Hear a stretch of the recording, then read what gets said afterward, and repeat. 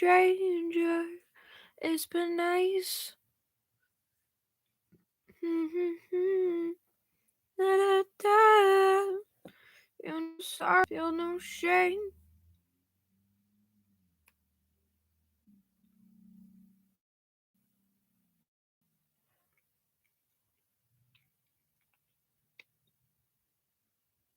Am I currently live? Oh, I am. Great. Okay. Hello. Let me see if I can get this up. So, hello. I think I am currently live. I believe I am. Yes, it says show I am. So, hello. If you're here last time, I read chapters 23 and 24 of Monkey Wrench, which is a fan fiction by Be My Girl on AO3. And last time I was dressed in a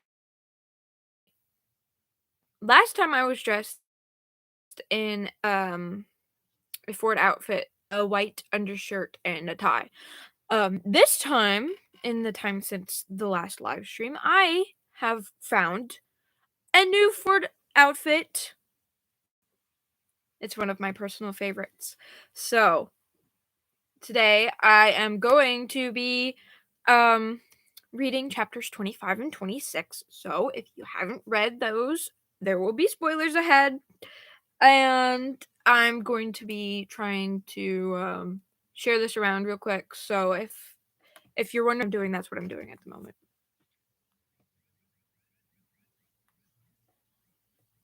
Do-do-do, do-do-do, do-do-do, do-do-do,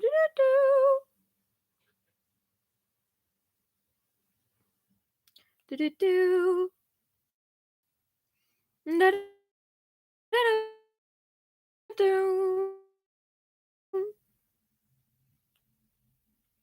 do-do-do, do-do-do, do-do-do.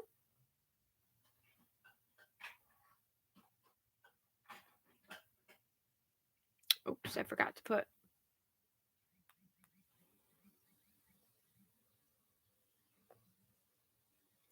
Do-do-do, do-do-do.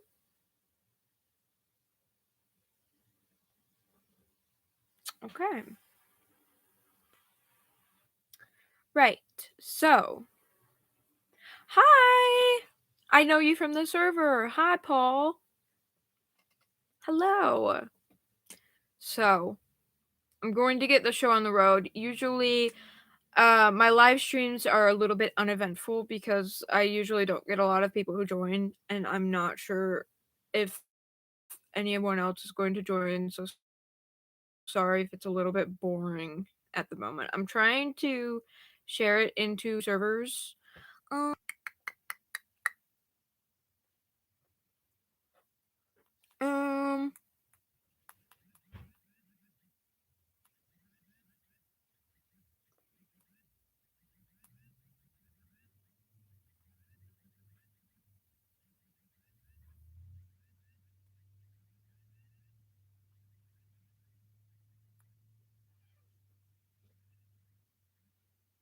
25 and 26. Okay. Right. Okay. So, we're going to get started. I'm not sure if anyone else is going to join, but we are going to get started because if I wait around for people, I'm never going to get started. Okay. So, to recap, this is chapter 25 and chapter 26. And if anyone out there watching right now knows me in chapter 25, there's this little thing called me crying when I read chapter 25. So yeah, that might happen on live stream, okay? Okay, I might cry on live stream. So getting ready for that. Okay. Oh my god, I'm so awkward. Okay. The next few weeks after the Summerween that wasn't feel like the universe apologizing to Bill. He has his fire back.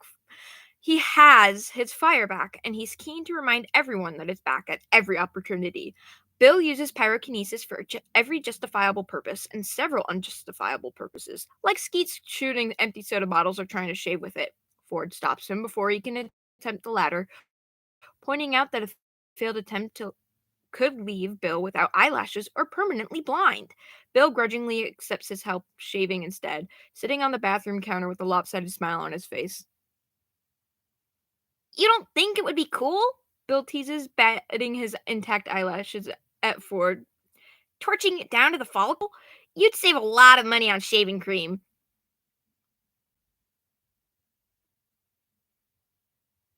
No. Mentioned on Instagram. Wait, who mentioned me live streaming Monkey Wrench on Instagram? I'm scared.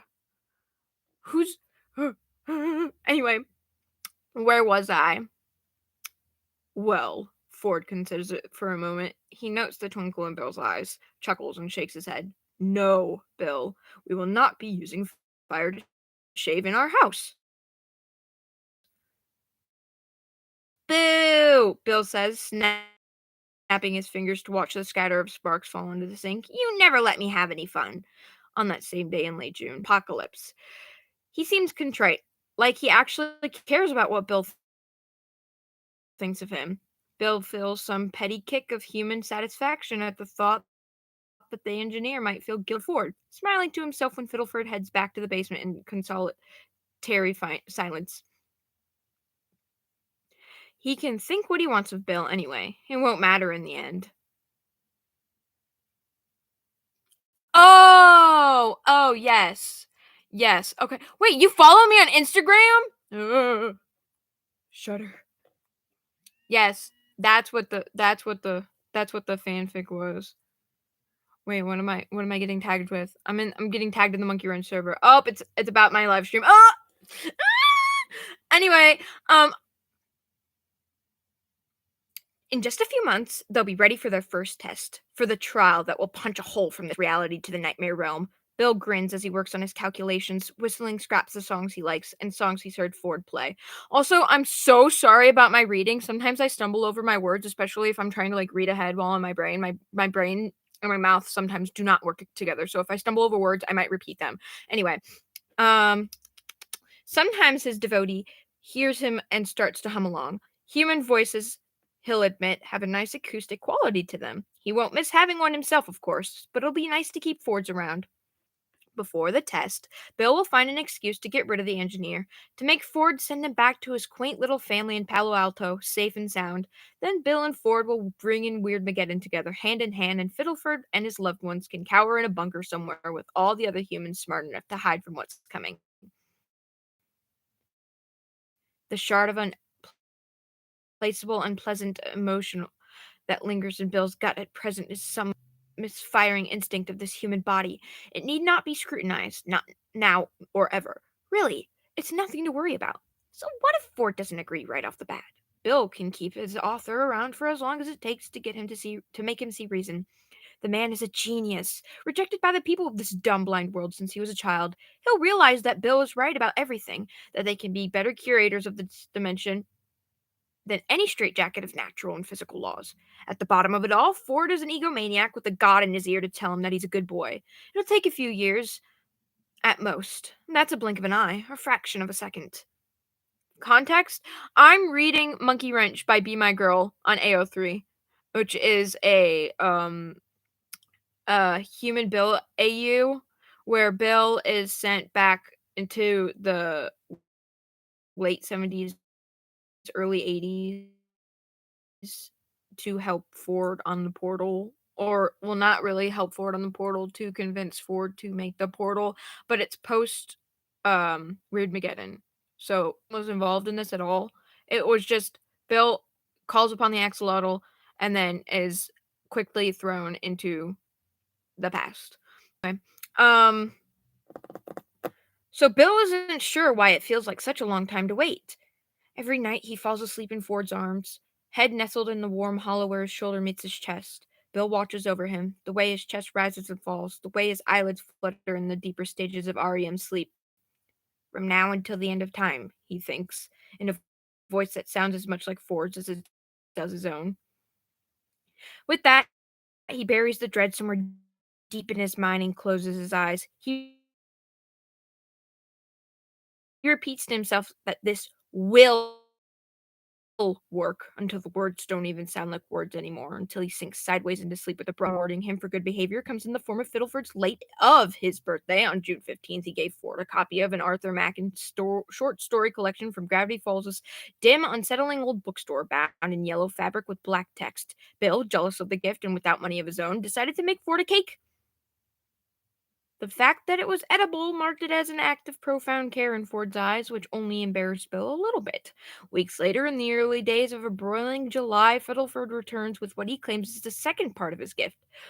"Ford!" calls the engineer, balancing a tarp-covered object on his hip. "I got something for you." Ford looks up from the coffee he's pouring, bemused. He'd just been saying something long-winded about the Gravity Falls polio epidemic to Bill in an imagined lecture hall of students.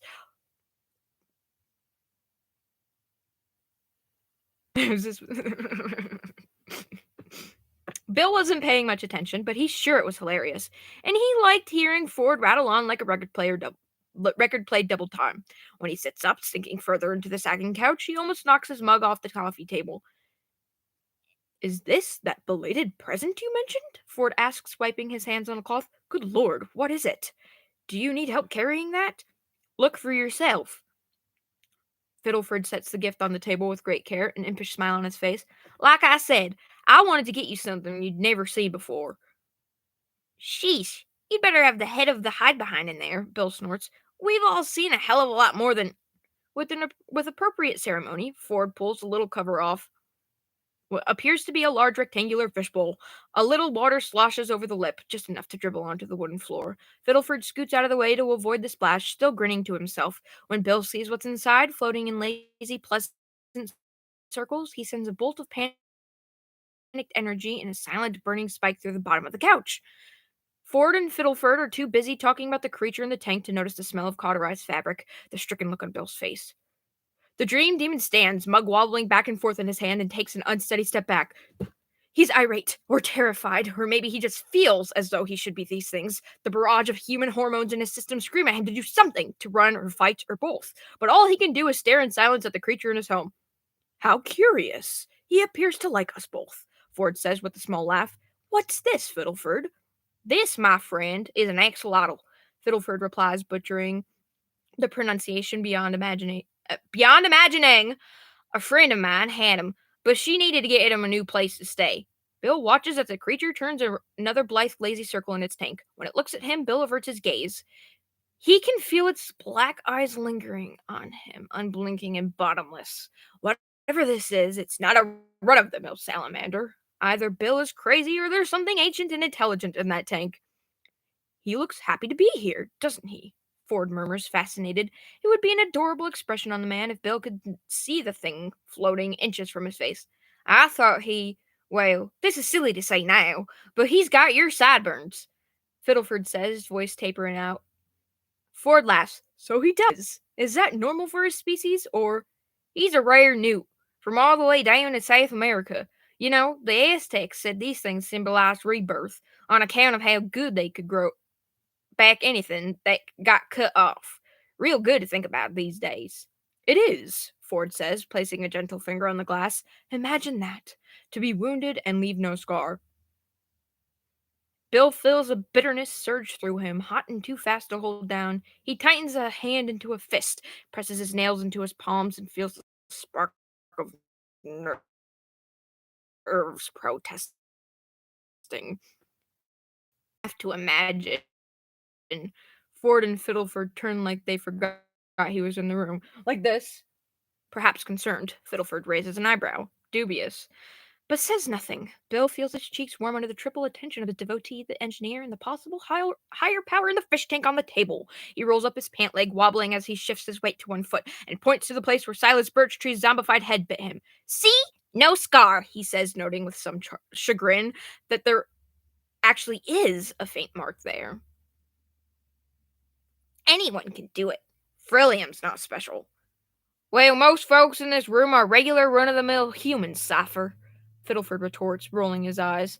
Ford, oblivious to the tension emanating from his research partner, perks up.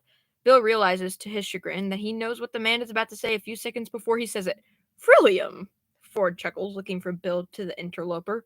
Have we christened him already? Who is messaging? Who is messaging? Who is messaging? Oh, someone is tagging me in the Monkey Ranch server. No, it was just a dumb name. I don't. Bill does not. Hi! Hello! Bill does not want to be blamed for remembering the whimsical name Ford gave this creature in another timeline. He didn't think this thing would even appear this time around, especially not this early. Neither did I. He watches with growing nausea as Ford's face softens in real time, and as he interprets Bill's genuine animosity towards the axolotl as some sort of squeamish human envy. Well, I think Frillium is a lovely name, Ford says, smiling into the glass. We'll have to find some more suitable arrangements for him, perhaps in the living room. The lady I got him from had a whole setup, Fiddleford replies, gaze lingering on Bill as he raises a brow. I'll be grabbing the rest of his supplies later, once he's situated. I even found a little fern to keep him company.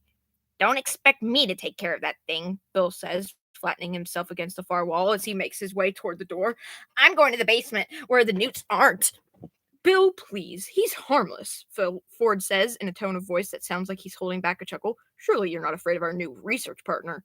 Witty Frillium, far away from you, Cypher, Fiddleford drawls, a note of dry condescension in his voice.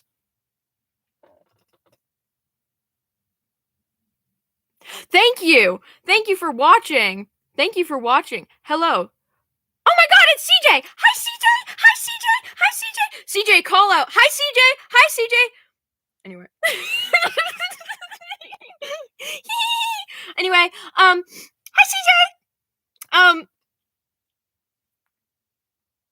Face warm and pulse singing in his ears, Bill makes his way out of the kitchen and toward the basement door. His palms are sweaty, knees weak, arms heady.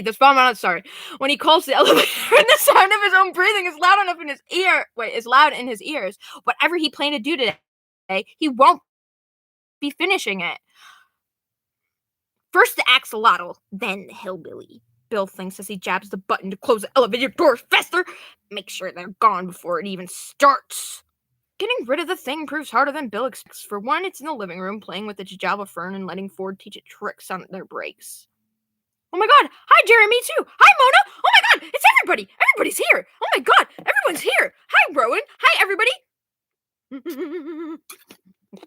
Drink iced coffee, panic attack. Oh my god, I'm really floored! I got coffee! I got... Okay, anyway.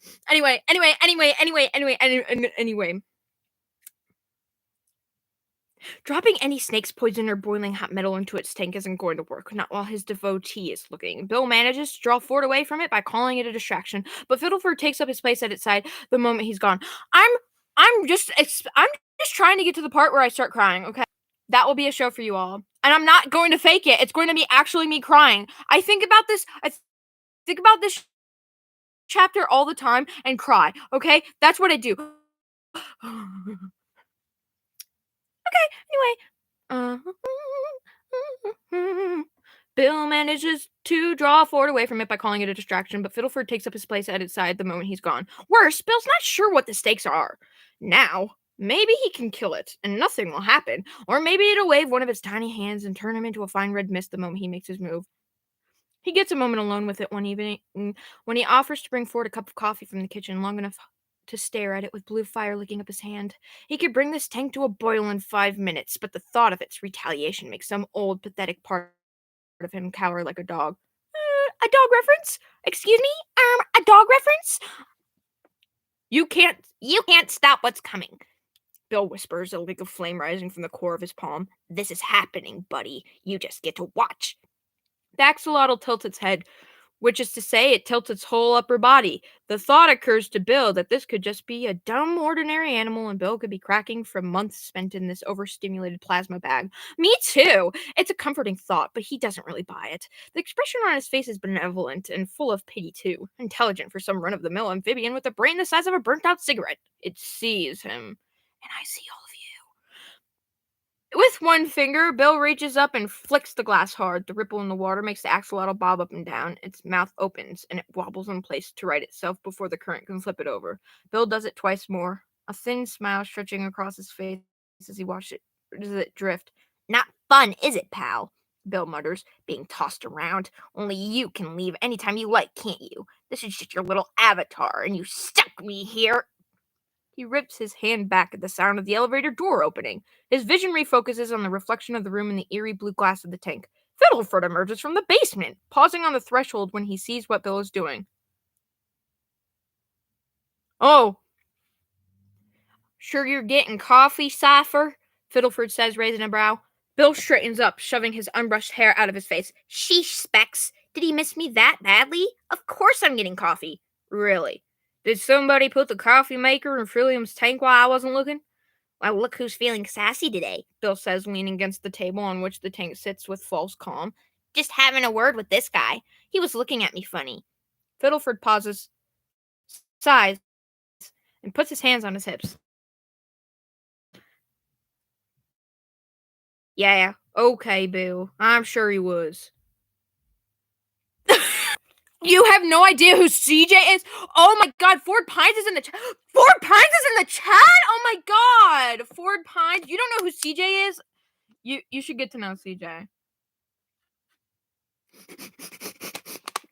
Drink guy's coffee panic attack. Where am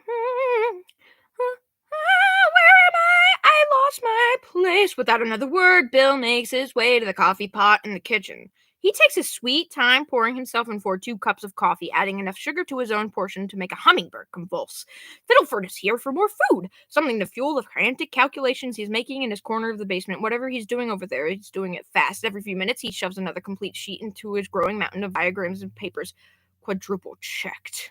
Fiddleford leaves a few minutes before Bill does, efficient as ever, but when Bill makes his way toward the elevator, he pauses again in front of William's tank to give the salamander a withering, narrow-eyed look.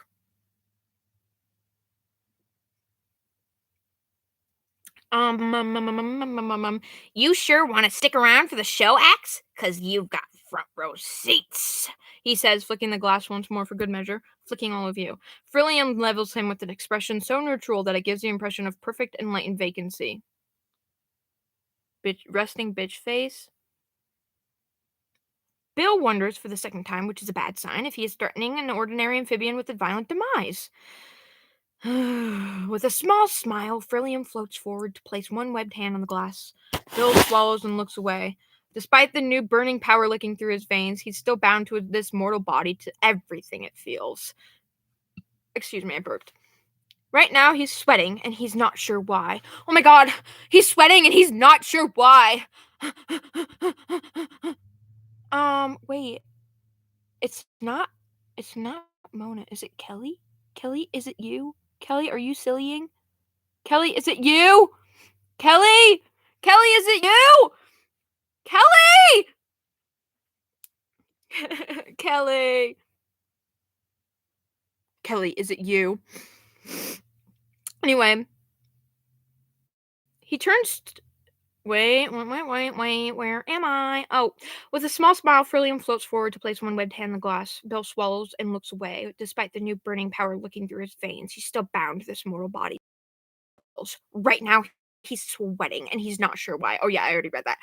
You're gonna regret ever giving me the shot, he says, looking between the ceiling and the axolotl. Just wait until I'm myself again. The day will come, buddy.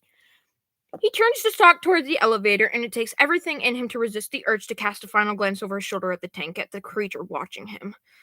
I always feel like somebody's watching me. He makes a point of facing the far wall of the elevator when he gets inside, hands in his pockets, pulse loud in his ears. For the first time in months, Bill feels like he has something to prove. Sure, he felt like he had to prove himself to Ford back in December, embarrassing as it was. He spent hours explaining the ins and outs of the multiversal existence, solving Millennium Prize problems. As I said before, my brain sometimes goes faster than my mouth, so if you hear me stumbling over words, that's why. Anyway.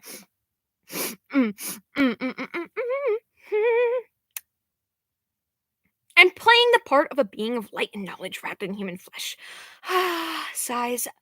Ford, already at the end of his rope and looking for answers, bought it. Why wouldn't he? Bill had the knowledge he didn't, the compliments his psyche had been screaming to hear. It was strange how similar the whole thing was to the first time around, the first 1979 in which he met Ford.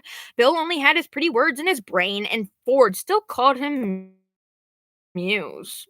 It should be a feather in Bill's cap. Proof of the charisma he knows he has in spades, but thinking about it just makes him feel stiff and unsettled. Gee, he really likes me, Bill thinks with some impossible emulsion of glee and dread. Fiddleford is always working. It's good news for their progress on the portal. He doesn't go to the library anymore. I wonder why. This collar is choking me! Fiddleford McGucket, what are you doing? He doesn't go to the library anymore, having found whatever he needed there. If you know, then you know. Instead, he spends a lot of time in the study making new plans and availing himself of the endless coffee supply. Movie nights have stalled since summer break, and the few things they do have tend to involve only Bill and Ford. The one time he agrees to watch a film with them, he stands in the middle of the opening credits and says he thinks he's made a breakthrough with a twitchy smile on his face. Ford watches with an eyebrow raised as the man heads for the basement. Bill's weight pressed to his side is the only thing that prevents him from following the engineer out. One morning, Bill wakes and makes his way to the basement to find that Fiddleford is still up working. The air smells like ozone and metal. Something about the scent is familiar, and familiar in a way Bill immediately hates. If anything is amiss in the house, Ford doesn't notice. He's been the picture of perfect devotion, devoting in the way only a true disciple can be. Wait, what is going on? What's going on in the chat, guys? Hold on. Can you read one of the Bill's lines in a Valley Girl voice? I'm gonna be honest, I do not know how to do a Valley Girl. This is as close as you're gonna get. I don't know what a Valley Girl is. I'm from Ohio, not California. Anyway. He sketches Bill's hands one July afternoon, testing the way Bill's fingertips darken after prolonged use of his fire. Everything about the power Bill has started to reclaim fascinates him. It fascinates me too. When Bill jokes about how Ford will get to sketch his real form soon, it's just a triangle, buddy. Don't flatter yourself. The man gives him a broad smile that doesn't quite reach his eyes. Dude, drawing Bill's true form, oh, that's so special. Dude, he's literally a triangle. Like, it's not that cool, okay? Bill, you're literally selling yourself like too high and mighty. Like, put yourself down a peg or two, bro. Bill assumes he's tired because Bill's tired too. Trying to sleep in a human body is a coin toss. Yeah, I know. This is the reason why this live stream is happening today is because sleeping in a human body is a coin toss, because yesterday I got home from doing whatever the hell I was supposed to do, and I was supposed to live stream this at 7 o'clock yesterday, Saturday, and guess what I did? I fell asleep until 6 o'clock this morning. Anyway, sorry, I'm tweaking. I had iced coffee. Drink iced coffee, panic attack. On some nights, Ford locks his arms around Bill while he sleeps, so tight it almost hurts. He presses close and buries his face in the nape of his muse's neck, as though he expects to be pulled away at any moment. Bill's not sure why, but he thinks his author is still awake when he does this. He makes too many micro adjustments for the embrace to be an unconscious act. Speaking of unconsciousness, Bill can remember his dreams again, and not just the ones where Ford makes an appearance. His subconscious has been acting up lately, and he's not a fan of it. Oh my god! This is this chapter? Wait, this is this chapter. I forgot. Oh my god. Oh my god.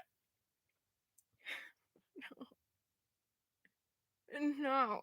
Wait, did you just say that's perfect? That was a perfect valley. Is my thing is this wait, is this delayed? Is it delayed? Anyway. the dreams on the whole are bright and vivid.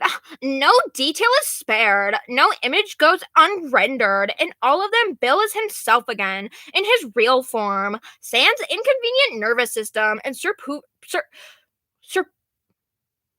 Faith, think the word in your mind. You know what the word is. You know how to say the word. Superfluous.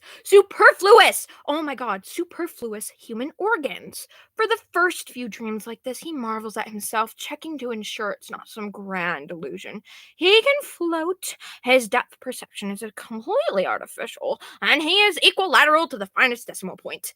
Bill can't stop looking at his hands, flipping them back and forth to make sure there isn't a fifth finger while he's failing to find. He's got 4 fingers. Yeah, okay, it is delayed. Okay. What on God's green earth am I reading? I'm reading Peak. I am reading the best fan fiction that has ever existed in the entirety of the world. You think you've read the best fan fiction? This is the best fan fiction, and I don't want to hear any ifs, ands, or buts about it. The peak, the pinnacle of fan fiction. This is it. And if you don't agree, okay. But I think this is the peak fanfic that ever fanficked, and I have read lots of fanfics. Lots of things. Anyway. Sorry. Bill can't stop looking at his okay, I already read that. Been a while. Can I try to do a Valley Girl? While doing the Bill voice? Okay, wait. I'm trying to do a Valley Girl. Been a while? He thinks, with something more bitter than nostalgia. Okay, I can kind of do it. He's playing chess in every dream. His opponent, Faith, is never the same. He sees Skellick? Jesselbrom, long dead people and partners he ditched only a few decades prior. Hell, Stanley Kubrick makes an appearance in one. He's wearing an Oscars-ready suit and smoking enough to make Bill's eye narrow.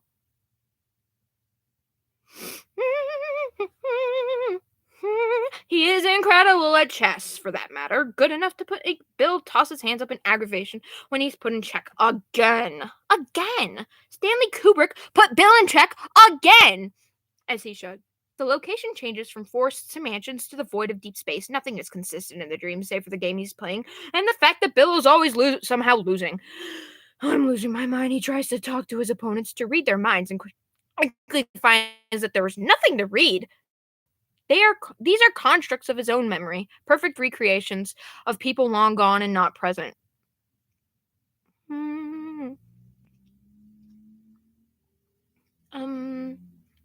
The horrible lag. Why is it lagging? YouTube, why do you hate me? One clear night in July, things come to a head. He falls asleep with Ford's arms wrapped around him, warm and content. And he opens his eyes to find himself sitting across from Fiddleford Hadron McGucket. Fiddleford Hadron McGucket! Ooh, Fiddleford McGucket. Sheesh, Bill says, giving the guy a half-cocked smile. I must be running out of material.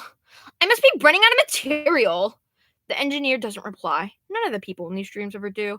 They just watch him with whatever expression his brain can come up with. Wait, who's oh, it's Kelly. Hi, Kelly! The engineer doesn't reply. None of the people in these dreams ever do. They just watch him with whatever expression his brain can come up with and make their moves in silence. Fiddleford looks at him with a wide, unflinching stare. He doesn't move his neck, but when Bill hovers back and forth, his contracted pupils track the demon. It's like an optical illusion, his stillness and the perfect tiny movements of his eyes. They start to play, since there's nothing else to do. Fiddleford is winning the game. Bill's mind feels like it slides out of focus when he tries to win, like he's missing bits and pieces of time in the last few minutes. It's an unsettling feeling knowing he's not in control of a dream this familiar in structure. I concur with CJ. Stanford, you should read Monkey Wrench. This is a spiritual experience. My name is Fiddleford Hadron McGucket. This vocal stim is going to be the death of me. I can't stop quoting it. Thank you, my dearest colleague, Jeremy. I do not want to read this fic if it includes anything with me and Bill. Bad news. I go from reading the fic to reading the comments. Yes, I'm reading your Faith. Read your comments in the voices that Faith. None of you get to be my actual talking voice. Anyway, what are you doing? Eating the pieces? Bill mutters, glaring at the guy. When did you capture my rook? He floats downward to look under the table. His rook isn't there, nor is his knight or any of his pawns. Where the fuck did they go? When he rises again, he almost jumps back, muttering a curse as his knee whacks the bottom of the table. I hate when that happens. Fiddleford looks different. Very different. It's a change the man went through in another life. A catastrophic case of rapid progress dementia and upper spinal degeneration. Excuse me. Oh my god! I drank too much coffee. It's self-inflicted torture. Oh my god, this is supposed to be this is supposed to be this is supposed to be a serious part. Okay, composure. Okay. I am losing it. Bill Cipher has possessed me. No. It's self-inflicted torture, worse than anything Bill could have come up with for the man if he's left to his own devices. He's looking at the version of Fiddleford McGucket whose mind collapsed in on itself like a dying neutron star, a brain so poisoned by his own invention that it was painful to inhabit.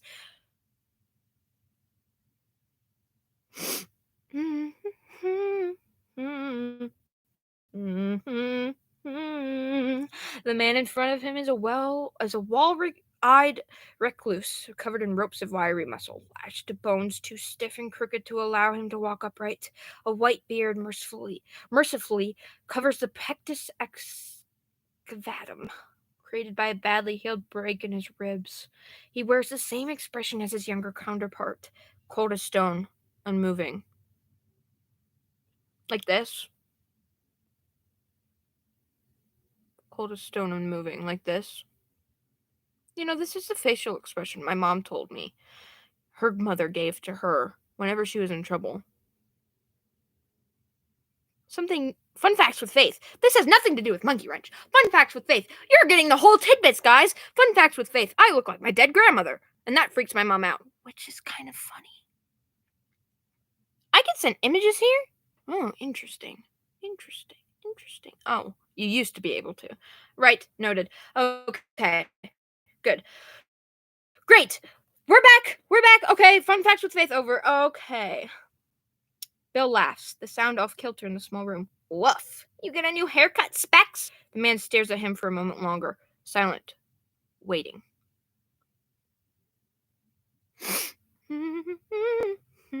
Bill narrows his eye and makes his move, nearly knocking over his own king in his haste to move his rook. Fiddleford pauses and, without looking at the board, captures it. Bill sputters. Yes, sputters, not stutters face. Sputters. Form flickering a shade of battery red. You! That's your fault, Fiddleford says. Bill almost flinches. He doesn't, thank you very much, but he comes close. The words from the engineer's mouth are quiet and measured. Some sticky amalgam of his current voice and his old man voice and something else. Bill waits for him to speak again, to elaborate. But he doesn't. He just sits, looking at Bill, waiting for the demon to do something else to the board. At least you're talking to me, Bill says, form humming as he floats over the table toward the guy. Really? You can only play so many dream chess games in dead silence before you start feeling like you're about to crack. No reply. Bill hovers even closer until the glow of his form casts Soul Man McGucket into sickly yellow relief, and there is no reaction. He snaps his fingers, willing the illusion of the man to dissolve into ashes or beetles or some other fun particulate substance, but it remains there in his head like it's nothing. Maybe this is a nice change of pace, Specs, Bill says, his voice acrid, as he turns his back to Fiddleford. I don't know how to break it to you, but hearing an accent like yours day in and day out feels a little like being locked inside a hoo-ha's jamboree. Ever heard of one of those? Probably not. It's like a casino for kids. Can you even hear me? Or are the lights turned off in there? Are the lights off in there? I added an extra word. Bill turns around with the intent of knocking on Fiddleford's skull. When he does, he shifts Just back in the air, vanishing and reappearing a few paces back with the shock of what he sees. Sitting in front of him is... Oh my god, guys! Sitting in front of him is...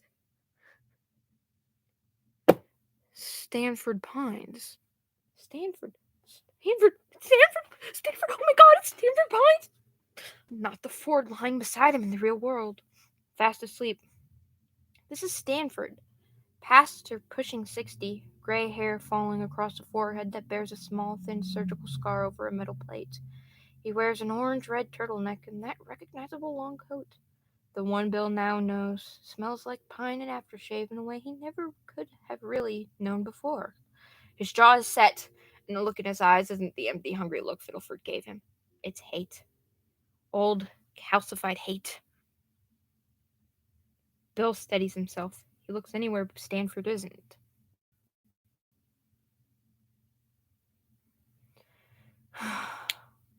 Hey, old pal, aren't you supposed to be on a boat? He asks, a paper-thin levity in his voice. Stanford doesn't reply. The room feels smaller, tighter. Bill can feel something rocking beneath him, even as he hovers. They're in the darkness of a cabin at sea, all alone except for the sound of the boat settling and the waves battering the vessel. The pieces on the board tremble, but stay upright. The game is still in progress. You're some kind of reminder, then, Bill mutters, my mind telling me that what'll happen if I fall on my face at the finish line. Well, you don't have to worry about that, buddy. I'm doing just fine. Plan's going great. He moves a piece, his only pawn left on the board. It's warm and heavy, and he hesitates to let go of it. He can promote it to a queen soon. It's his shot to turn this whole thing around. When he releases it, his hand jitters, as though something is jamming the stream's signal. He doesn't notice until it's too late. Ford moves, and Bill's king is in check. Bill feels a flash of shock and anger at his own missing something to himself. When he looks away, he feels like he lost a different game, one he doesn't know he was playing. It's cold in this room, he can tell, even without nerves and human senses. Bill snorts. Whatever. Like I didn't let you win every time we played the first time around. Like I don't still let you win. The sound of the waves is getting louder. Bill remains still. Ford can't win this game if he doesn't make another move. He'll just be in check forever, uncaptured and undefeated. If he makes a move, Stanford will snap his pieces up one by one, and the game will eventually stop with him watching his side crumble into nothing, an inevitable decay. So Bill doesn't move, and Stanford just watches him, eyes full of enough loathing to capsize a boat. I don't have to listen to this, Bill snaps at the silent man, aware of the absurdity of his remark. I'm leaving. Adios.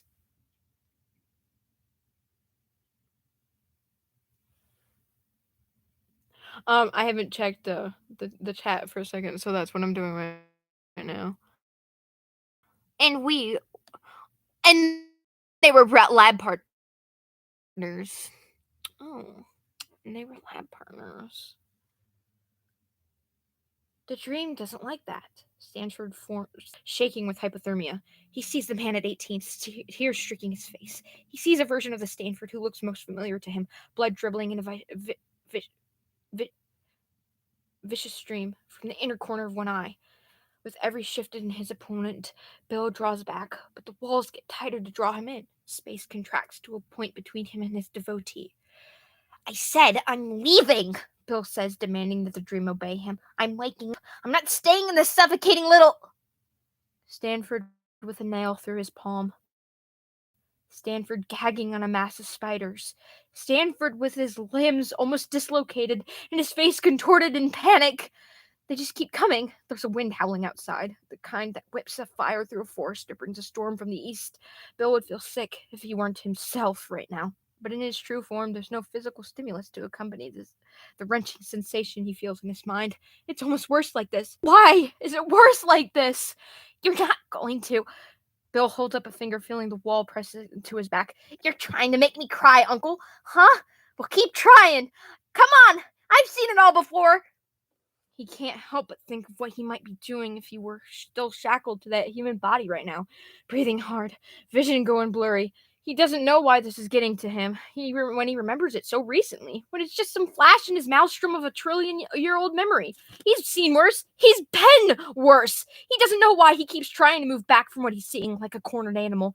The last image he sees confuses him for a moment. It's Stanford, circa 1982, knuckles split open so completely that the bone almost shows. The man's face is different now, contorted into something resembling shock or fury. Tears run from his eyes in slick, shaky trails. His eyes are yellow, his pupils slitted. Stanford, or Bill as Stanford, puppeting him. Looks like his heart is snapping in two. Bill remembers waking up in Ford's body, realizing the man put an optical lock on the door to the basement. It felt, even then, before he knew what it was like having the wind knocked out of his lungs. I don't want to, he says, eyes wide, his form's golden glow thrown over the man he once possessed body and soul. I don't want to see this.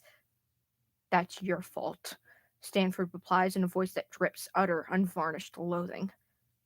Should I repeat that? Oh my god. Wait, I'm scrolled up. Oh my god, where are the comments? Give me your comments. Here you come. Comments. Comments. What is going on with the chat? Did my computer just can't do anything? Wait. Hello? Did it freeze?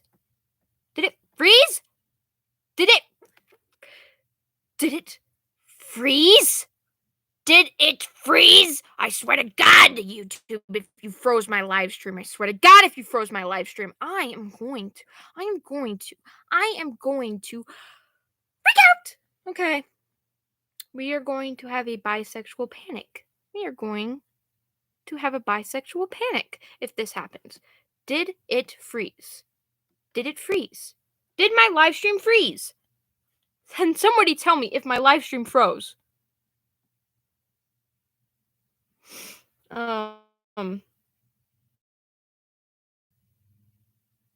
Bill shoves himself back away from the table, kicking through the air.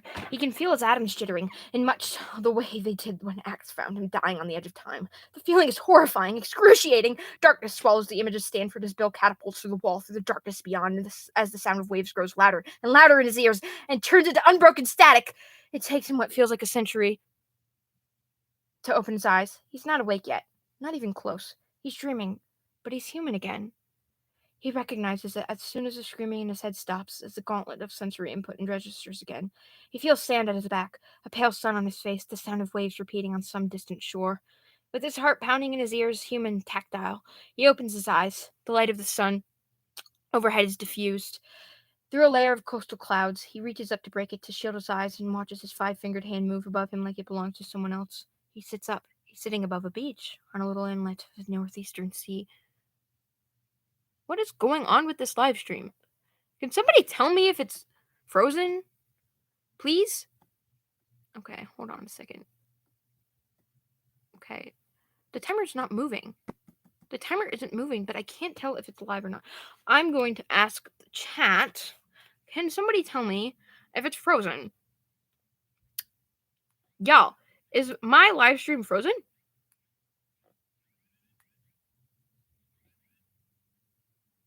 Please, tell me. Somebody tell me, is it frozen?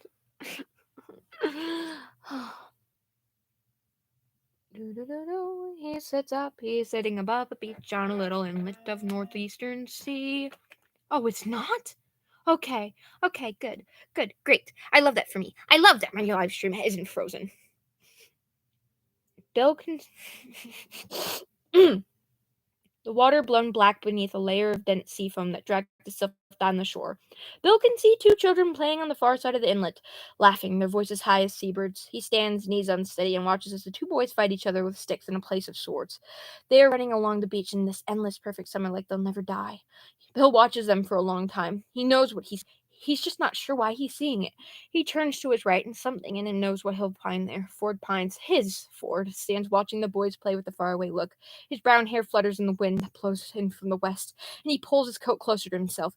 He's whole and happy here, almost exactly as he looked before Bill fell asleep beside him that night. There's a smile on his face and a profound nostalgic melancholy in his eyes as he watches the children on the far distant shore. Bill moves toward him. He's not sure what he's doing until he gets there, but when he arrives, he wraps his arm around Ford like the tide. What has happened? I can't do anything. Is anyone typing in the chat? Hello?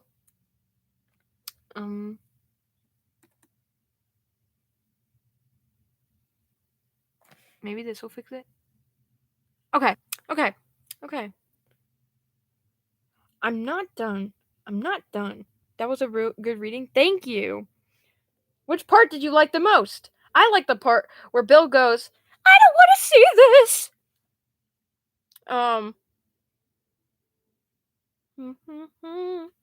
Bill moves toward him. He's not sure what he's doing until he gets there, but when he arrives, he wraps his arm around Ford like the tide will come in to pull him away at any moment. He feels sick and shaky, and over all of that, there is a profound, heavy relief in his chest. Ford stiffens, and for a moment, glancing down in surprise. He smiles when he recognizes Bill, really smiles, and opens his coat to wrap a part of it around his muse's shoulder. Bill? Bill? He asks, voice gentle. Are you all right? Everything feels warm, solid, real. Ford is here, right in front of him, and everything Bill just saw over that chessboard came from some worthless part of his own brain. He digs his nails into Ford's sweater, feeling the fibers under his fingers, the soft skin just a layer of fabric away. A thought occurs to Bill, one he wouldn't have humored even a month ago. He reaches up, palm cold, and touches Ford's face. It's soft and tactile in a way Bill hasn't felt since he was a god reaching into the man's mindscape for the first time. Despite everything, trembling in Bill's limbs, the weight in his chest, the pounding of his heart, he feels a flicker of old, spiteful excitement. He knows what this is. It's the real thing. I think, he says, blinking, I think I'm going to be just fine, Fordsy. And Bill, having just clawed his way through the mindscape for the first time since this trial began, kisses Ford hard enough to leave a mark. Oh my god!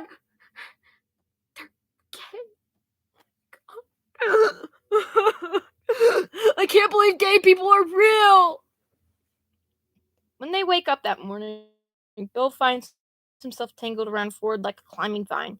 He extricates himself with enough speed to jostle the man, who wakes with a small sound of astonishment. Bill, he asks, fumbling for his glasses on the nightstand. Where are my glasses? Oh my god, fumbling for his glasses. Bill? Oh wait, were you just... I was there, Bill says, grinning so hard it hurts. Live in living color, baby! They spend that morning... Oh my god, I'm so glad. My goal is to try to not cry this time around. I've cried the first time around. Maybe this is too much coffee, Faith. It doesn't matter. I'll drink 15 cups. They spend that morning in Ford's room recording the development in Ford's journal. Bill leaves out the prelude to his travels, the unnerving dreams he's hoping to flush out of his mind by midday. Humans, for all their faults, are great at forgetting things that bother them. Bill watches Ford as his author sketches out his memory of their dream on the beach, the outline their figures made against the pale glass sand of the distant shore. He leaves out the two boys who played in the distance. That's probably for the best, Bill thinks, as he tosses his legs over Ford's. Can you read my mind? Ford asks, chewing the end of his pen. You told me you used to be able to read minds prior to your incarnation as a... You're thinking about getting a sandwich, Bill guesses, waving his hands as he lies on his back out on their bed. How's that for telepathy? That's not the only thing I'm thinking about, Ford says, tone dry and brow arched. Brow arched? What the Sigma? That is not their first kiss. Their first kiss? That was not their first. Anyway. Bill sits up, mouth agape, tilting his head in surprise and irrepressible glee. Mr. Pines, I expected better of you. That's a little bit Toby determined. Bill admonishes, grin wide and feline. You know I'm not that kind of girl. In a voice that makes Bill really want his reputation sullied. Whatever power Bill has wrested back from the universe, he's not letting it go. He can feel it humming in his veins, hotter than blood and faster than breath. If there's any drawback to it, it's that he feels like more of a bag of nerves and instinct than usual, like it's heightening his senses past what he's grown accustomed to in this vessel of raw sensation. He's doing his best to acclimate under the circumstances. It takes everything and not to aim a celebratory burst of blue fire at the window just to watch the glass shatter into the yard. That's real. When the two of them go downstairs, elated and breathless, Ford tells Fiddleford the new development immediately. Trust in all that. Bill watches the information register on the engineer's face, the subtle furrowing of the man's brow and downward quirk of his lip. It's a subtle expression, but an expression all the same. Bill is all the more surprised when Fiddleford turns to Ford with an easy, friendly smile and pats him on the arm. "Well, I'll be," the guy says, expression pleased. "How'd you go and manage that, Bill?" A hope and a prayer. It's a little outside human understanding," Bill says, waving one hand as he bends over a cup of coffee. "Speaking of coffee."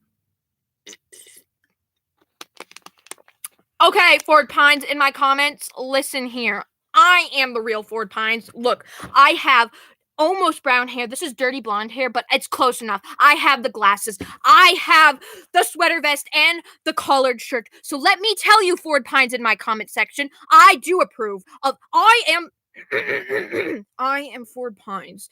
I am Ford Pines, and I approve of every single Bilford fic that I approve of, okay? It is my approval, and I approve it. And I think that they should smooch and kiss, and I want the triangle to kiss him. I want my toxic Yowie. I want it. I want it now. CJ, get that man, CJ. Get that Ford Pines. That's not the real Ford Pines. I am the real Ford Pines. Dipper. This is the Monkey Wrench fanfic reading. The fanfic livestream reading, Dipper. And I will tell you, Dipper, this, my boy, this is the epitome of fanfic writing. I will tell you that. I love this fanfic more than I love my whole family. Anyway, what the signal? Anyway, oh my goodness. You get one unfathomable cosmic power back. The rest follow, I guess. I'm sure, Fiddleford says, sounding as genuine as any human has ever sounded. When Bill's attention snaps up again, he finds Fiddleford smiling and Ford looking between them with profound paternal relief. It's a pretty picture, Bill and Fiddleford getting along like this. Bill knows he should be pleased that this went so well, that the hillbilly isn't running for the preacher or waterboarding him in the nearest baptismal fount. I burped again. Excuse me. Something nags at him nonetheless, but he isn't sure what it is, and he's not one to spoil a nice moment. Not when it would make him look bad in front of Ford. 3 cheers to 3 partners, Bill replies, a crooked smile on his face as he raises his mug in the air, and a hell of a lot of work to do. Hear, hear, Ford says, foot tapping Bill's under the table. Tap that foot under the table. Tap that foot under the table. Yes, no, I will not pass trigonometry for you, because I don't know how to do math. I'm the Ford Pines that does not know how to do math. I could do the triangle. Anyway, sorry, I'm kind of tweaking a little bit. I'm a little bit sleep deprived, and I'm on, like, iced coffee, panic attack. Oh, I should get more iced coffee. Anywho, back to the fan fiction. They wait for Fiddleford to return the toast. He does, his smile unbreaking. The ceramic clicks, and they return to their food for an amicable efficiency. Ugh, this makes me sick. You will know why this makes me sick when I get to the next chapter. You will know.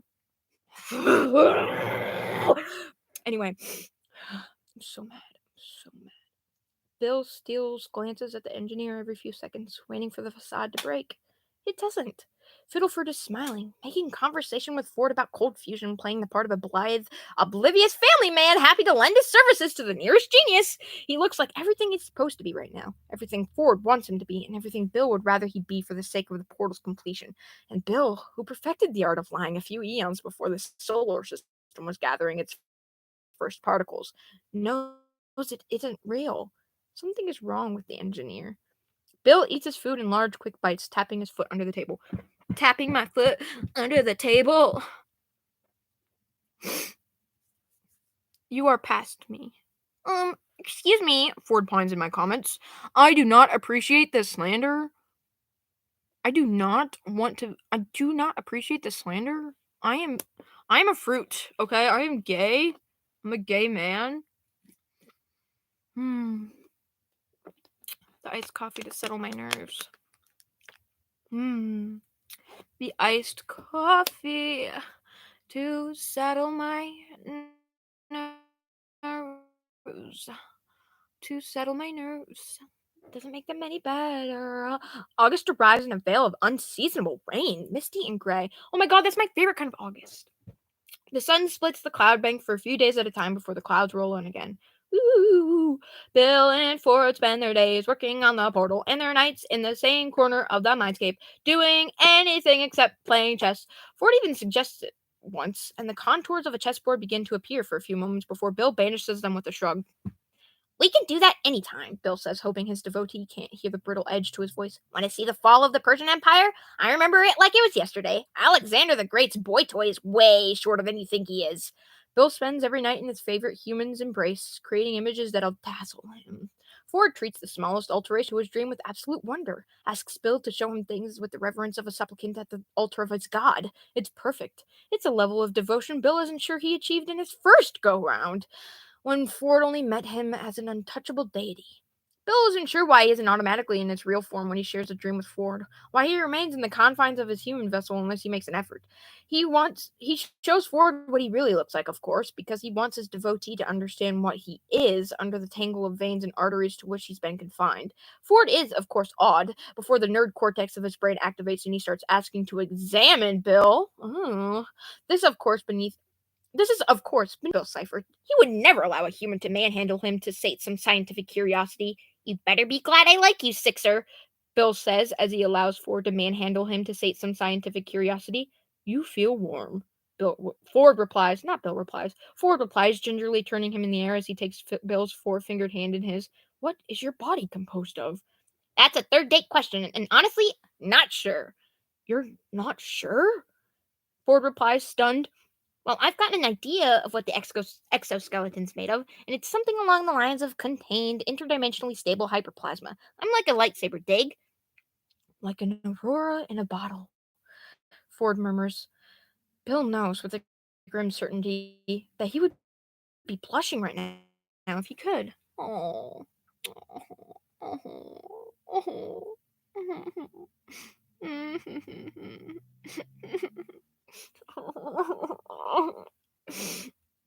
And under the exoskeleton, Ford adds, tilting his head, grab bag of Euclidean internal organs so horrifying they tear human mind in two.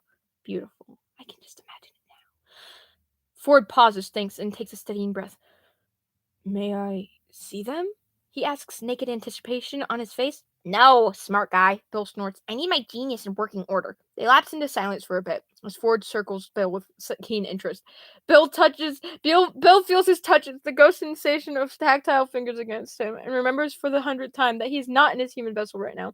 This is how Ford's touch felt for most of their relationship, tangible only on an analytical level, divorced from nerves and sensory organs. It's strange to feel it again now.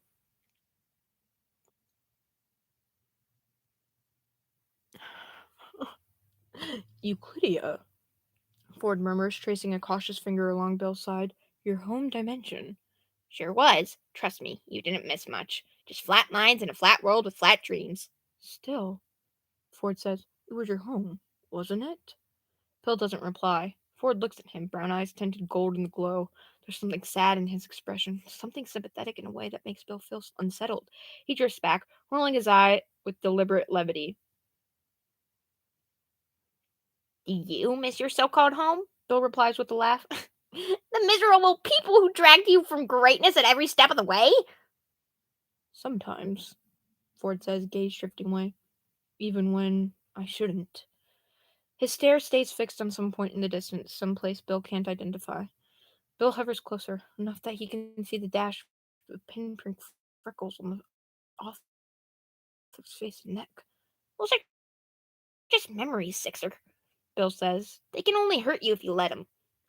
Ford doesn't reply. They stand together in the center of the field of stars with which, in a way, Bill is still growing accustomed to. It might last minutes and it might last hours, and all the while the stars and nebulae shimmer in the distance. Bill doesn't realize he's returned to human form until he feels an arm around his shoulders. He jumps at the weight of the sensation, the sheer amount of sensory feedback the simple touch gives him. He can practically feel the fireworks going off his parietal lobe. I need a human's touch, but you don't need me. Without a word, he presses closer to Ford, slots his shoulders into the space beneath his author's arm. He closes his eyes, both of them, and lets the feeling roll over him like summer rain. It's a wonder that so many things can go right and wrong at the same time. Are you gonna call her? Bill asks as he, Ford, and Fiddle finish a late dinner of eggs and flat pancakes. Fiddleford looks up, face blank. The shadows under his eyes are bruised, dark, and raised. He gives Bill a wan, cordial smile, the same expression he's been giving Bill for weeks now, and nods. I did earlier, he replies, taking a long sip of his coffee. Told her how we're all doing. Told her how well we're doing. I'll be home by Thanksgiving, the way we're tracking. You're being modest, Ford says, practically preening. Our first test will be viable in late October, if Bill's estimation is correct. It's correct, Bill says, eyes darting to his author and back to the engineer. That's a cipher guarantee! What he's thinking as he smiles and eats his frail excuse for a dinner is that Fiddleford is lying to him. He did not make his monthly hour-long call to MMA, and Bill knows that for a fact. When he went to bed 3 days prior, he lit a candle and let a tiny drop of wax drip down the side of the receiver and along the hook. He checked it surreptitiously an hour before dinner and found the strip of thin hardened wax whole and unbroken, which meant that no one, Fiddleford included, had lifted the handset in days. Fiddleford, you fucking call your fucking wife, Fiddleford! Call her! Anyway, you look tired, he goads, watching the man's face for any sign of irritation or stress. You should get some sleep. You should get more sleep. Everyone's tired. Fiddleford chuckles, looking up at Bill from beneath scruffy brows. Don't you get tired, Bill? Not with the amount of... Wait, that's the wrong person. Not with the amount of coffee he drinks, Ford says, a note of teasing affection in his voice. Bill kicks his devotee under the table. Ford feigns shock and outrage, a smile creeping onto his face all the while. When Bill turns back to the engineer, he feels a flash of joy at the realization that the man's mask has slipped. He looks at the affection between Ford and Bill with a blank, focused expression, like a hunter waiting for a snare to snap tight. There's a working muscle on his jaw, small but visible. A moment later, the look is gone, and he's smiling again. Ford asks him how the things are going in Palo Alto, and he replies that MMA is doing well and that Tate is quite delivered to convince Ford, and only Ford, that everything is normal. Bill's mind spins and works as he eats and fills his body with as much coffee as it can hold. He needs to get the engineer out of here, and he needs to do it soon. Dr. McGucket has done his part, and his place in Bill and Ford's story is getting smaller by the day. He was a good tool, but that was all he ever was. Even Ford knew it, somewhere in the back of his beautiful mind. Okay, wait, how many Fords are there in my chat right now? Hello, I'm Ford Pines, and I don't know how many Ford Pines are in here. Okay.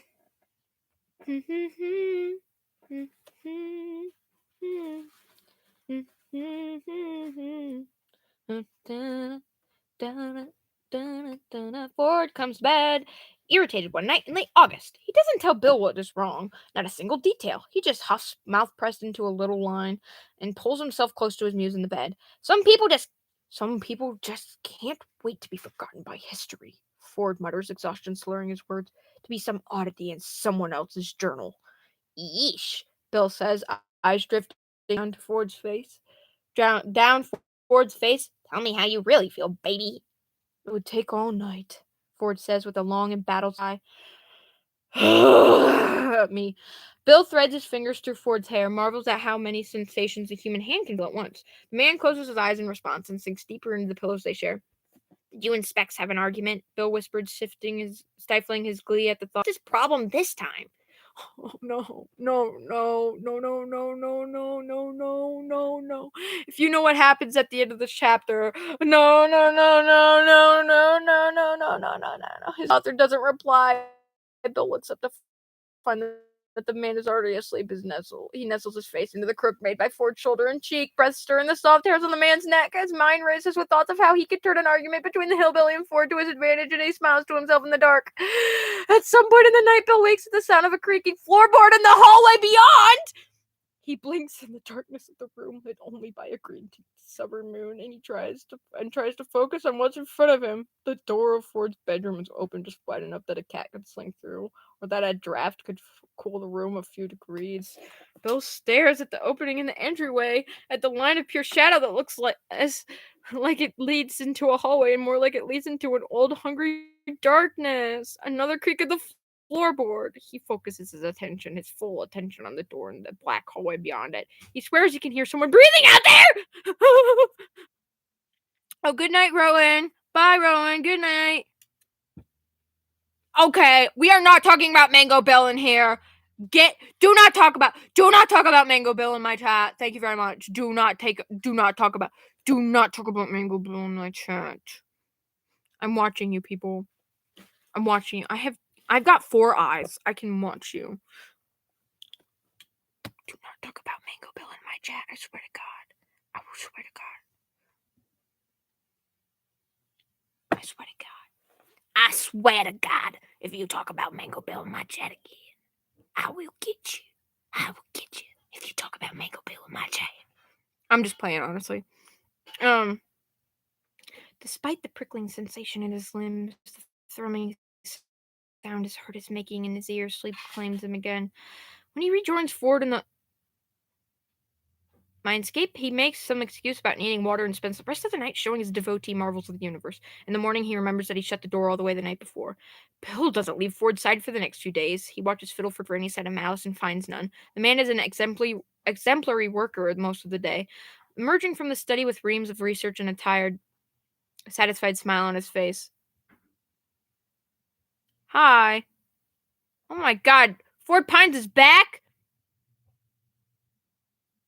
Every compliment Ford gives the guy makes Bill bite his tongue and worry the inside of his cheek with his teeth. That said, the man seems to tire more quickly these days. He's absent-minded, more so than usual, and he often leaves a tool he needs in an odd place in the basement.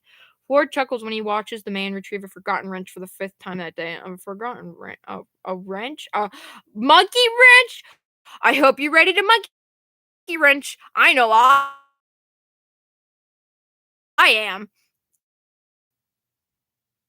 Making some comment about their college days that makes the engineer flush. And the last that makes his mouth taste like copper, or maybe that's just because he bit some part of his mouth too hard and finally broke the skin. He wouldn't build it. He wouldn't build it, Bill thinks. There's no reason for him to build it this time. Later that night, he claims he's getting coffee and roots to Fiddleford's corner of the study. He finds nothing out of the ordinary, no secret notes, no machinations. If anything is odd, it's the presence of Ford's first journal laid lovingly atop a pile of chicken scratch calculations and schematics. Knowing the engineer, he's probably mooning over Ford's field notes and wiping his tears with the pages of a physics textbook, wishing he hadn't knocked up some church mouse. The study is cluttered but clean, and frustratingly devoid of anything of interest to Bill. He leaves, grabs his coffee, and drops a handful of loose change into Frilliam's tank in the hopes that the newt will attempt to eat it. The next day, Bill watches Fiddleford like a hawk from his place at Ford's right hand. He even slips into the man's mindscape, albeit briefly, in the interest of seeing what's going on in there. He finds the man skeet shooting with startling accuracy in some childhood memory, and the fabric of the man's dream flinches at Bill's intrusion. Bill leaves before the man can ruin his chest with Ford. You know, he says, taking Ford's knife. I threw. Ford's brow furrows. He leans forward over the board. Fiddleford? Bill snaps his fingers and points to Ford. Yep. Surely not, Ford says with a bemused little laugh. Other than some minor personal issues, he's been nothing but supportive since we started. You said it yourself. He was eager to work with me again. Oh, sure, Bill replies, waving a hand. But things change, Fordsy. Things change. There's a silence between them. One that curdles the longer it lasts. Bill doesn't say anything else, doesn't change his body language in the slightest. It's a lot easier when he's in his true form, shiny and inscrutable. Ford takes one of his knights too, and Bill moves his queen to put the man in check. His author sighs, shakes his head, and tries to focus. What prompted this line of thinking? Ford asks, a note of hesitation in his voice. Did he say something to that effect? Well, I may not have my telepathy back yet, but I took a trip through his dreams, Bill says, watching Ford's hand hover over the pieces. Poor guy's missing his family a lot these days, getting worried about whether what we're doing is safe. He has nightmares about something going wrong during the test. Ford huffs, a line between his brows. Safety? Not this again. He knew there'd be a risk involved in this endeavor. This is no more dangerous than, well, for God's sake, we've faced a dragon. I'm just telling you what I've seen, Bill says with a casual shrug. Don't shoot the messenger, tough guy. If he has the nerve to... Ford mutters to himself, then cuts himself off with a sigh. I apologize. I hope what you're saying isn't true. But part of me would be unsurprised if it was. He's a good man. He's just, well, he's more traditional, isn't he?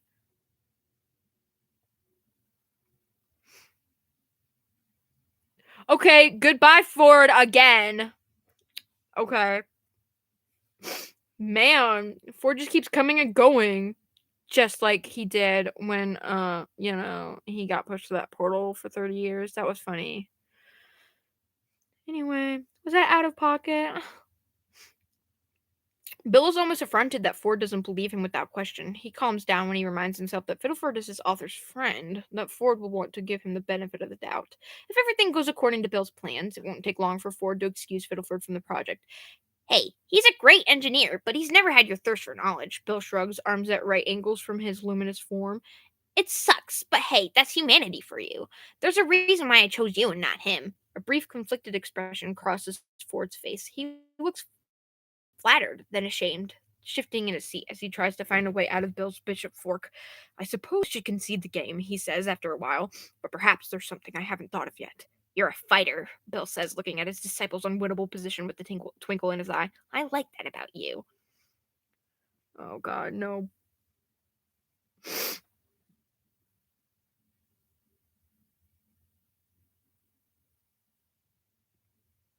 Oh my god, wait. Because this is delayed. Oh my god. This is delayed. In early September, Fiddleford says he'd like to go visit his family. We're getting closer to the portal test by the day, Ford says, an expression of disbelief on his face. And you want to give you one reason to stay? I don't know.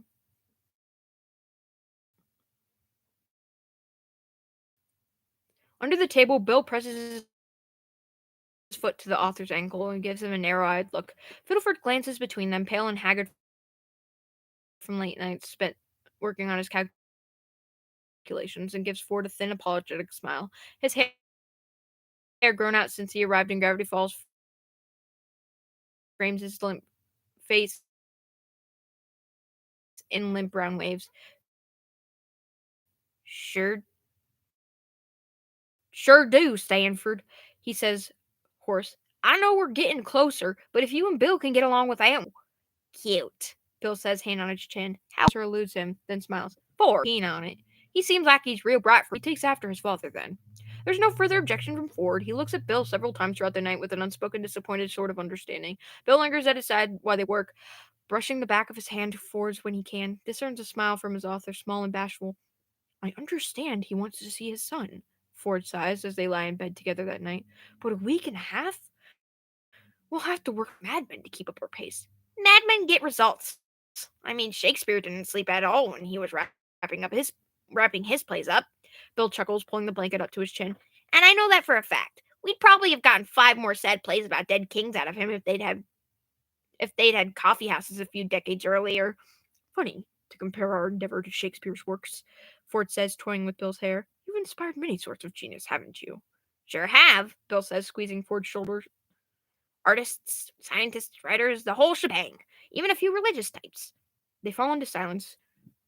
Bill can feel the pull of sleep, then an inexorable draw toward unconsciousness humans experience when they've been awake too long. Did you ever... Ford pauses, takes a deep breath. Did you ever do this with them? Of course not, Bill says, already halfway into the warm embrace of sleep. Just you. He presses his face into the space between Ford's shoulder and cheek. His author's face shifts as he turns to wrap his arms around his muse, and Bill swears he can feel the man smiling. Time for a coffee break.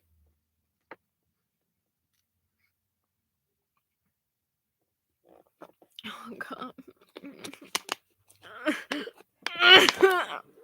Ford and Bill try their best to make up for Fiddleford's absence when he leaves. Bill takes every opportunity to flatter the man, to tell him how well he's doing. He'd probably be better off letting the man stew in his irritation at Fiddleford, but he doesn't like to see the guy with that forlorn, lost puppy look on his face.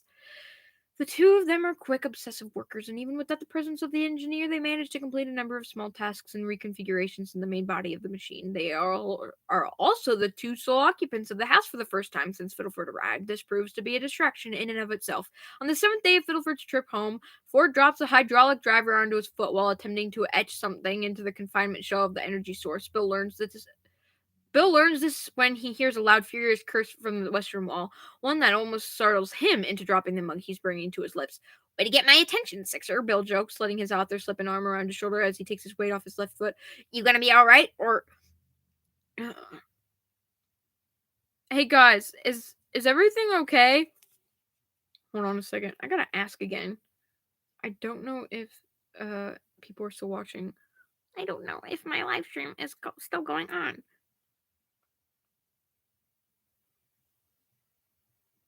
I don't know if I still have it going on.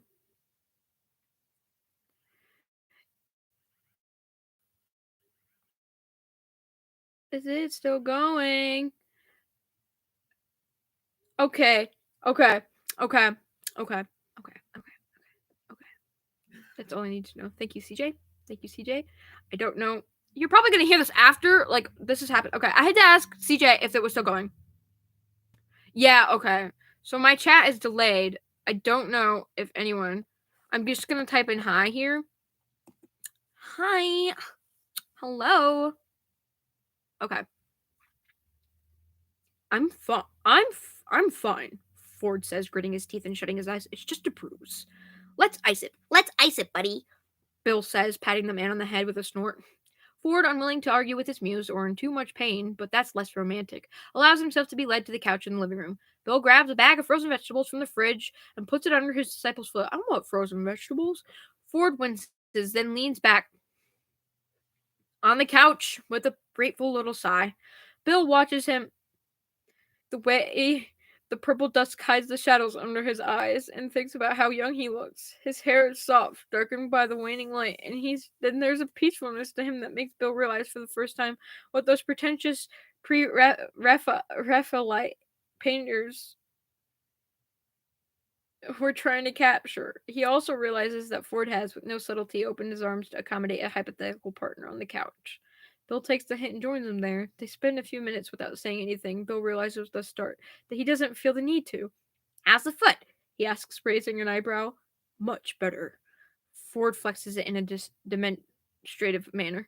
I suppose I ought to make us a late dinner, before our bodies exhaust whatever glucose remains from lunch. I just had chips, Bill says with a little hum. Plenty of carbs in those.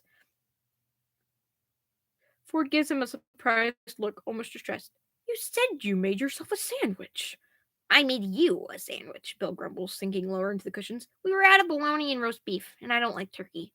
Also, we're out of bread except for heels. Bill, your body needs nutrients to sustain it. Chips have nutrients. That's it, Ford says with a sigh. You forced my hand. We're going out to eat. We're going to go out to eat. Who are you, and what have you done with my scientist?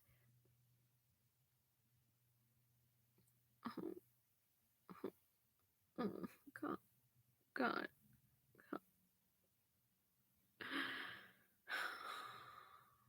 Bill asks, feigning shock as Ford stands and shifts his weight from foot to foot. Come now. Ford laughs. Fiddleford will be back in 4 days. Surely we can afford a moment to ourselves. We've had a few moments to ourselves, Bill says, with a little snicker that makes Ford flush. We're going to make a genuine restaurant of decent... Wait, fuck. That was supposed to be Ford. We're going to a genuine restaurant of decent to good quality, and we are going to eat something of substance, Ford says in a teacher's tone of voice, especially you. Twist my arm, why don't you? Twist! Twist! Wait a second. Twist? Twist? Hello? Excuse me, twist? Twist reference in monkey... Twist reference in monkey... Twist reference in Monkey Wrench, guys. Twist reference in Monkey Wrench. My cat's in Monkey Wrench! Anyway. Twist my arm, why don't you? Bill says, kissing Ford on the tip of his big nose. They get into the truck for the first time in weeks, slamming the doors with the enthusiasm. Oh my god. With the enthusiasm of two men who hadn't been out of the house since sometime in late July. Before Ford can turn the key in the ignition, Bill, never one to say no to a base impulse, turns, grabs Ford's collar, kisses the guy.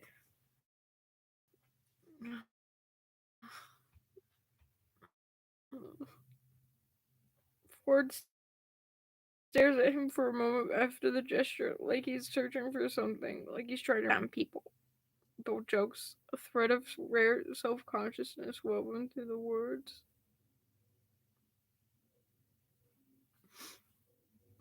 Oh my god. I have something. No, I can't read it. I can't read it. Oh my god.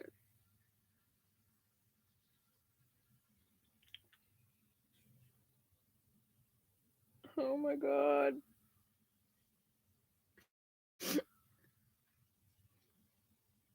I hate my life.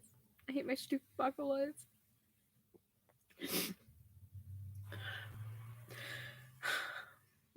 Take a deep breath. Oh my god.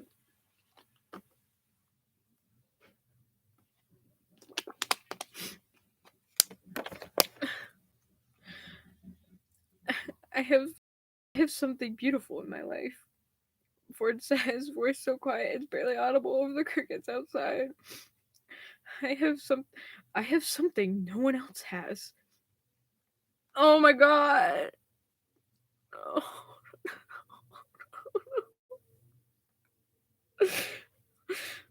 Bill doesn't know what to say to that. He swallows past a lump in his throat and whatever pernicious weed is swallowing in his chest and forces a little laugh.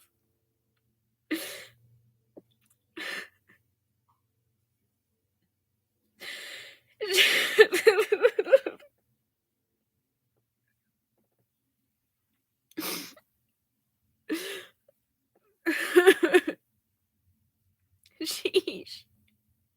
You aren't drunk. Sheesh, you aren't drunk right now, are you? He jokes, a wide grin on his face. You're getting all sappy on me. It's illegal to drive while intoxicated, Mr. Pine. Ford snorts and the spell is broken. He starts their mediocre truck, smiling, looking straight ahead and adjusting his glasses as they start down the road toward town. I would never drive under the influence of alcohol, Ford says with a firm shake of his head. Should you wish to have a beer to celebrate our work, I will gladly pay for it, but I will be staying sober this evening. Boo! Hiss! Bill says, ruffling the man's hair. I liked you at the tavern. Ford's cheeks turn a light but evident shade of pink. Bill grins at him, keeping his eyes on the man's face as he drives. I'm not sure what that look in your eyes means, but I hope you're not. Wait, fuck, I didn't do my Ford voice. I'm not sure what that look in your eyes means, but I hope you're not getting any bad ideas, Ford says, raising a brow. Perish the thought, Bill says, crossing himself twice over. I'm amused, lover boy. I only give you good ideas.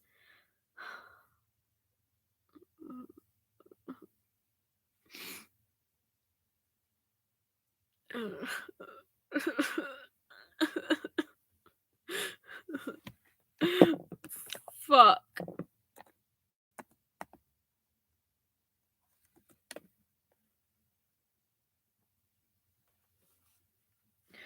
They arrive at an overcrowded raucous bar and grill that sells burgers, more burgers, and various types of cheap domestic beer. I want a burger right now. After about 5 minutes of prodding and cajoling by Bill and the other people seated at the restaurant's bar, Ford is talked into buying a beer for himself to match Bill's. By the time he demands a slot in the karaoke lineup, he's a few drinks deep and 3 sheets to the wind. We need to sing something of unimpeachable quality, Ford says, narrowing his eyes and placing both hands on Bill's shoulders. Something worthy of our talents. Disco Girl by Bab, Bill replies, reaching over to drain the rest of this Harvey wine hard. Ford nods, face solemn. It's perfect. Bill and Ford wait for their song like children in line for candy. When a bored employee reads their request, she lets out an amused snort and cues it up as she requested, shaking her head. A few men in the bar laugh and jeer at the selection. The women are more supportive on the whole.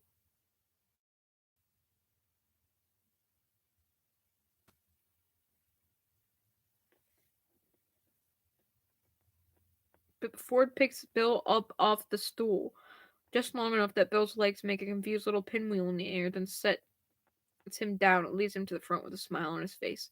The resulting cover is not good. It is the sound of two enthusiastic, inebriated men trying their best to match the vocals of several beautiful Icelandic women. Their rendition is also Bill's new favorite song, and he holds the sound of it in his brain with every working neuron he has. Here's Ford drunk with his hair mussed and his pupils dilated to blissful darkness. He's Ford singing his heart out to a song Bill has heard 1,000 times. Here's Ford safe and healthy and whole. Bill saw Ford exactly like this in another timeline, another version of the early 80s.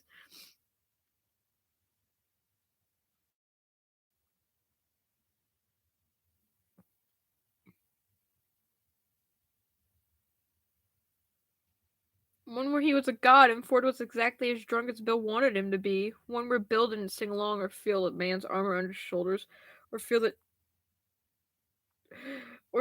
tickle of the guy's soft, happy laughter on his face. When they finish their song and their dinner and are having.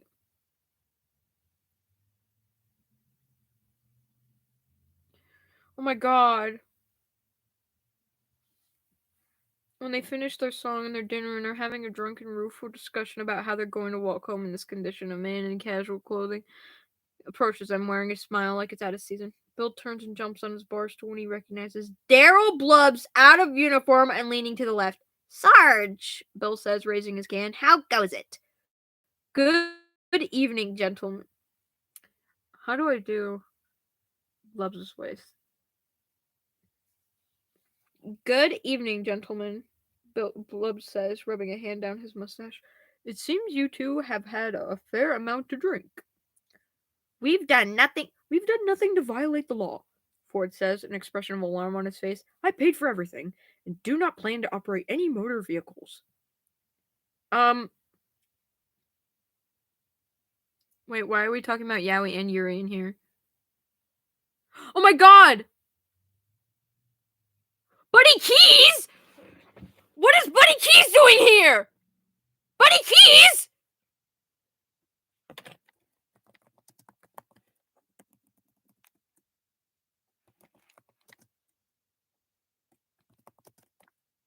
What?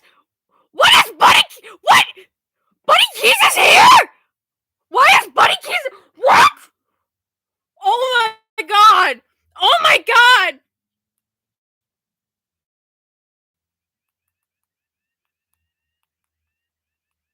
Buddy Keys, no, Buddy Keys. We're like over halfway through. Oh my god, this is embarrassing. I can't read this fic when Buddy Keys is in my live stream.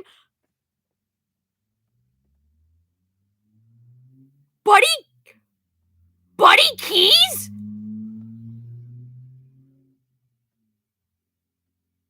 What? I'm tweaking out. I'm tweaking out. Buddy Keys?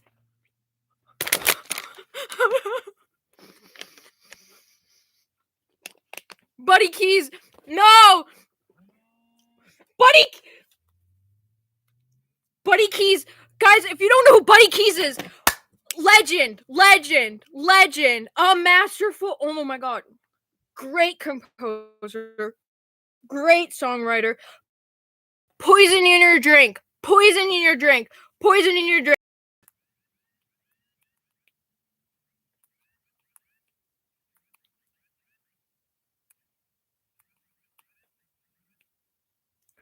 What?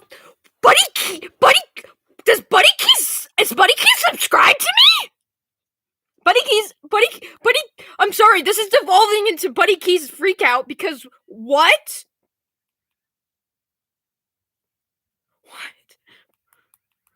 I'm embarrassed. I can't read Bilford Yowie with Buddy Keys is in my I'm scared, guys! Oh my my god. Um, excuse me, excuse me, excuse me, excuse me, excuse me, excuse me. I'm tweaking! I'm tweaking! I'm fuck, fuck. Okay, I'm sorry. I'm sorry. I'm sorry, Mr. Keys. I'm sorry if you see me tweaking, Mr. Keys. I'm sorry. I'm sorry. This is so embarrassing. Oh my god. There's 4 people watching now. Okay, I'm sorry. I'm sorry. Um. Anyway. Um.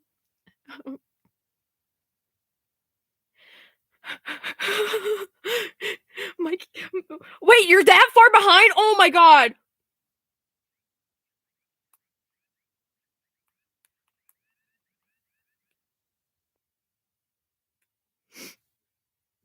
Oh my god. Wait. To be clear, I'm not here to arrest either of you. Bleb says, brows raised. Dark. Bill giggles, grinning sidelong up forward. I just noticed you might not be in the shape to drive, and I'm sober tonight.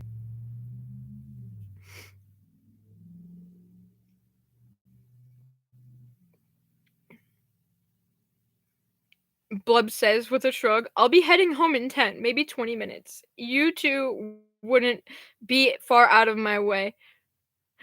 Really? Bill asks. Really? Bill asks, eating a spare french fry off Ford's plate. What's the catch? I'm sorry. I'm shaking. Okay, my chat's delayed. My chat is delayed. Oh.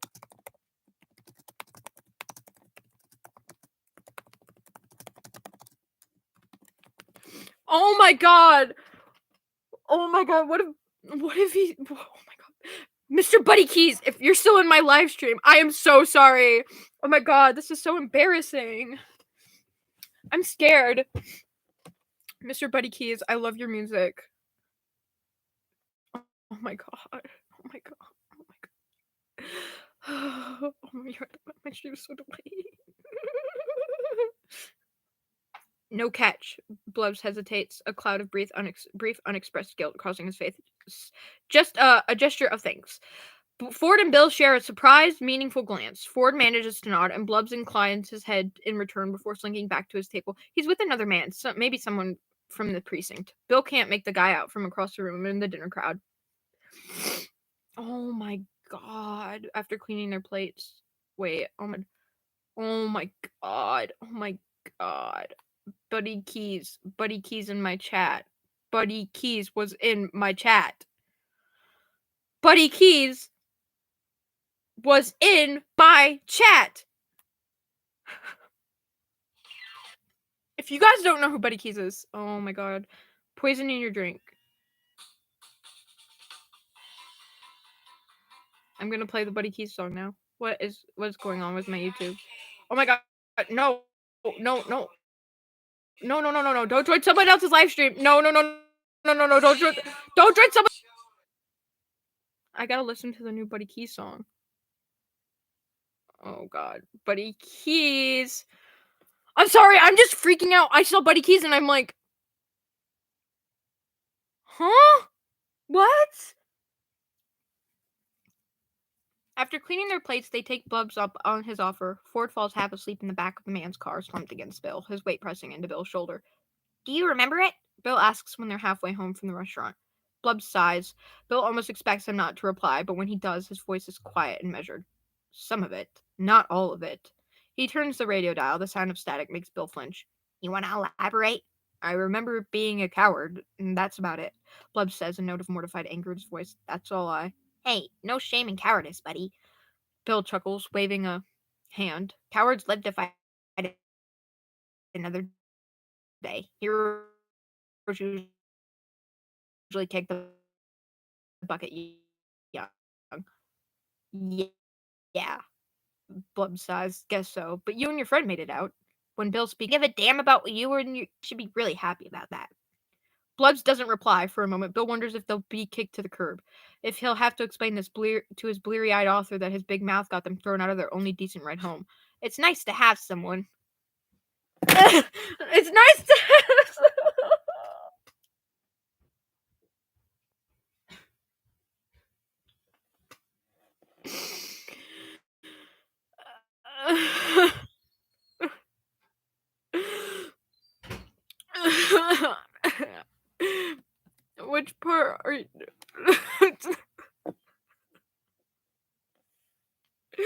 It's nice to have someone. Bill stares ahead, weighing the words in his mind. He makes eye contact with the driver in the rearview mirror for a brief, significant second. And then the man is looking ahead again. His eyes are on the road and they don't move for the rest of the drive. I have someone, Bill thinks. The thought echoes in his head over and over with a rising fall. They arrive home. Bill rouses Ford just long enough to get the man into the house and up the stairs, where he manages to pull off his coat and glasses before collapsing into the bed.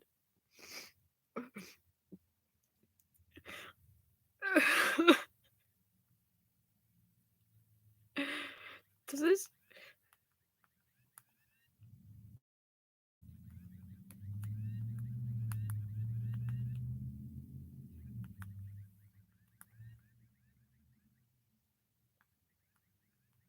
I'm sorry, I'm tweaking out still.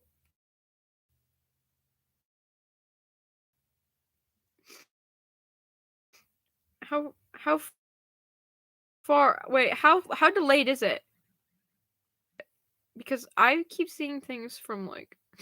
Oh my god, wait, I don't know... I have someone, he thinks as he makes his way back down to the kitchen. He's been waiting for a chance like this. Ford is at his side every second of the day, wrapped around him like a vine at night. Bill needed the chance to do this when his devotee was sound asleep, dead to the world. It's a risky thing to do. Okay. Something that might backfire. Bill checks the time, late, but not so late that it'll be impossible to get an answer. He approaches the phone, takes it from its hook on the wall, and dials a number he memorized months prior. The phone rings. It rings several times, almost long enough for Bill to give up and go back to bed. Not quite long enough despite the late hours. Someone answers the phone. Hello? A woman says, her voice soft and pretty. Is this Mrs. McGucket? Who this is? I'm with Popular Science, Bill says. We wanted to profile your husband for an article we were writing about promising new inventors. Does he have a minute to schedule an interview? Oh, MMA says, voice rising in pitch. Well, I'm sure he'll be flattered. Does he have a moment to speak with us? Bill prods, winding the phone cord around his hand. Wouldn't take up a minute of his time, ma'am. We're on a deadline here. Gosh, she says, a bitter edge leaking into her tone. I wish I could help you. I really do. Bill swallows, mouth dry, the joy that suffused him earlier in the evening ebbing away. He is cold jittery as the draft inside the house sweeps over his exposed skin. I'm sorry. I was crying, and now my nose is running. Is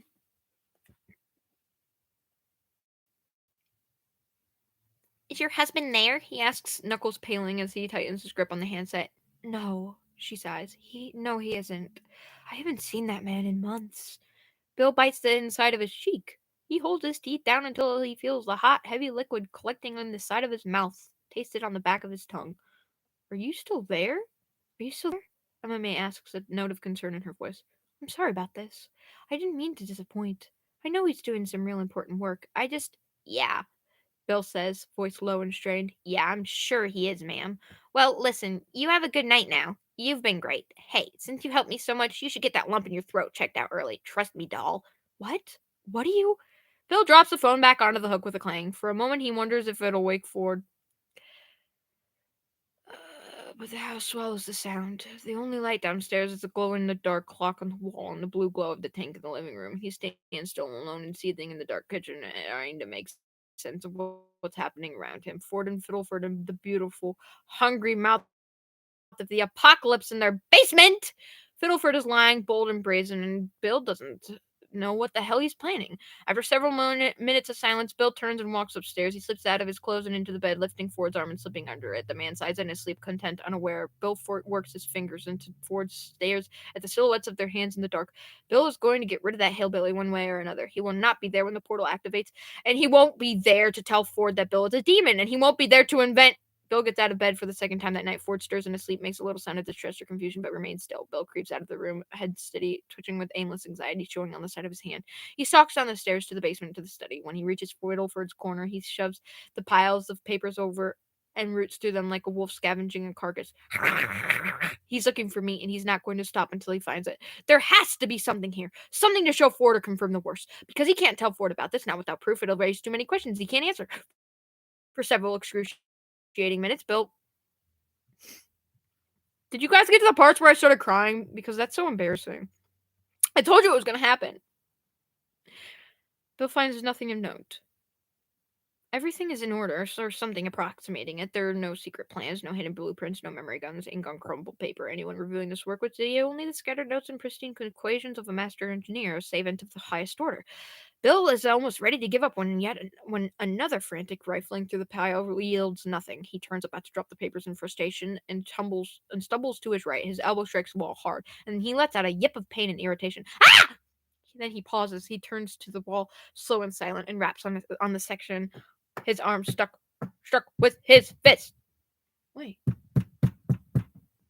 Ugh, I don't like how that did that. Something echoes. A hollow space he can see. He goes up to the kitchen, grabs a hammer, and returns. It takes all 5 minutes to pry the hidden doorway from the wall. There's nothing in the small compartment he uncovers, but there doesn't need to be anything to tell Bill that something is amiss.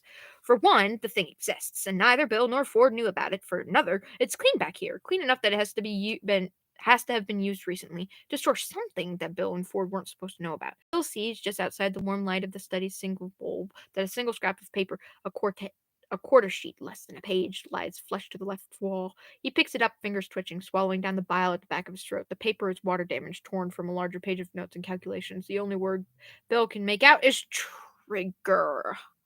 Trigger. Bill doesn't sleep for the rest of the night.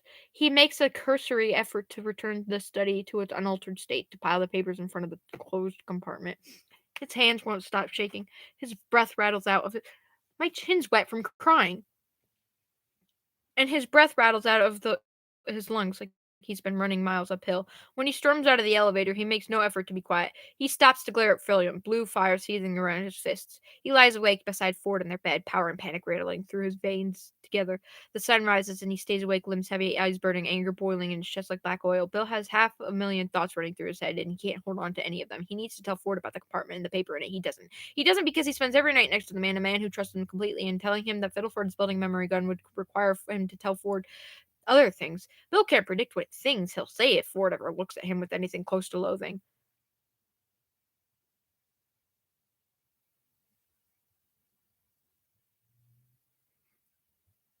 Are you kidding me? Some ancient part of Bill's head snaps furious. A few months at his side and you're dying to be his puppet? Who cares how the nerd looks at you? Echoing reply of Bill cares. Bill cares. Bill cares, rings in his head like a migraine headache. In the last days before Fiddleford returns from his so-called visit home, Bill doesn't sleep. He borrows a bow tie knife from Carla and sleeps with it under the mattress as though the hillbilly will come creeping into the room to press the barrel of the gun to his head. He works with feverish obsession on the portal, and even Ford looks at him with concern, admiration too, because Ford has always seen this kind of compulsive, self-destructive work as martyrdom. Bill wonders if that will help him break the news to Ford about Weirdmageddon. If that's another thing he can use to convince his author that they don't need the rest of humanity. He keeps a piece of paper from Fiddleford's secret compartment on him at all times too, just in case he needs to show Ford to convince him to kick the guy out before he tries something insane. He curses the man for being so weak, for still inventing something so stupid and dangerous at a timeline where he never saw his worst nightmare. It's embarrassing, really, like a rodent fleeing from its own shadow. But he's a threat, and he's a threat that needs to be excised carefully, like a tumor in a throat. He's not going to do anything to Ford, not if Bill's around. Soft, mutters that old ancient part of Bill, voice dripping with disgust. What are you, a saint? Bill silences it. He's not soft. He's just guarding what's his. Fuck! Fucking shit! Fuck! Fuck! Motherfucker! Fuck! Sorry, guys. My tendon in my leg is torn, and it fucking hurts. It hurts so bad. Fuck! It's burning. Oh, God. He thinks about how he'll tell Ford about Weirdmageddon and thinks about it constantly. He can't do it until the engineer's gone for good, but that'll be soon. Ford doesn't talk about Fiddleford in his absence anymore, not like he used to. When Bill mentions him offhandedly one evening, an expression of melancholy crosses his author's face. There will be There will be time, Bill thinks. There will be so much time for him to realize I'm right. He's thinking this exact thought when days of lying awake at night catch up to him. Who's messaging me? Who's messaging me? Anyway. He realizes he's dreaming when he looks up and sees Frillium hovering above him.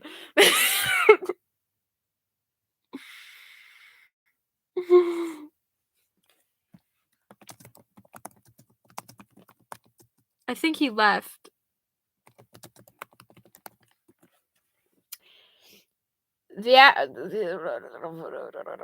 Bill jolts back, shoving the shack with a loud, rough scrape. The axolotl isn't large or vast or limitless. It's the size of an ordinary newt.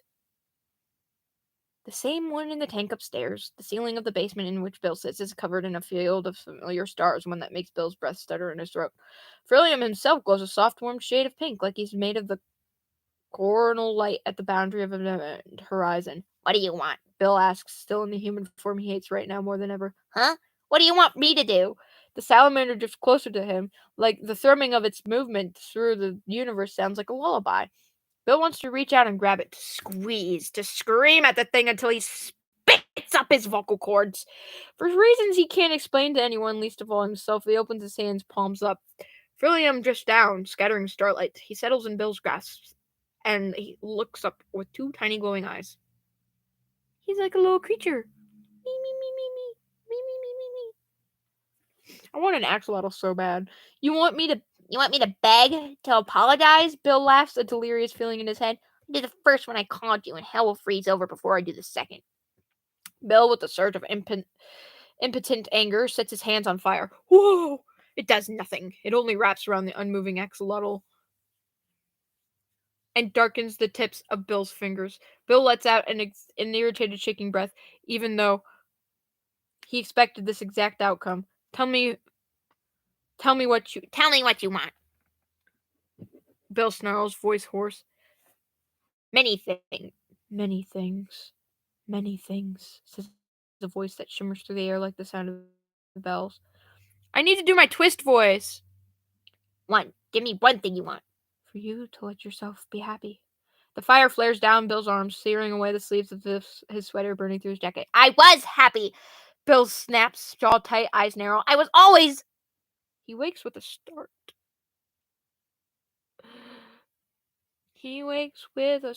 Pen in hand, gasping in the cool air of the basement. There's no starlight. There's no starlight. No straight. Fuck you.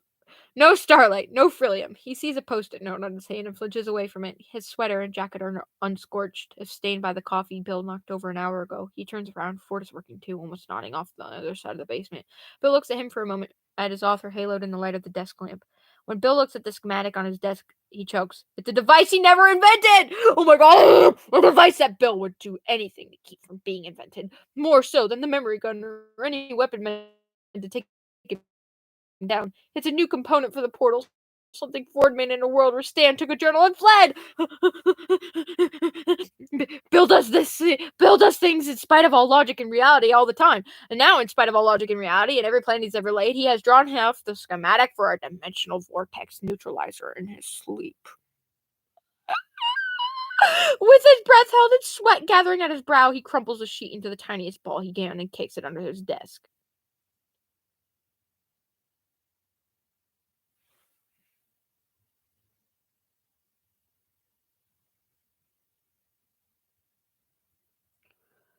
No. Where did I lose that spot? What do I always do this spot? After another moment of staring at the ink on his hands, he crosses the room to Ford and sits down beside him. His author wraps an arm around his shoulders and turns to him with a line between his brows. You're shaking, dear, he says, concerned. No, Bill says, digging his nails into his own arms. No, the hell I'm not. You guys want a Buddy Keys song? Okay, ready? This is perfect for this fic, okay? I'm gonna sing it for you. My darling, I must tell you, I am the one to blame. When I brought home the poison, I didn't feel the shame. And when we raised our glasses and when we made them click, I watched you as you drank up the poison in your drink. I know you've cheated on me with half a dozen men. The private eye has pictures of every place you've been. And if you're wondering why now? Well, you could barely think. The problem is inside of the poison in your drink. I never lost my temper. I didn't call you names. I didn't call a lawyer. They're from the poison in your drink. You're feeling sort of woozy. You feel you should sit down. The room has started spinning. Your smiles are with the poison in your drink. Your cheating is all end with the poison in your drink.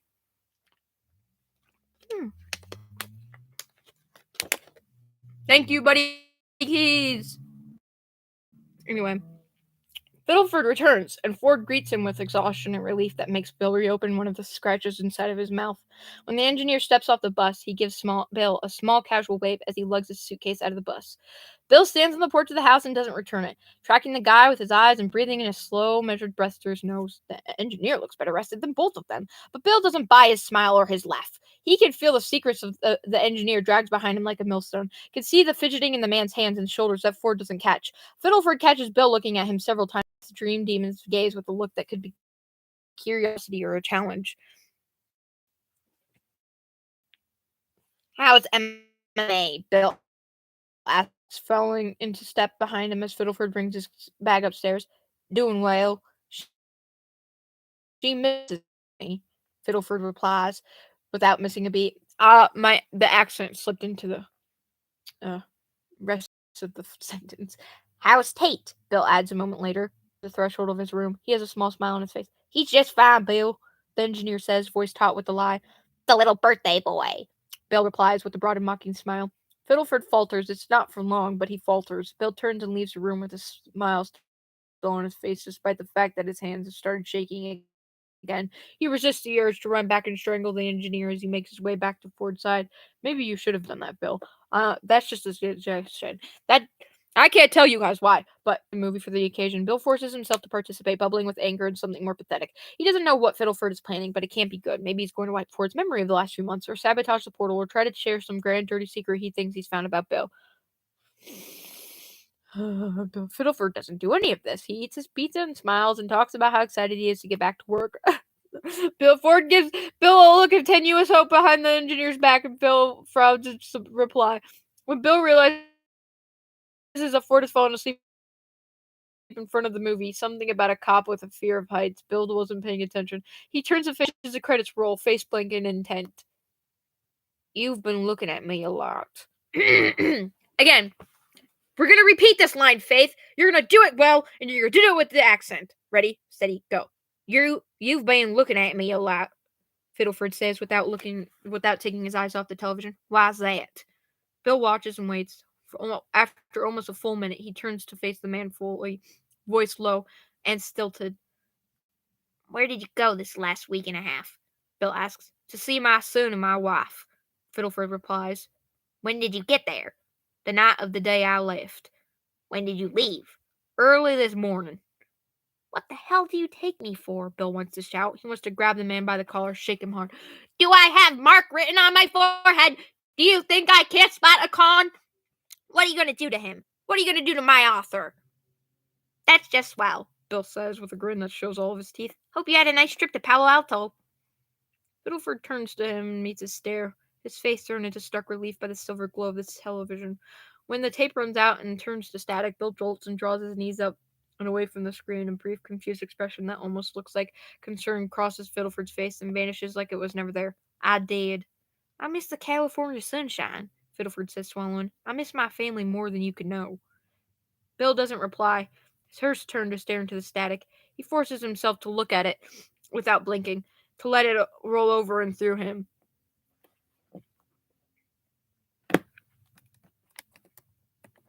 Yeah.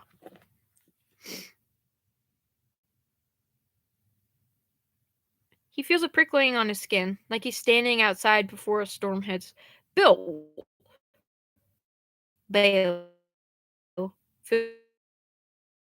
Fiddleford says, Can I ask you something? Bill doesn't reply. It's all he can do to nod. What? And breaks across the screen. Bill sits, face blank, a trillion years solid real. He remembers waking up on this couch in December, meeting the eyes of a man who saw him as an oddity and a gift from above. He remembers sitting here with Ford and watching a musical he can't recall right now, one that made tears fall down his face for reasons he still doesn't get. He remembers holding a six-fingered hand and saying Ford's consciousness was like a star. He remembers so many things all at once, and they hurt to remember. Bill looks to the engineer again. He takes a long, slow breath.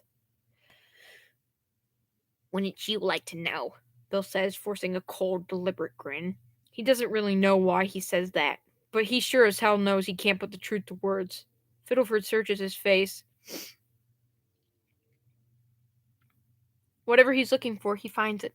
He nods, his mouth set in a line, and turns the television off without another word. He goes upstairs without saying goodnight. Bill sits in the dark living room, confused and angry. Oh my god, my nose.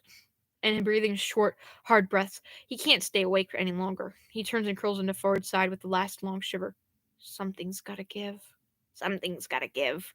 Bill thinks the words all day, and the next day, and the one after that. Work slows as he spends more time watching Fiddleford, and he in turn is watched. He waits outside the study and listens to the engineer rustling around, wondering what he'll be accused of rooting through the man's things. When he'll be accused of rooting through the man's things.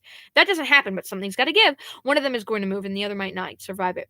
Bill doesn't let Ford out of his sight for a moment, and Fiddleford orbits them like a surveillance satellite. He stares at Bill when Ford isn't looking, intent and alert. He waits and Bill waits, and Ford is too obsessed with the portal to notice that the walls are closing in around him.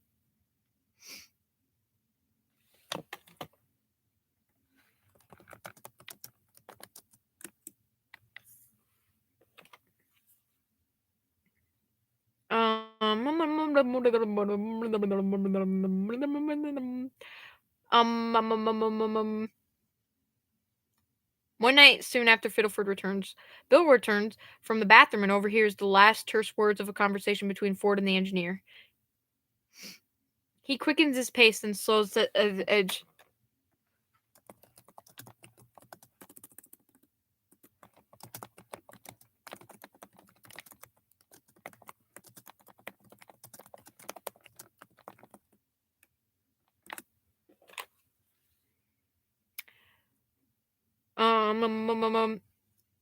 He quickens his pace, then slows at the edge of the kitchen. His first urge is to interrupt, to cut whatever this is off at the pass.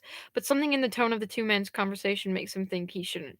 Publish this. Publish this. Fiddleford hisses, voice thin and desperate. This is your research. I merely went through the trouble of cataloging it for you. There are enough discoveries here to make you a multimillionaire, Stanford. I don't understand, Ford replies, bemused and affronted. What are you saying? You'll have everything you ever wanted with this. Fiddleford blurts like he's memorized what he needs to say and can't deviate. You don't need to go through with this risky task. You have a noble, worthy body of research. You don't need a grand unified theory of weirdness to prove yourself. Bill presses himself closer to the wall to hear what comes next. He's giddy, elated for the first time in days. This conversation didn't happen until the night before the test in his first timeline, and now it's happening weeks ahead of schedule. Fiddleford will be gone in days, tops. Get your laugh back, Ford, Fiddleford says, a tremor in his tone. Silence. Ford scoffs, the sound of a better rebuke than any words could be, but he speaks anyway. Bill's grin grows in the shadow of the hall. You'd actually suggest this to me? Ford says, incredulous. Now? When victory is nearly in our grasp? You don't understand. You want me to turn my back on my portal for the sake of a few meandering journal entries? If I didn't know you any better, I'd assume you were trying to. It's Bale's portal, Fiddleford snaps, a note of desperate, real fear in his voice. You got the idea from him, the concept from him, built everything to his design, and you still don't know what he is. Not the way you understand other anomalies. Really, Fiddleford, Ford says with an exhausted, exasperated sigh. Superstitions? A child's fear of the unknown now, after all these months? For God's sake, we are scientists, rational men.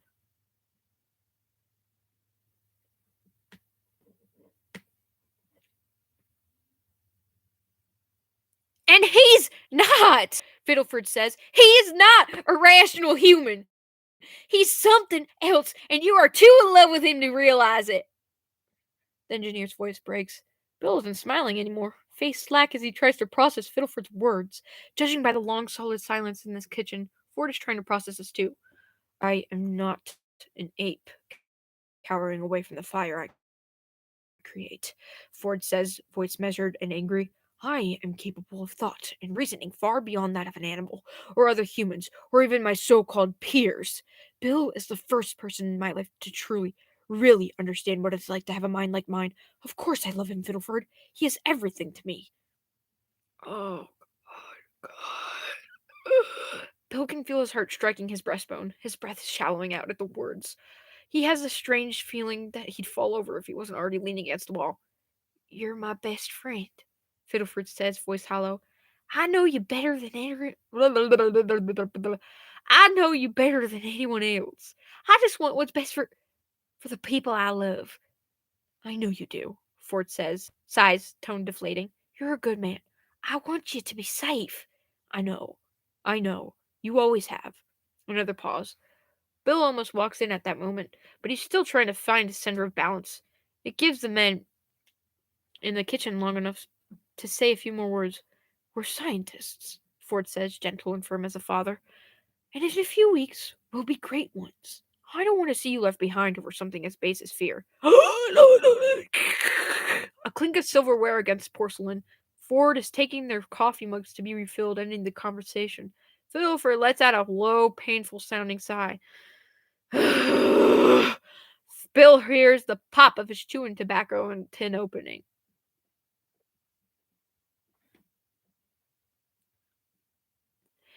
Perhaps we can publish the astonishing anomalies of Gravity Falls in a few years, Ford says in a detached, placating tone of voice. "For now, put it in the bottom drawer of my desk." Bill decides he doesn't have to walk into the kitchen after all. He just crosses his legs and waits in the hallway, his power buzzing through his system. When Fiddleford emerges from the kitchen, eyes reddening, he flinches back for Bill with a small, strangled gasp.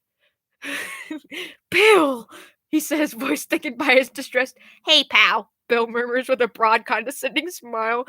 "Don't take it personally. He's never been good with people." Oh my god. Fiddleford stares at him, chest rising and falling in an uneven, frantic way. When he finally moves, he gives Bill a wide berth and stalks down the hall, the thesis paper he crafted for Ford half crumpled in one hand. Bill watches him go with a sense of profound satisfaction and the mounting knowledge that this will not be the last move Fiddleford makes against him. "Something's gotta give," he thinks, but he's smiling while he thinks it. On a night like any other, a week and a half before their would-be test, Bill wakes up on the floor of his bedroom. He's confused at first, but before he remembers that Ford isn't there, Bill just... No!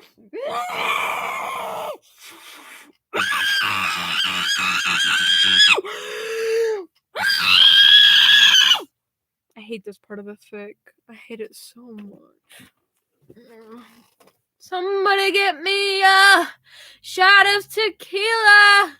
Somebody get me a shot of brandy. And somebody get me a shot of crackers. And I'm going to cry again. Oh my god, I threw everything in the garbage. I need to throw this can in the garbage.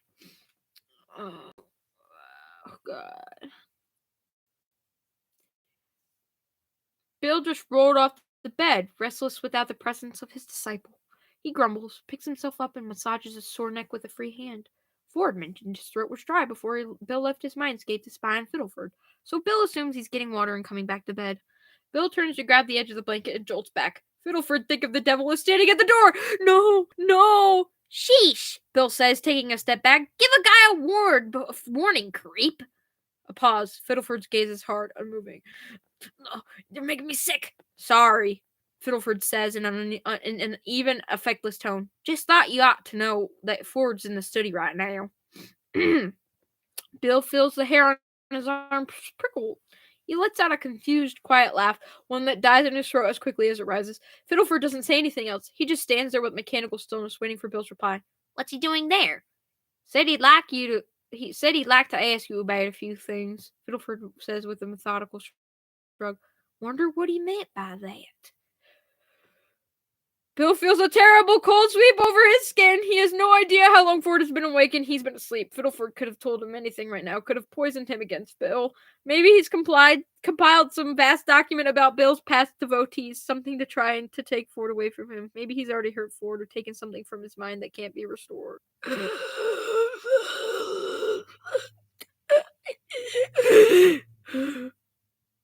"What'd you do?" Bill hisses, mouth dry. "Nothing." "Nothing," Fiddleford says. "Like I said, he needs you in the study." Bill spends one more moment in stillness before he shoves Fiddleford out of the way, stalking down the hall with his heart in his throat. He makes his way downstairs past William's goddamn tank and into the elevator. He turns to find the engineer at his heels, looking at him with an expression that almost resembles boredom. No, don't go, don't do it, Bill! If you did anything to him.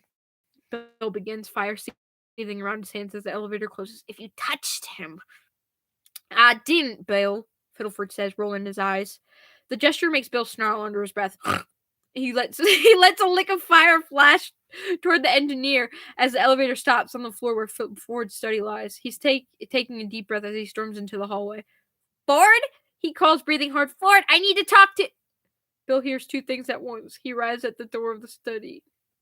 As he arrives at the door of the study... Wait a second. One, of course, is Fiddleford's footsteps behind him. The man is following close behind, sticky as a shadow, close enough that Bill could turn around and set him alight. Oh, God. The second thing Bill hears takes longer to identify. There's a subtle creaking, a rushing sound, a faint one with a subtle echo.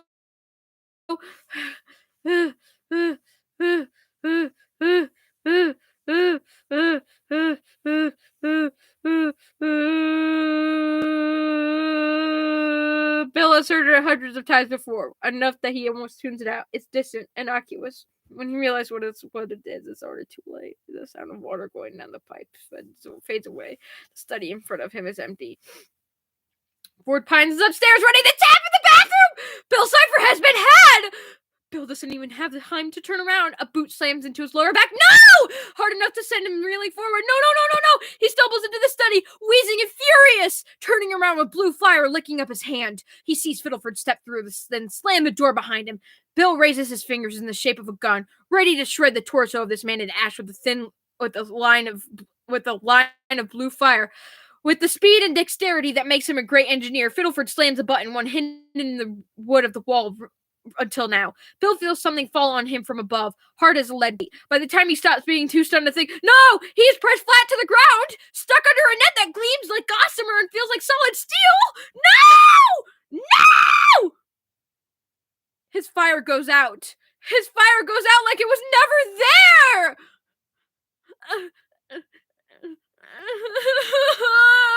No!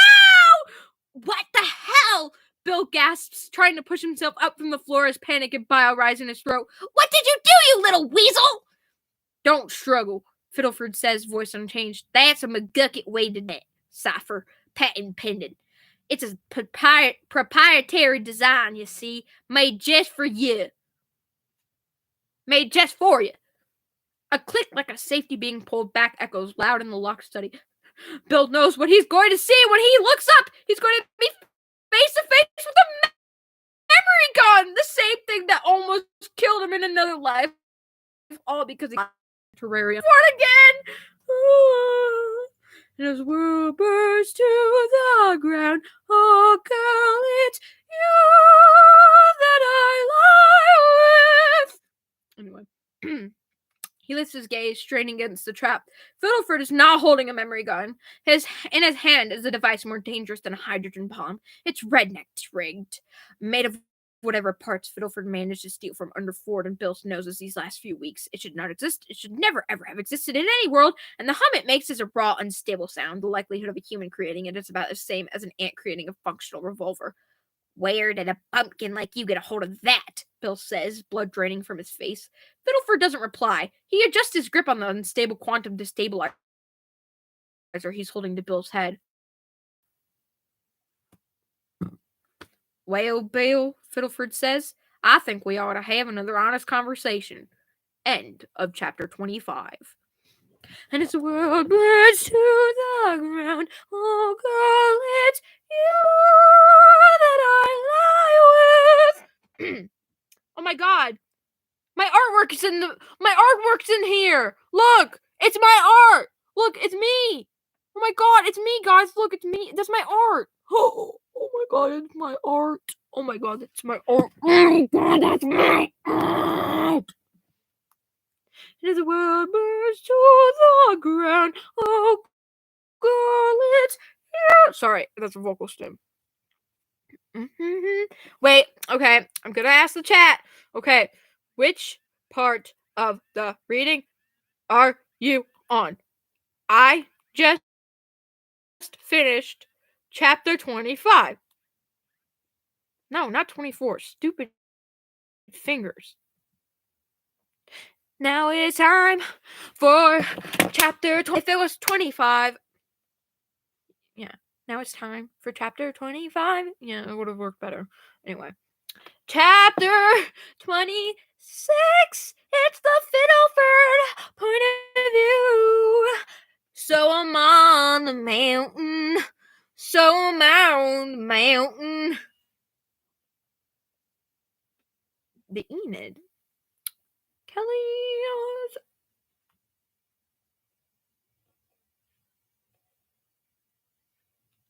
And as the world burns to the ground, oh girl, it's sorry. You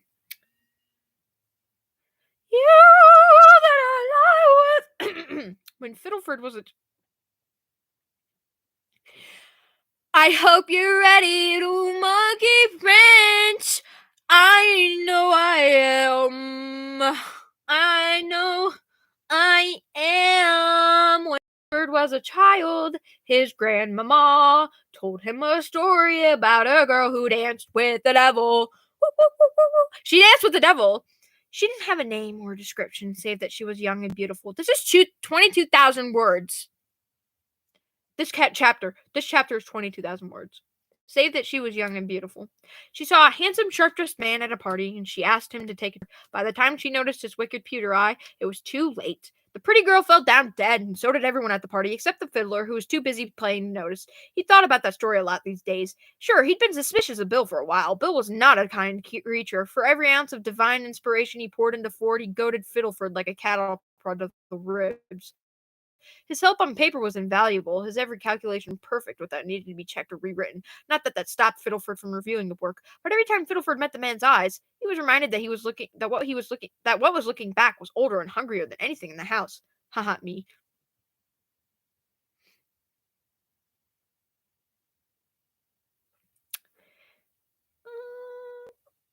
And like a fool, he ignored it. Ignoring things let you sleep easy at night. Then he learned what Bill was, and so far as Ford or Bill would let him, and still he did nothing. He lived and cooked and worked under the same roof as a lying, obstinate god, and he didn't do a damn thing about it. Ford's pretty wisecracking muse crawled into his head and heart and set up shop there, and Fiddleford bowed aside to let him through. Perhaps the acquiescence came from years of expecting Ford to find a girl and settle down, the thing Fiddleford had done like a good boy. Fiddleford was a man who stepped aside for the people he loved. He always had been. He'd been blind. He'd been blind and willing to be blind so long as Ford was happy and safe, and then all at once the scales fell from his eyes. He could see, and what he saw made his blood run cold. And if anyone opened his eyes, it was Abigail. Abigail! Why'd you have to do it, Abigail? Why'd you have to go and fuck everything up, Abigail? Why'd you have to do it, Abigail? Abigail, for all her lavish attire, did not look like a Northwest. Her hair was gray and undyed, and she'd had no plastic surgery to cling to her youth. Her hair was plaited in two long slate-colored braids, unadorned and unremarkable. She was short, just over 5 feet, if Fiddleford had to guess by sight alone. On the night of the mansion heist, distracted by the bustle of the crowd and the music whirling below, Fiddleford almost collided with her on the balcony level. Oh, pardon me, Fiddleford said, worrying the hem of her skirt in her fingers. I'm looking for the restroom, ain't I? What an interesting dialect that is. Abigail voice. Abigail voice. What an interesting dialect that is, she said, touching two fingers to an ear in an odd, compulsive manner. Eastern Tennessee, yes. Fiddleford, unsure what to say, managed to blink like a dumb animal. Usually a question like that from a woman like this would make a rare populist anger rear its head in Fid's chest. It was the kind of thing people from academia and country clubs said when they saw you as a novelty, the wonder kind, who proved that even hillbillies could bear a savant But this woman didn't ask it in that familiar condescending inflection, despite her huge emerald earrings and the golden raven beaked mask she wore. She asked it with an investigative curiosity and unexpected sharpness. It was an observation, blunt yet genuine. Fiddleford is accustomed to them. Yes, ma'am, Fiddleford replied, shifting from foot to foot. I'm Philomena. Nice to meet you. Abigail, The woman said, cataract eyes crinkling at the corners. I haven't seen you at one of these parties before, Miss Felina.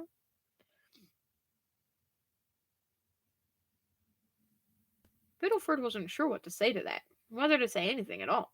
She opened her mouth and closed it, and then scrambled to make something up when the silence stretched too long. Abigail used the moment to peer at something or someone over Fiddleford's shoulder, eyes narrowing. I'm a bit of a homebody, but Fiddleford blurted, busy with my college studies. Graduate school, I mean. Abigail tilted her head. And what are you studying? Engineering, she said, and kicked herself for not thinking of something false and easy to believe. Abigail's eyes widened and her braids fell in perfect parallel as she tilted her head. She glanced over Fiddleford's shoulder again. Fiddleford almost turned to look in the direction of her stare. The older woman grabbed her arm with more force than seemed possible, keeping her in place.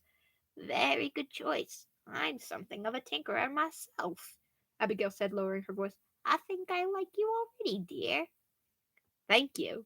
Thank you. Fiddleford replied, heart in her throat. You're an engineer too? An excellent one, thank you. How wonderful to find another woman in the field.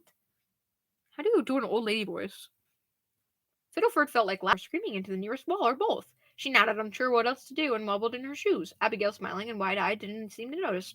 Her expression was different now, more focused and careful than it was when their conversation began. Behind her genial grin and her golden mask, her eyes were hard as flint. Flint. It reminded Fiddleford of the way Ford looked when he rushed through the door of their room on his first day of college, a pencil over his ear and another flicking in circles between his fingers. Like he discovered something new about in Fiddleford, something he wanted for himself. Philomena, what sort of engineering do you study? The laugh that emerged from Fiddleford's throat was close to her squeak. Oh, what sort don't I study? I'm a generalist. Well, don't be modest, dear. Really, don't. It's exhausting. Abigail said with a snort. What do you plan to do, dear, with your mind? Help my friend build an interdimensional portal, Fiddleford thought, swallowing. Hold his Nobel Prize when he wins it. Microcomputers, she said, voice small with the half truth of it. I think the current models are, well, not bad, but Inefficient, yes, Abigail replied with a wide and cunning smile. A pity, isn't it?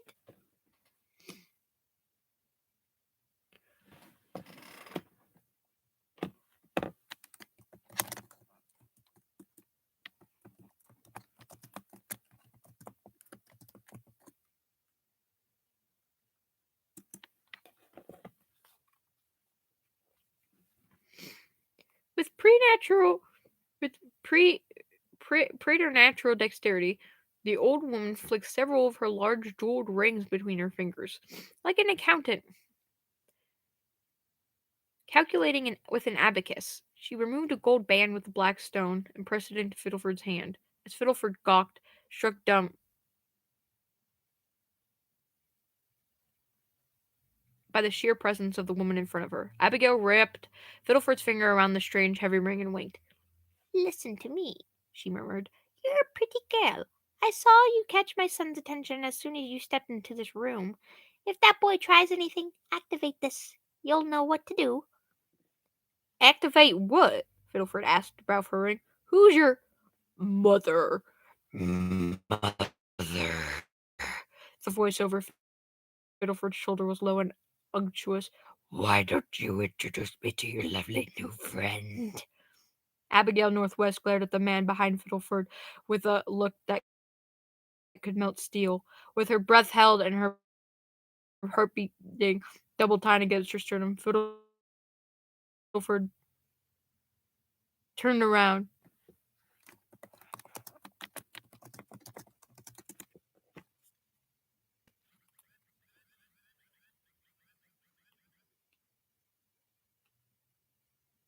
Fuck.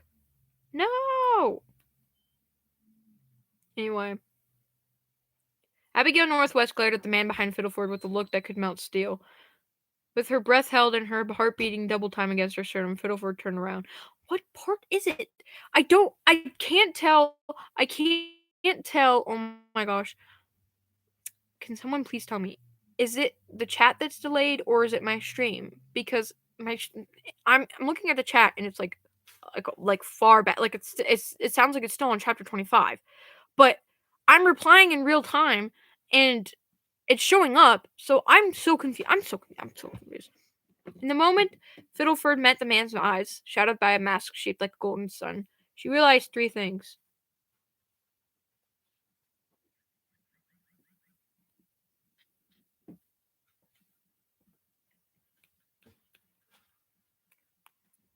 She realized three things.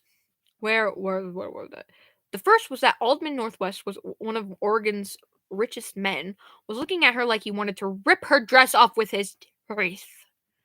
The second was that the heist was not going as planned. The third and most important thing was that Abigail, old and wise enough to know her son's proclivities, had slipped Fiddleford a finely engineered non-lethal weapon disguised as an heirloom ring. This is Philomena, Abigail said in a harmless, vacant warble. She's a college girl, Aldi. Very clever. Wonderful to make your acquaintance, the man said, pressing a kiss to the back of her hand. Fiddleford blinked once, with emphasis. A sense of ludicrous clarity washed over her as she remembered that this was the same man who threatened to set dogs after her for being too close to his property. Now he looked up at her from beneath his dark brows with a different sort of viciousness. Ew. The pleasure is all mine, Fiddleford said, smiling a close-lipped smile, slipping the ring onto the index finger of her other hand. Fiddleford kept the ring. After she used it for its intended purpose, which was to say that a hydraulic needle punched out of it with a sound like a soda can opening, and injected Oldman with an unknown benzodiazepine, Abigail politely knocked on the door. When Fiddleford remained rooted in place, gaping at the man on the floor, the woman let herself in. Oh, look at him, the old woman tutted. That wasn't a very large dose, dear. You'll need to restrain Aldi before he wakes up. A pause. Fiddleford stared at Abigail, the wheels in her head turning without purchase. This was a Northwest, and the Northwest who was also a precision engineer. She was the most interesting person Fiddleford had met in Gravity Falls to date, and that was saying a hell of a lot. Who are you? She asked, voice faint, adjusting the hem of her skirt with fresh consciousness. Fresh self-consciousness, fuck. Abigail Northwest, nee Blackwing. We discussed that already, Abigail said, removing her mask and hanging it on a wall hook. You figured out the ring. How wonderful. You ought to be proud. What would you have done if I hadn't figured it out? Oh, I would have felt a little bit disappointed, then shot him with my elephant tranquilizer. Abigail replied. Care for some tea? I had a pet. Can I speak words? Care for some tea? I had a kettle put on. Fiddleford's memory of the next minute or two was spotty, but moments later she was sitting in a high-backed chair with a steaming cup of Earl Grey. A few feet to her left, Aldrin was bound to a similar chair with automatically winching cables, one that readjusted themselves with like constrictor snakes to match his movements. Fiddleford watched in fascination as the interlocking flexible segments moved to keep the man upright without restricting his breathing, then turned away with a shiver. Hold on a second.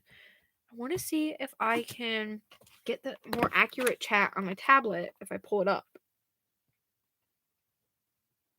Because this is low-key kind of annoying me. Because I want people's, like, real-time reactions. I don't want it delayed. This is fucking YouTube. Come on, you son of a bitch. Sorry about my swearing. Actually, I'm not sorry. Fuck you. Fuck you. I'm gonna get demonetized. Fiddleford's memory of the next minute or two was spotty, but moments later she was sitting in a high-back chair. Okay. Can I go onto my own thing? And okay, it's okay. Where's my live chat? Where's my live chat? Oh my god, I can see myself. It's in Inception. Look.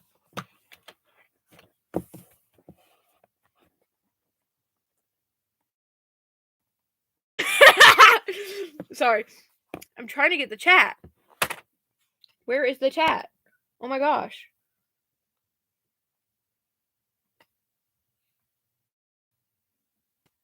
Okay. This is really freaking annoying. Well, goodbye. I guess that did not work the way I wanted it to. Anyway, Fiddleford's memory of the next minute or two was spotty, but moments later she was sitting in a high-backed chair with a steaming cup of Earl Grey. A few feet to her left, Aldman was bound to a similar chair with automatically whinging cables, one that readjusted themselves like constrictor snakes to match his movements. Fiddleford watched in fascination as the interlocking flexible segments moved to keep interlocking? Spring locks? Spring traps? Five Nights at Freddy's? Flexible segments moved to keep the man upright without restricting his breathing, then turned away with a shiver. The power source sat unguarded and gleaming in the center of the room, though it wasn't the only source of light anymore. An old-fashioned golden oil lamp sat beside it, wearing out its wick. For a moment, Fiddleford didn't realize that the Northwest matriarch was trying to get her attention. She jumped when a spinely cold hand touched her arm. Sugar, Philomena? She asked, taking a long sip. I don't have any cream, but I could send a servant for one.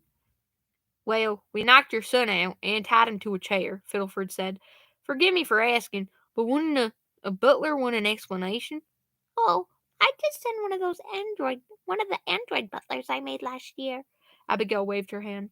Much more efficient than the humans, but my son said they look cheap in the foyers. He never had a taste for innovation, that boy. You're very talented, Mrs. Northwest, Fiddleford murmured, staying very still. She absorbed the thought that this woman was a genius, completely unknown inventor with dazzling talent, and that she was also willing to authorize her own son at a moment's notice.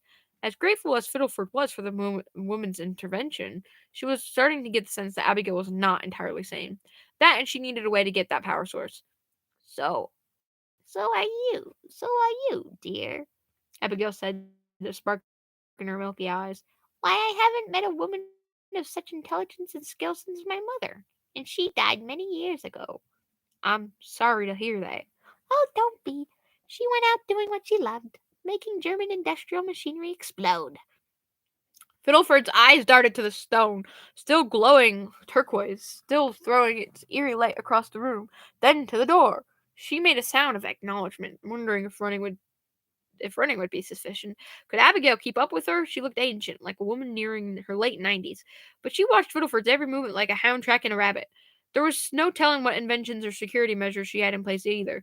Fiddleford might run into the hallway only to be torn apart by a laser matrix or tackled by a human guard. She made a note to herself to strangle Bill if she made it out of the Northwest Mansion alive, then cleared her throat and tried to think of something, anything at all, to say to the woman sitting across from her. Abigail didn't give her the chance. Where are you from, dear? The older woman asked, tapping her toe against the floor. Are you really from Tennessee, or is that a lie, like your name? Fiddleford choked on her tea. Pardon? I'm not. A tittering laugh from the older woman. Oh, don't look at me like that. You aren't in any trouble. It's just a little something I suspected. Most people respond to their names within a fraction of a second, but yours seemed to startle you every time. Oh, that's Fiddleford let her shoulders slump, defeated. I am from Tennessee, Mrs. Northwest. I assumed. Abigail beamed and tucked a single loose strand of deep gray hair behind her ear. Would you like me to call you Philomena, or something else? Something in Fiddleford's chest twisted like a muscle spasm below the ribs. Embarrassment, perhaps. She bit her lip, shrugged, and tried to stammer something out. Philomena's fine, if you please. Wonderful. Now, dear, I'd like to know what you're doing here, the truth of it, as much as you can tell me. Abigail swirled her tea with a broad conspiratorial smile. Fiddleford swallowed, shifting back in her chair, wondering if now was the time to bolt. I swear on my considerable life. Abigail waved a hand in the air, dismissive. Are you here to rob my son? Wait. Are you here to rob my son? If so, I can tell you that the only worthwhile items are the Atlantean tridents 2 floors down in the Egyptian wing.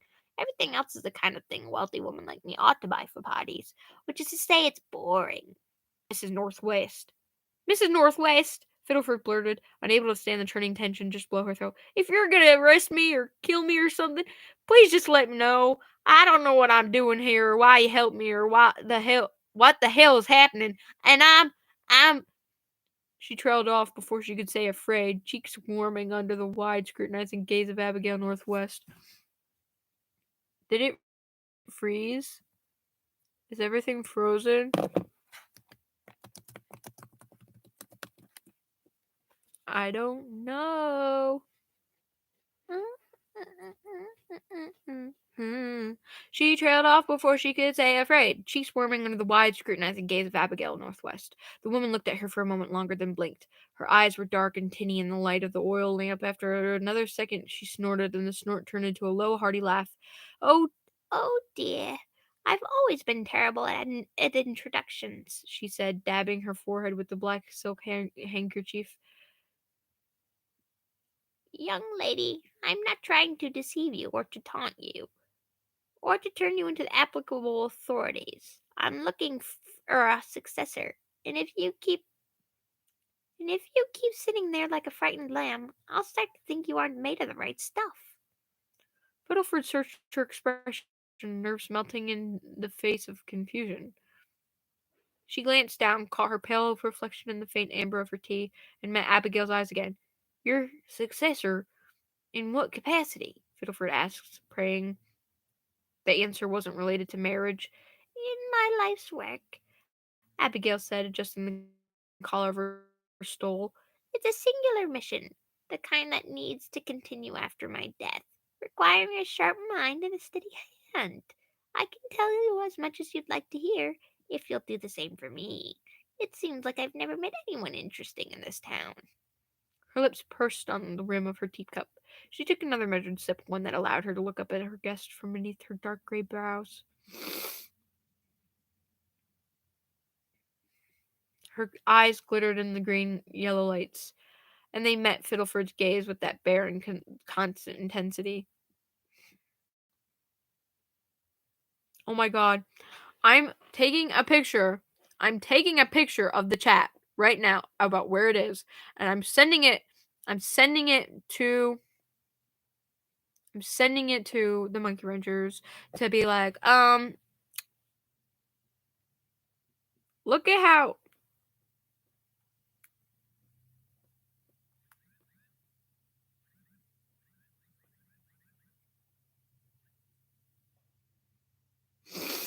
this is so annoying. I want it to be in real time. Anyway, Fiddleford hesitated, feeling her cheeks grow warm under Abigail's stare. This was the way Ford had once looked at her, over a stack of calculations and sticky notes, like he'd found something rare and valuable among the other things other people discarded.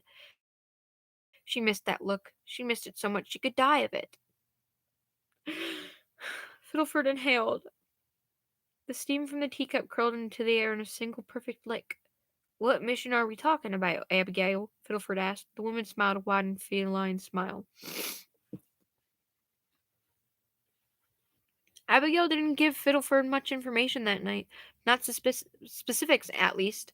Not when Aldman was in the room and could wake up at any time. She told Fiddleford about her mission in broad, important-sounding strokes, making allusions to a world-saving urgency and dismissing it with a flick of her wrist. After a few minutes, she noticed Fiddleford eyeing the energy source and chuckled. Oh, if you'd like to take that thing with you, feel free, she said with a shrug. So long as I can take a scraping of it before you go. I won't have my son his brain with it. "Oh, Lord, thank you." Fiddleford relaxed, feeling very anxious. Feeling very young and very stupid. How'd you know? Was I that obvious?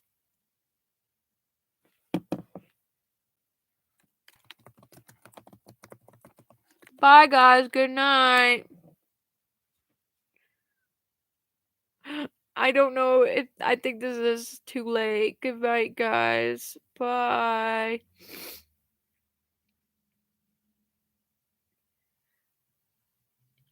Anyone. Anyone with two good eyes could see you were thinking of cutting and running, darling. Abigail chuckled. And my eyes are far better than good. Forgive me, but when we first met, I assumed you might be Blind? Oh, yes, most do. I had my eyes replaced with synthetics years ago.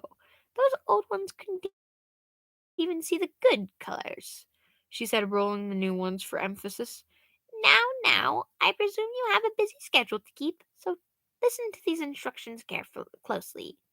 In the 3 minutes in the 3 minutes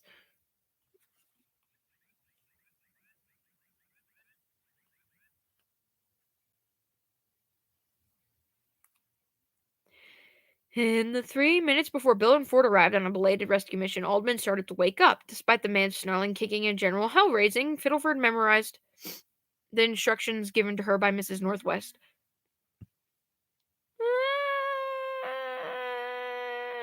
Fiddleford was to go to the library, execute a complicated coded conversation with the elderly woman at the desk, wait until she told her to find Adelaide, go to the basement, check for recording devices or other interference, and read Abigail's entire personal archive. Easy, simple. Agreeing to complete this task, let Fiddleford walk out of there here with that energy source, and that was all she needed to hear.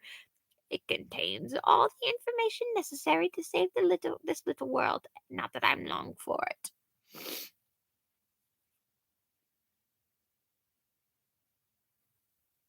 Abigail sighed, steepling her fingers.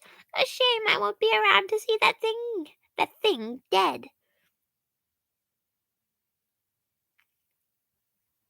But perhaps he'll pass me by on the way to hell. You know, I plan to make my archive public after my death, should I have failed to find a successor. But the people of this town aren't intellectual, to put it mildly.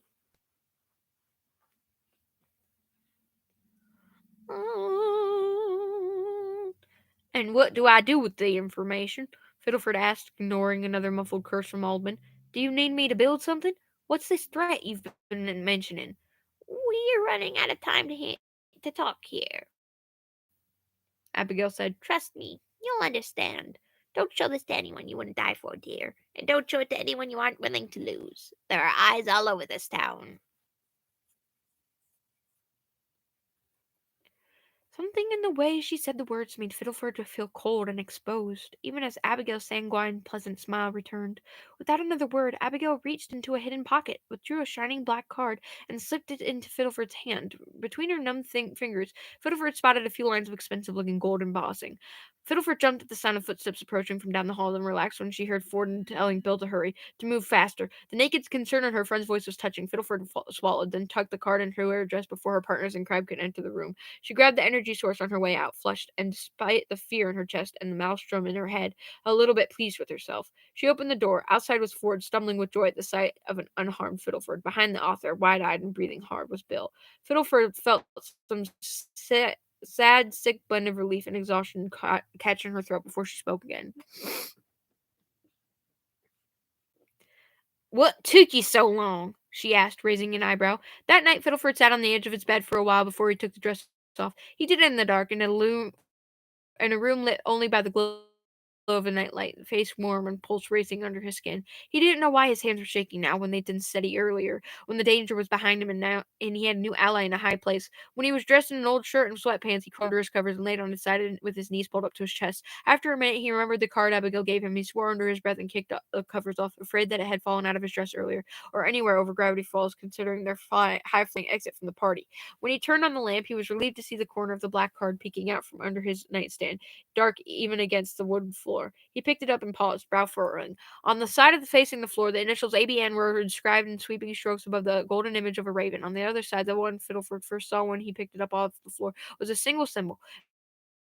It was a skull and crossbones, or close to one. Above the maxilla and mandible, the skull tapered into three sharp points and almost a pyramid, if a rough one. There also appeared to be only one eye in the skull, or perhaps there wasn't a skull at all. Fiddleford, I need to go to the library, he thought, with an urgency he couldn't explain to himself. I really need to go to the library. After another hour staring at the ceiling, heart pounding, anxiety churning useless circles in his gut, he fell into a dreamless sleep. Wow. When Fiddleford remembered the chat next morning, he remembered it in flashes. Waking before the sunrise, sitting up in bed, cold despite the cheerful spring that leached through the wooden walls and into the house. Getting dressed in the exacting and mechanical way he taught himself to dress for church, taking extra care to shave. He remembered looking at himself in a mirror for a long while, like a person trying to memorize the face of an acquaintance he wouldn't see for a long time. When he was finished gripping the sides of his sink and swallowing down every thought that ever entered his head, he left on silent feet. He left a note for Ford and a note for Bill, and he poured coffee into an old paper cup he'd gotten from the diner and washed it out twice. By the time he left, the sunlight had punctured the clouds and bathed Gravity Falls in the glory and gold of spring. The colors side by side were familiar. When he arrived at the library, he made his way to a small woman sitting at the return desk, feeling silly in the fresh light of day. The Northwest were not altruists, and Fiddleford didn't see why Abigail would be any different, though in all fairness, her spiel about finding a successor did have a hubristic edge befitting a wealthy inventor, or perhaps this whole thing was some trick that she was playing on her son and on Fiddleford. She didn't seem to like Aldman, much less love him, and there was no guarantee that she'd said anything she'd said to Fiddleford was true. Nevertheless, Fiddleford approached the old woman with the tortoiseshell glasses and cleared his throat. "Good morning," he said with a sheepish smile on his face. "I'm looking for books about theoretical geometry." The old woman stopped rifling through a magazine, one glossy page curled around her finger. She swept her gaze up and down Fiddleford, one brow held high, then smiled at him and said with a practiced line with natural ease, "We have a number of works on the topic," she said, drumming a free finger. "Like, what in particular is your area of interest?" The conversation that ensued was an exercise in improvisation.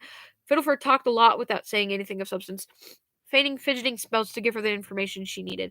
The exact letters he tapped to her in precise but muffled Morse code were TDVD WHIPDG, which what he assumed was some cipher or anagram Abigail had invented. When he completed the code, the old woman nodded and cleared her throat. "Oh dear, I'm afraid my mind isn't what it used to be," she said, with raising her voice a fraction.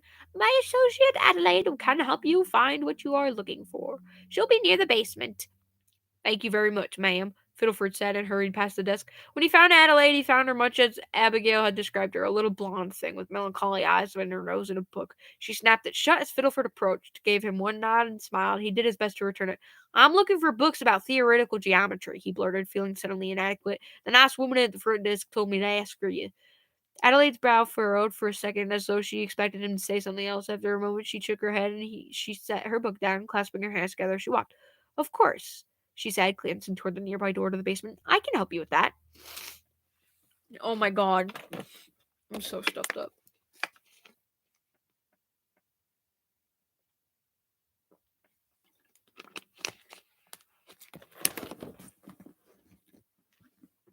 When they reached. Oh, wait. As she turned away, Fiddleford slipped the back card into her waiting hand and she pocketed it. He wondered briefly how a woman who looked barely out of college might know Abigail's complicated and established routine, then dismissed the thought. Part of him, even now, was excited to have learned something nobody else knew, not even Ford. When they reached the basement, Adelaide stepped aside to let Fiddleford through, then escorted him down a blind hallway that sat beside an unassuming shelf. The archive smelled like cloven parchment and perhaps a hint of mildew, placed for a decade or more. "Here's what you're looking for, ma'am." Adelaide stopped abruptly before a small door covered in a fine gleaming dust and began unlocking the 5 odd locks that were built into its surface, revealing with a stuffed ring of silver keys. "Let me know if you need anything." Fiddleford nodded his thanks, then processed her words with an arrested, confused blink. "Well, thank you kindly, but I'm not." He turned away from the door to see that Adelaide was, somehow, already vanishing around the corner. In the few seconds before he opened the door, he realized that she must have called him man. Unless Abigail told her to expect a woman, in which case Fiddleford shook his head once hard and opened the door. In front of him was a sight that sent a bolt of childish excitement along his spine. Oh my god. 2 hours and 48 minutes! 2 hours and 48 minutes, guys. 2 hours and 48 minutes. 2 hours and 48 minutes.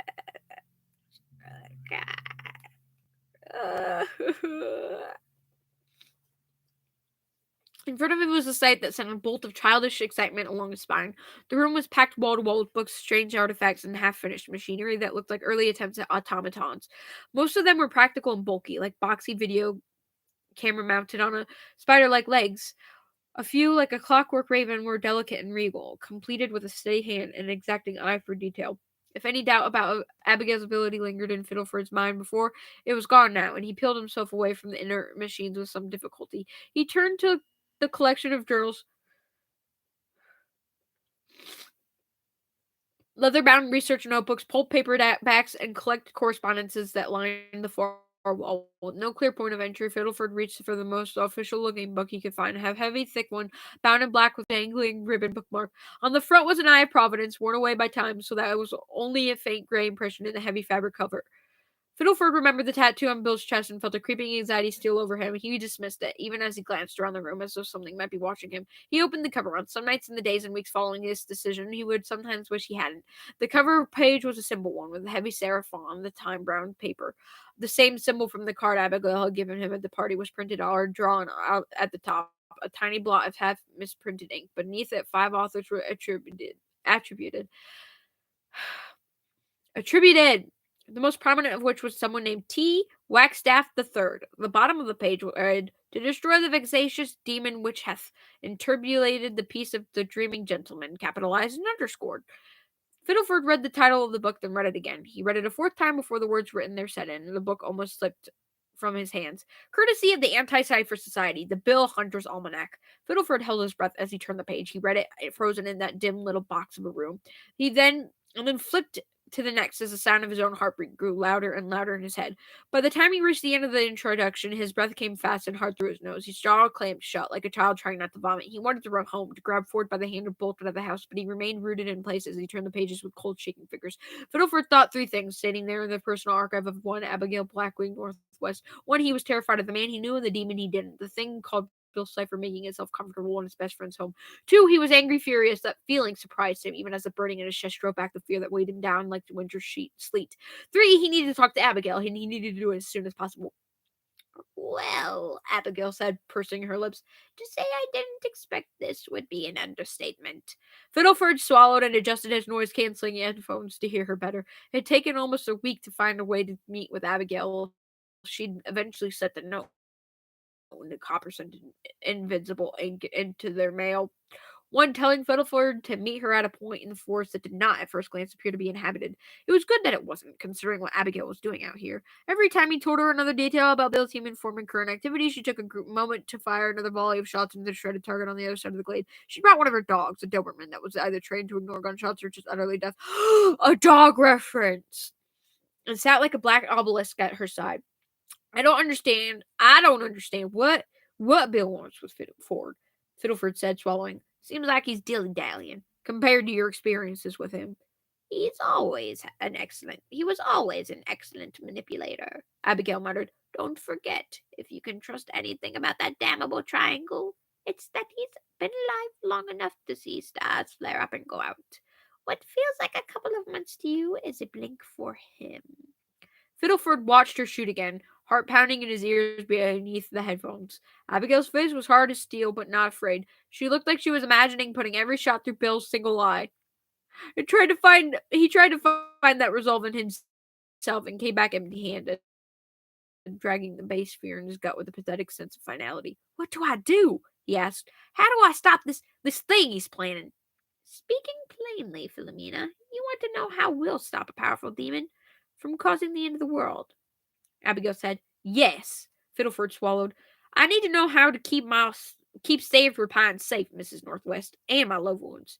Abigail turned, glancing over her shoulder with a close, hungry smile. "Oh, it's simple.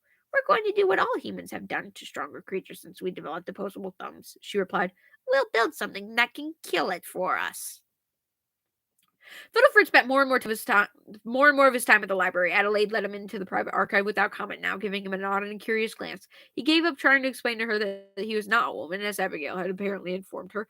And remembering anything about the Northwest Mansion party made his face warm. In the dim, suffocating box of a room, he read everything that the matriarch had gathered about Bill, and it terrified him. There was a collection of entries from mental institutions about patients constantly tormented by nightmares about Bill dating back to the 19th century. I'm constantly tormented by him, too. There were accounts of corpses rising from the dead with yellow eyes near a laboratory in the Caribbean, and a written record of supposed golden-handed demon in India. Fiddleford forced himself to read the entirety of an account of a shockingly recent attempted exorcism in Louisiana, one that resulted in the mysterious, vicious death of a priest. He appeared like a plague in the writings of the worthy people, Fiddleford realized, who were in the same category of genius as Ford Pines, Shakespeare, Sklodowska, Curie, Ibn al-Haytham, and Da Vinci. Bill plagued the rich and the famous. Fiddleford let out a small, incredulous laugh at the realization that Bill had insinuated himself into the life of Elias Inkwell, of all people. He stopped laughing when he found the man's letters to Abigail, in which he offered her the same narcotics by a man who facetiously, Fiddleford was sure, claimed to be a forgotten U.S. president. Despite the odd introduction, the information inside carried a strange weight. The account claimed to have translated a section of early American writing in a cave system below the newly established town of Gravity Falls. "It warns of a demon that can be summoned only by reading a foreboding inscription left on the wall of the cave," read the book. "Fortunately for the remains of my sanity, I could not decipher this part of the code. It would take a true fool of a genius to translate something as ominous as that." With absolute miserable certainty, Fiddleford realized exactly how Bill had managed to enter the once protected town of Gravity Falls. Ford, his best friend in the world, Ford, ever the professed skeptic and ever the desperate believer, Fiddleford set that account down, careful not to tear the fragile paper. He went out into a hallway and sat against the wall, head in his hands. When he lifted his gaze, having dozed off in a haze of fear and exhaustion, he saw that Adelaide had left him a cup of tea. He stared at it, blinking, the perfect curl of steam above the gleaming pink porcelain. He had a job to do. He had a monster to hunt, and like any good hunter, he had to stay downwind of it. Bill couldn't know what was going to happen until it happened, and that meant Fiddleford was going to have to lie like he'd never lied before. He'd have to pretend everything was fine for a while. If you lied enough, you eventually wouldn't be lying anymore. 2 people watching. Who are the 2 people watching? God, this is such a long ass chapter. Why did I say I was gonna do both of them this stream? I should have just done one, and then I should have done the other one next weekend. I'm so fucking tired. Fiddleford feigned normalcy like his life depended on it, because it almost certainly did. He gave Bill a wide berth, but they still lived in the same house, ate the same food, shared the same workspace. It was bizarre to be so close to a demon that had tormented so many souls, to see him laughing and grumbling and behaving for all the world like any other human. Why did I hear a noise? This didn't fit Bill's pattern of manipulation based on the reams of paper Fiddleford had read. Other than a few juvenile party tricks with this fire, he wasn't making a show of being more than human, not to mention that he was downright mushy with Ford. Fiddleford was thrown off balance one day to see Bill staring at his devotee with a giddy flush on his face, like a schoolboy complimented by a pretty teacher. He even suggested to Abigail that this might not be the Bill Cipher she'd known. He could be an enthusiast or a cultist or the like, Fiddleford said with an unsettled shrug. Someone real good at pretending to be Bill Cipher, maybe. Do you believe that? Abigail asked, raising an eyebrow as she handed another book to Fiddleford in the library basement. Fiddleford couldn't say yes. It wasn't based on evidence or education. He just had a feeling as deep as any hardwired human instinct. Oh, I've been reading for almost 3 hours straight. Oh god, Bill was not human. Bill was something else. And this Bill, for all of his strange, I would take a break, but I don't know what to do to take a break. And if I took a break, I would not continue reading. But I'm already this far along into it. Oh my god. I'm already this far along into it, and I already said I would do both chapters, so drink iced coffee, panic attack.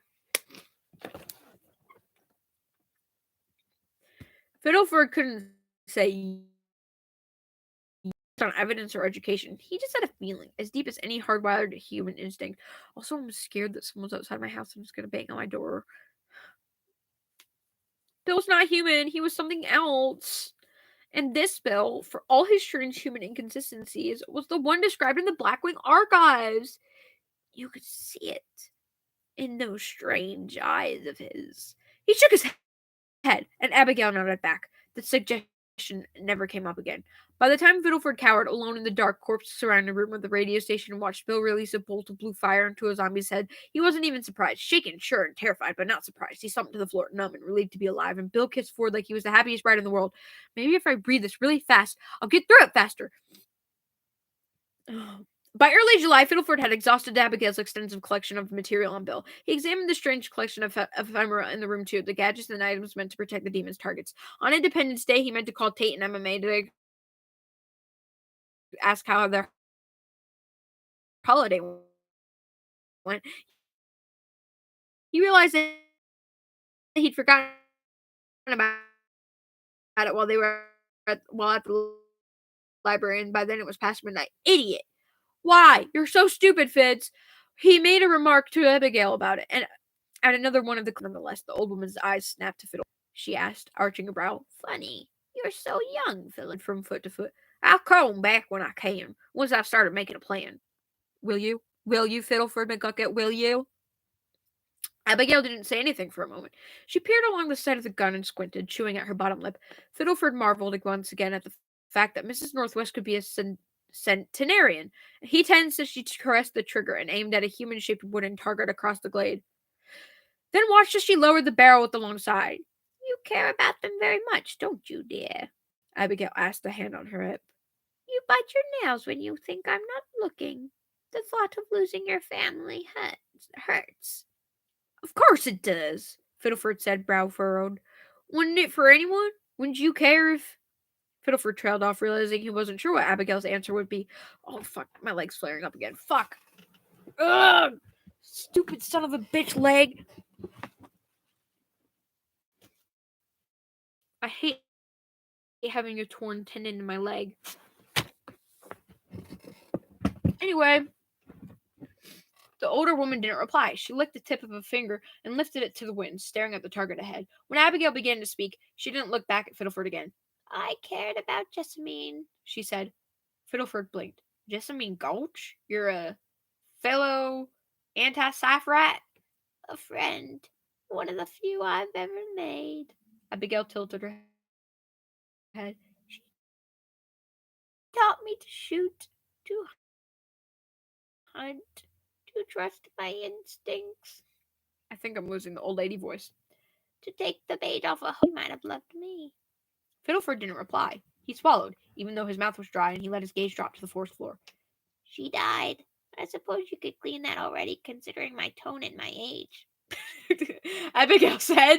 She wasn't as dedicated to the hunt for Bill. She married a man she really loved, and I received fewer and then one day I learned she'd stumbled drunk off a pier and let the waves take her in. And learning that, well, it almost killed me. I'm so sorry, Fiddleford blurted, attention snapping up. But we're very much alike. The Northwest matriarch looked to Fiddleford again, eyes cold, mouth pressed into a line. We love a few rare, worthy people with great intensity. And in a perfect world, that would be a wonderful, wonderful thing. Someone message me.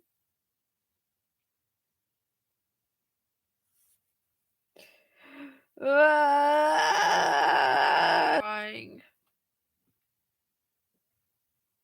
She sighed and produced a single cigarette from an inside pocket. I need a cigarette after this. Oh, it's so emotional. Fiddleford stared at it in surprise, realizing he'd never seen her indulge in that vice before, and wondered with a surge of guilt whether asking her about Jessamine had provoked this. Abigail put the thing between her teeth and snorted when she saw Fiddleford's expression. She rolled her eyes in affectionate, silent admonishment. But this isn't a perfect world, she said. And if you think the devil won't latch onto the people you love and rip their goddamn hearts out, you have another thing coming. The words should have frightened Fiddleford, and they did, on an analytical level, that knew she was telling the truth. But below that, some scrappy survivalist part of him, born and raised in the mountains of eastern Tennessee, was relieved to hear it. He had to keep Emma and Tay as far away from all this as possible. They'd understand when all was said and done. A man had to keep his family safe. I'm gonna stop going to the library so much, he said after Abigail had resumed checking her gun. "I think Bill's starting to catch on that something ain't right." If you think it's prudent, dear, Abigail said, voice light and level once more. Oh, and before you go, I'd like to take you to an estate sale. Someone in my old sewing circle just died and left all her fun things lying around: meteorite shards, old Egyptian artifacts, crystal skulls. Fiddleford blinked. Abigail waited for him to adjust to the shift in their conversation. She let her cigarette dangle from her lips, exhaling a cloud of clove-scented smoke. "You want me to come to a... I'm sorry, it's just that I'm not sure if I can," Fiddleford said. Oh, for goodness' sake, Philomena, indulge me, she said. I haven't had a shopping companion since my hips were still made of bone.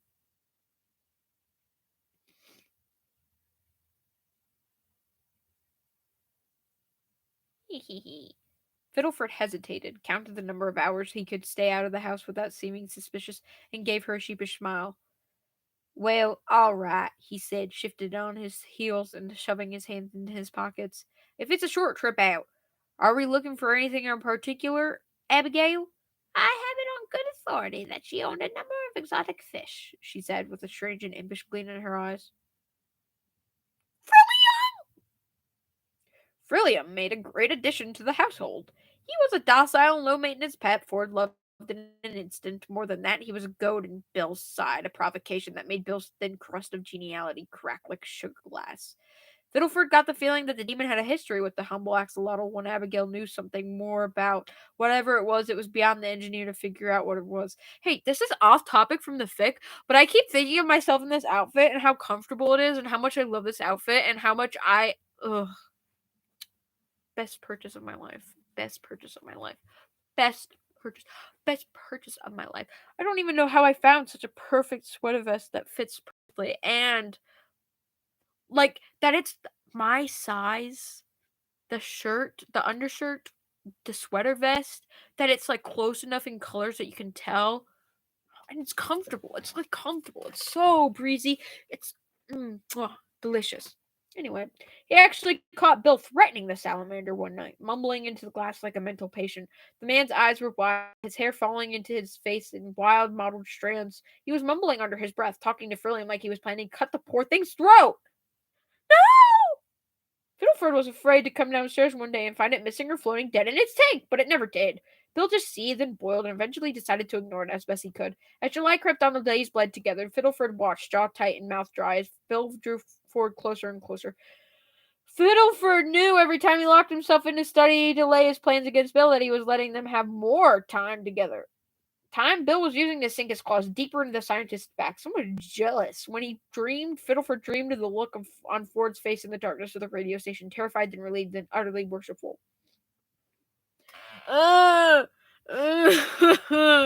He prayed for him. Fiddleford thought one night, biting his tongue until it throbbed. Fiddleford overheard Ford calling Bill his muse more and more frequently. If he had only called Bill Muse, it might have been easier to tune out. But Fiddleford heard the other pet names too. Dear, darling. And that was just things that Fiddleford, if he listened, could overhear. What did Ford write in his journals away from prying eyes? He tried not to think about it. He was a friend, and Ford's first journal from the man's desk and brought it to the study. Ford didn't notice he and Bill were laughing about something, leaning over a diagram pressed shoulder to shoulder. When they looked at each other, they were flushed and short of breath, their profiles warmed and backlit by the lamplight. Fiddleford found himself thinking about his room with Ford in college, while they were sitting on the corner of one of their beds, bathed in the warm milk light of the street lamp outside. Fiddleford kept the journal in the study. He cross-referenced it with the information he'd memorized in the library, left marks in invisible ink on the bottom corners of the pages he'd need. When a few nights later he learned that Bill had crossed into Ford's dreams, he smiled and nodded and dug his nails into the palms of his hands. That night, as Bill did God knew what in Ford's mind, Fiddleford cut out a section of the study wall and created an airtight secret compartment. He knew he could finish by sunup, but the stress of completing the project undiscovered made him sloppy. He'd have to find an excuse to keep Bill and Ford out. If the paint still smelled pungent, he watched the fresh layer dry until sunrise, nose running, eyes burning. He marked the page about unicorn hair, mentioned no less than 12 times by the anti-Cypherites with a vicious spot of invisible ink. It would have been much neater if his hands weren't shaking.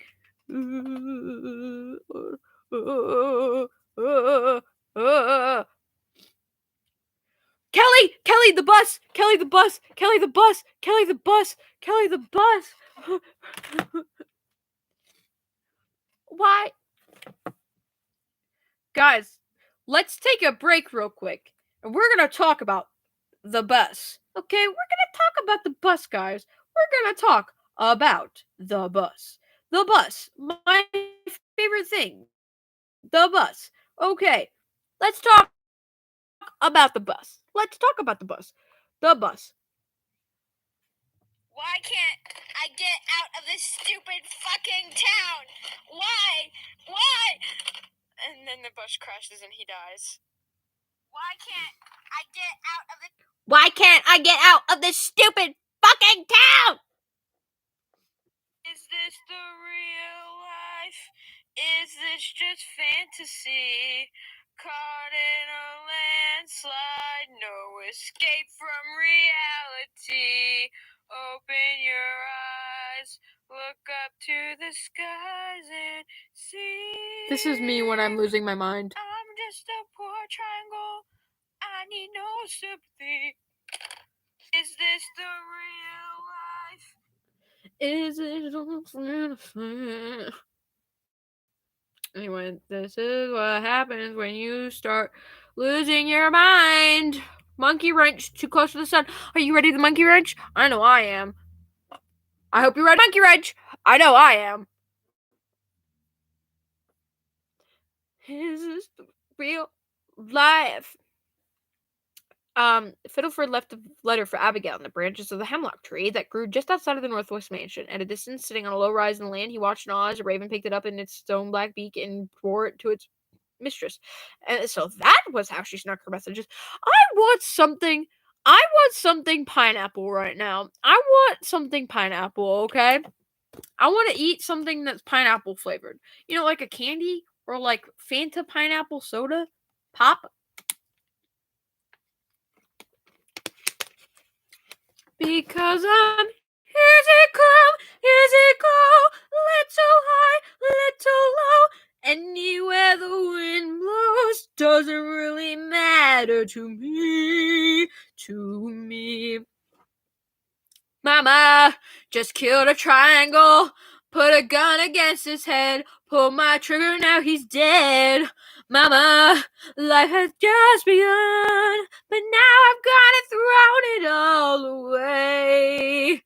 Mama, ooh, didn't mean to make you cry. If I'm not back again this time tomorrow, carry on, as if nothing really mattered. People left the stream as soon as I started singing Bohemian Rhapsody. Okay. Too late, my time has come. Send shivers down my spine. Body's aching all the time. Goodbye, everybody. I've gotta go. Gotta leave you all behind and face the truth. Mama, ooh, I don't want to die. Sometimes wish I'd never been bought it up. Anyway.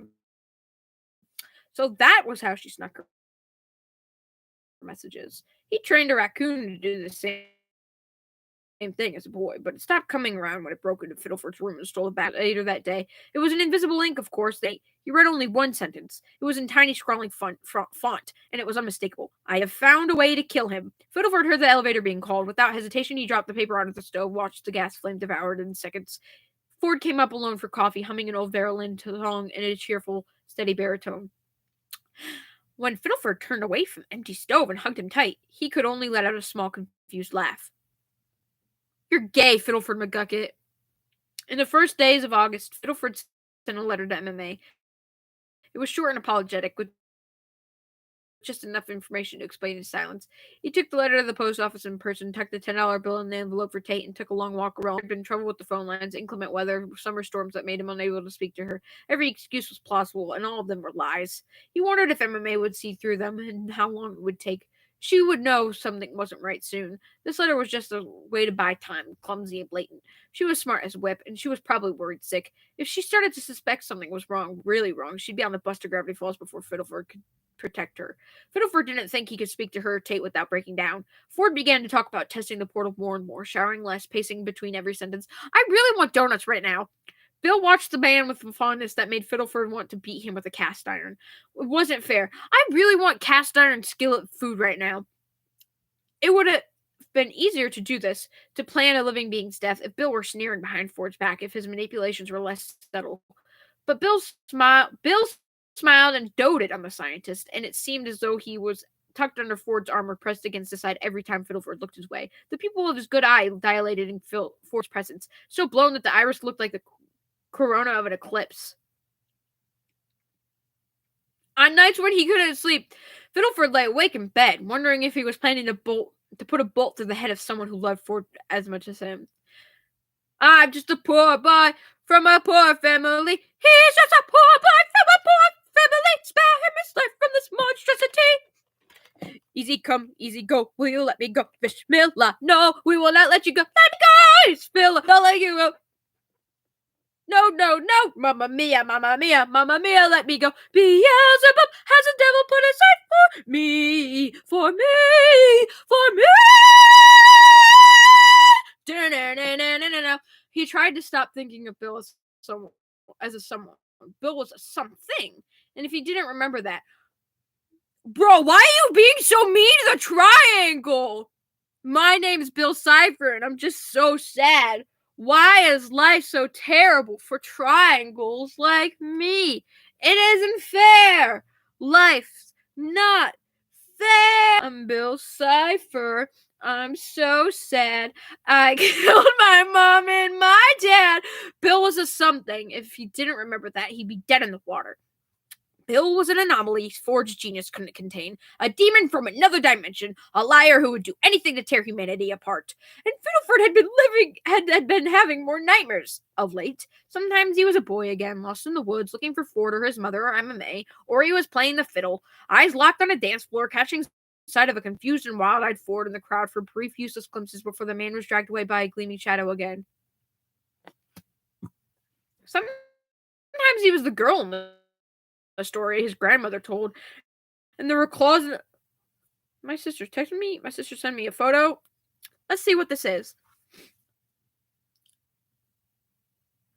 Oh my god!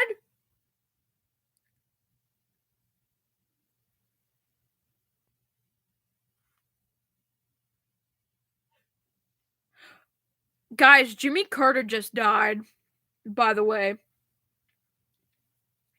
Jimmy Carter, the former president, he died at 100 years old. That's crazy. That's crazy. Sometimes he was the girl in the story his grandmother told, and there were claws digging into his back and waist. Fiddleford looked down at the floor in those dreams, at the moving feet and the creaking wood, because he knew he'd see a pair of golden and pewter eyes if he looked up. He was almost sure that Bill hadn't been in his dreams, as terrible as they were. Abigail had described an intrusion by the demon as unmistakable. Oh my god, my leg's flaring up again. Fuck! Like being shoved face first into an electric fence. She told Fiddleford in her cold, steady, good voice about a nightmare Bill had once given her, in which she tried over and over again to fix a machine that mutilated her hands when she failed. God almighty, Fiddleford murmured, a cup of expensive coffee in his hands. I can't imagine it. Oh, it wasn't so bad. It lit a fire under me, kept me on edge against the bench when I wavered or thought about forgetting my gift. It makes us human, I suppose. Smiled and nodded. The components for the named device she and Fiddleford devised, well, she devised and Fiddleford perfected, were rare. Several, to Fiddleford's chagrin, seemed downright theoretical. He watched, knee bouncing, as Abigail made a number of shorthand notes in the margins, a list of names and locations and steps to take to find various tiny components of the gun. A stable source of power for this device, not to mention the integral pieces, would take years to source, he said, confused. And well, you'd probably need a functional interdimensional portal, which we ought to never have. You would need that, Philomena, Abigail said with a snort, because you'd have to lie and beg and cheat for the things you needed. And you'd do it, I'm sure. But not until decades had passed and what was his name? Your Stanford would be a trophy on Bill's mantle. Anyway, she flicked her pen as she finished the sentence, face neutral. Fiddleford bunched his fingers into the fabric of his pants and shrank back with a shake of his head, struggling to find a reply. Abigail's eyes slid to him with slow, ancient smugness. She handed him the diagram, folded tight, and patted his hand. Unlike you, dear, I married a Northwest, she said, and you'd be amazed what a private fortune can buy. August tired itself out in a haze of rain and sleepless nights. Fiddleford, backed by Abigail, and the terrible growing feeling that this man was drawing tight, threw himself into his work. Kelly.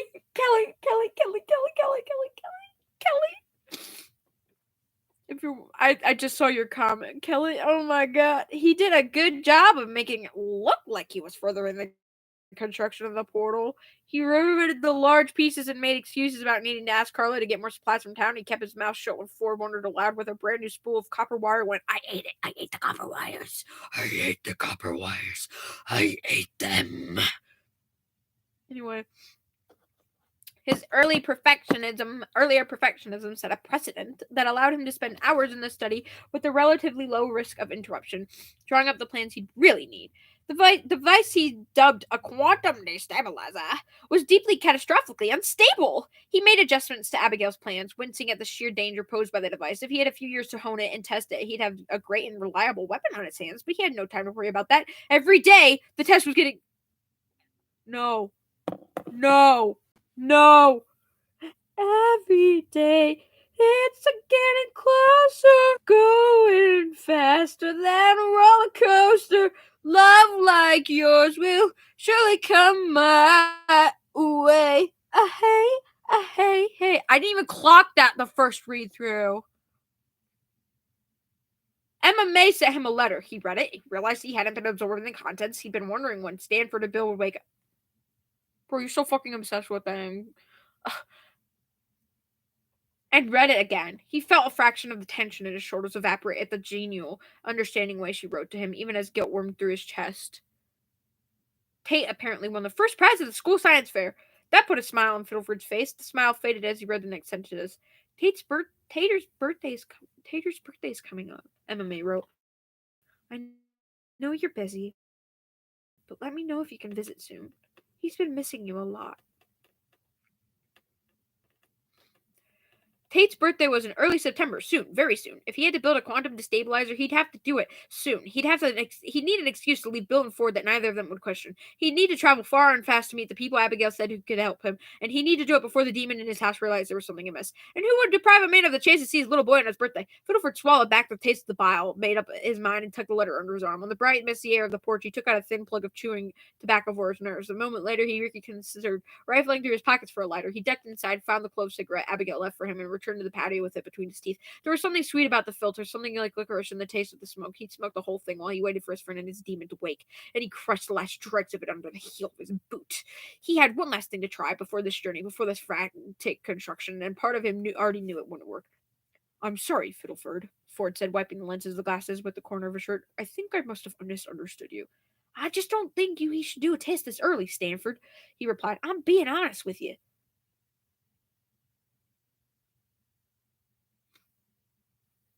CJ, did you just say I need to check in on you? Oh yes. Yes, I am tweaking. I am tweaking. Hee. I just don't think we should do a test this early,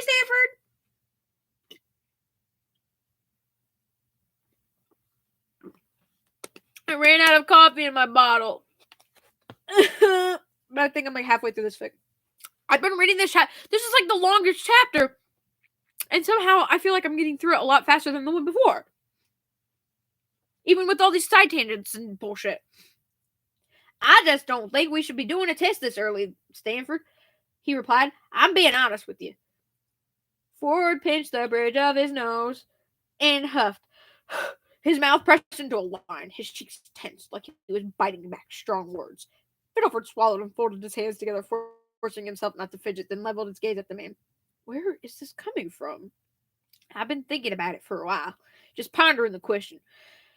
Ford drew himself up and tilted his head back, composed himself like a professor had asked a question he'd already answered. Fine. You have concerns about something weird entering our dimension through the portal. I understand, he said, but we will only be testing it for a handful of minutes, and we'll be doing it in a completely controlled environment. If anything goes wrong, you or Bill or I will shut the device down immediately. Why delay? Fiddleford inhaled, heart fluttering under his ribs. Why not? What's another handful of months? Why test so soon when you're not absolutely sure it'll be safe? Well, never test it. We'll never test it at all if we sit around biting nails and jumping at the sight of our own shadows, Ford muttered, gesturing to the darkness he cast on the floor. We ran the numbers. You checked them 4 times over. What's your real concern? Do you have something specific to worry about, or are you just letting fear get the better of you? There was no way to tell truth. There was no way to tell truth. Okay, there was no way to tell the truth, and no Ford would be safe. Fiddleford knew in the bottom of his gut that he wouldn't be able to articulate it without offending Ford before he could get his point across, or alerting Bill to his plans, jeopardizing his chance to stop this demon before he got what he wanted.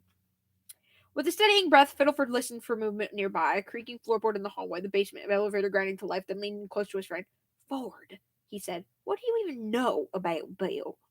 The man's brow furrowed in the dim afternoon light. His eyes were dark and inscrutable, and the lines on his face deepened into something stern and unfamiliar. Already Fiddleford knew he'd made an error. He opened his mouth to clarify his meaning, to soften the words he'd said. Oh, this next part. He's my muse. He's a muse, Ford said, correcting himself with a flash of self-consciousness before he continued. A being from a realm of thought and knowledge, here to assist humankind on its journey. He's given me more than enough evidence to indicate that he's invested in my well-being, and my success, for that matter. How do you know any of that? Fiddleford stopped, took a deep breath, and continued. Do you think he's doing all of this purely for your benefit, Stanford? What's he getting out of this deal? Fucking shit. Ford snorted, shaking his head and turning toward the sink. I have no reason to believe he deceived me. He saved my life before. Our lives. Beside that, he's essentially a god in his home dimension. What would we possibly have to offer him? Baby girl, he's not a god there. He just tore himself out like a fucking sticker from a sticker sheet.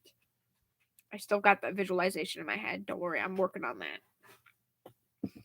A dimension ripe for the damn taking, Fiddleford thought, feeling cold and lightheaded and helpless. He wanted to blurt out everything he knew, to drag Ford to the library by the scruff to see the archives for himself. Why don't you fucking do that then? He thought of them running out of the house together in that muggy, firefly-filled night. He imagined Ford hunched over the materials in the archives, face ashen and full of terrible understanding. Then Fiddleford thought of Bill appearing in the doorway behind them, a hand on fire, his bright eye glowing a sickly, artificial yellow. I just think you ought to be more careful who you give your heart to, Fiddleford murmured, voice quiet under the patter of the running water. Ford stopped inside, bracing himself on the sink. Fiddleford waited for him to turn around, but he didn't. He stood still, looking out the window, haloed by the light of a sun that had just begun to set. What did you say, Fiddleford McGucket? I'm sorry, I didn't catch that, Ford said in a tone that could have been cold or earnest. What did you say?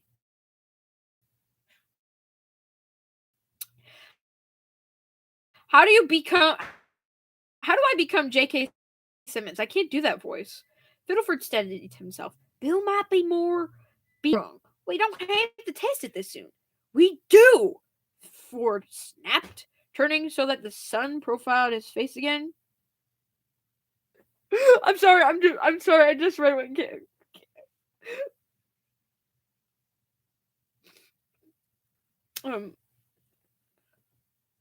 we do, Ford snapped, turning so that the sun profiled his face again. Before Bill came to me, I was wasting great money on frivolous journal entries and a stack of field reports that added up to absolutely nothing. Not to a unified theory, not to a semblance of one. Do you understand what this means to me? My father is... Of course I do, Fiddleford said, standing, a fresh ache in his chest. This means a lot to me too, Stanford. I'm just worried. The silence fell between thick and charged like the air before a summer storm. Fiddleford racked his brain for something to say, then let the tension fall from his shoulders when he came up empty. Short of telling the truth about Bill, there was no way to dissuade Ford from testing the portal on schedule, and he couldn't tell the truth about Bill until he knew he had a way to kill the demon itself. Ford loved it too much. I'm not going to delay the greatest scientific discovery of the millennia any longer than I must, Ford said, voice low but firm. I want us to get the recognition we have always deserved, Fiddleford. That's all I've wanted since I met you. Fiddleford kept his eyes on the heavy pock-marked wood of the table, staring at his folded hands. When he lifted his gaze, he saw his friend looking at him with equal parts confusion and irritation. Fiddleford raised his hands like a man seeking supplication, then let them sink to the tabletop. He didn't know what to say. For all of his planning, he's never been able to say the right thing to Stanford Pines at the right time. Be careful, he sighed after the silence became too much to bear. You know the story about Icarus? He didn't flap hard enough, Ford said with a thin, rueful smile.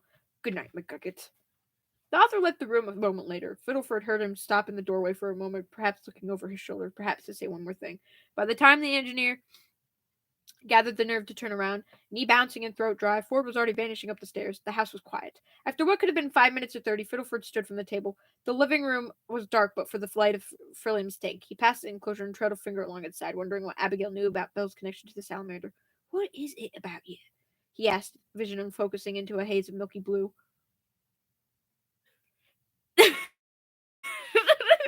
Fiddleford ascended the stairs, a ringing in his ears. Down the hall, he swore he could hear the dual susurration of Bill and Ford's breath, your creep, despite the door between them.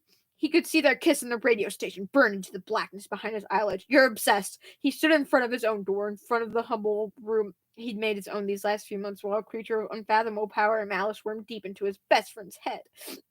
He took 2 steps toward the room, 2 more. When he was in front of the door, oh no, don't do it. Don't do it, Ford. I mean, Fiddleford. He let his hand rest on the knob until the metal sapped the heat from his palm, then slowly eased the door open. It was silent. It was so quiet in the house.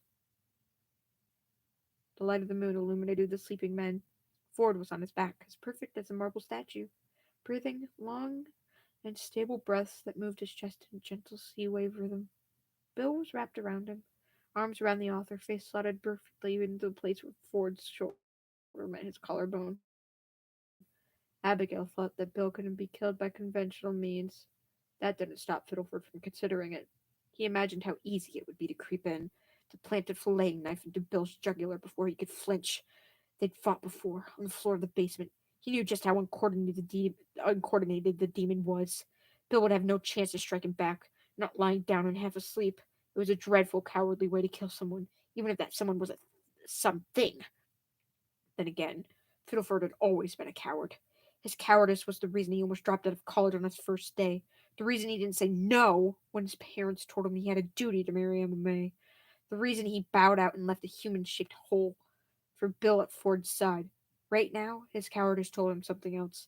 That Abigail was probably right. And killing Bill in human form wouldn't save Ford at all. A knife from the kitchen wouldn't be enough to destroy the demon that reared its awful head in her archives over and over again. It couldn't be enough. So Fiddleford took one last look at Ford's face, more peaceful and content than he'd ever seen it in college. He went back to his room on silent feet, breath held, eyes bleary, and shucked his shoes and socks by the door with awkward mechanical movements.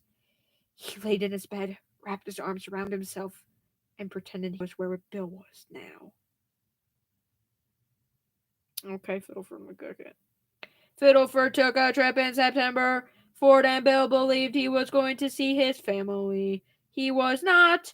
He had an itinerary from Abigail, along with a ludicrous amount of cash hidden in a dozen places on his person, and a strange, heavy credit card that felt like it was made of metal.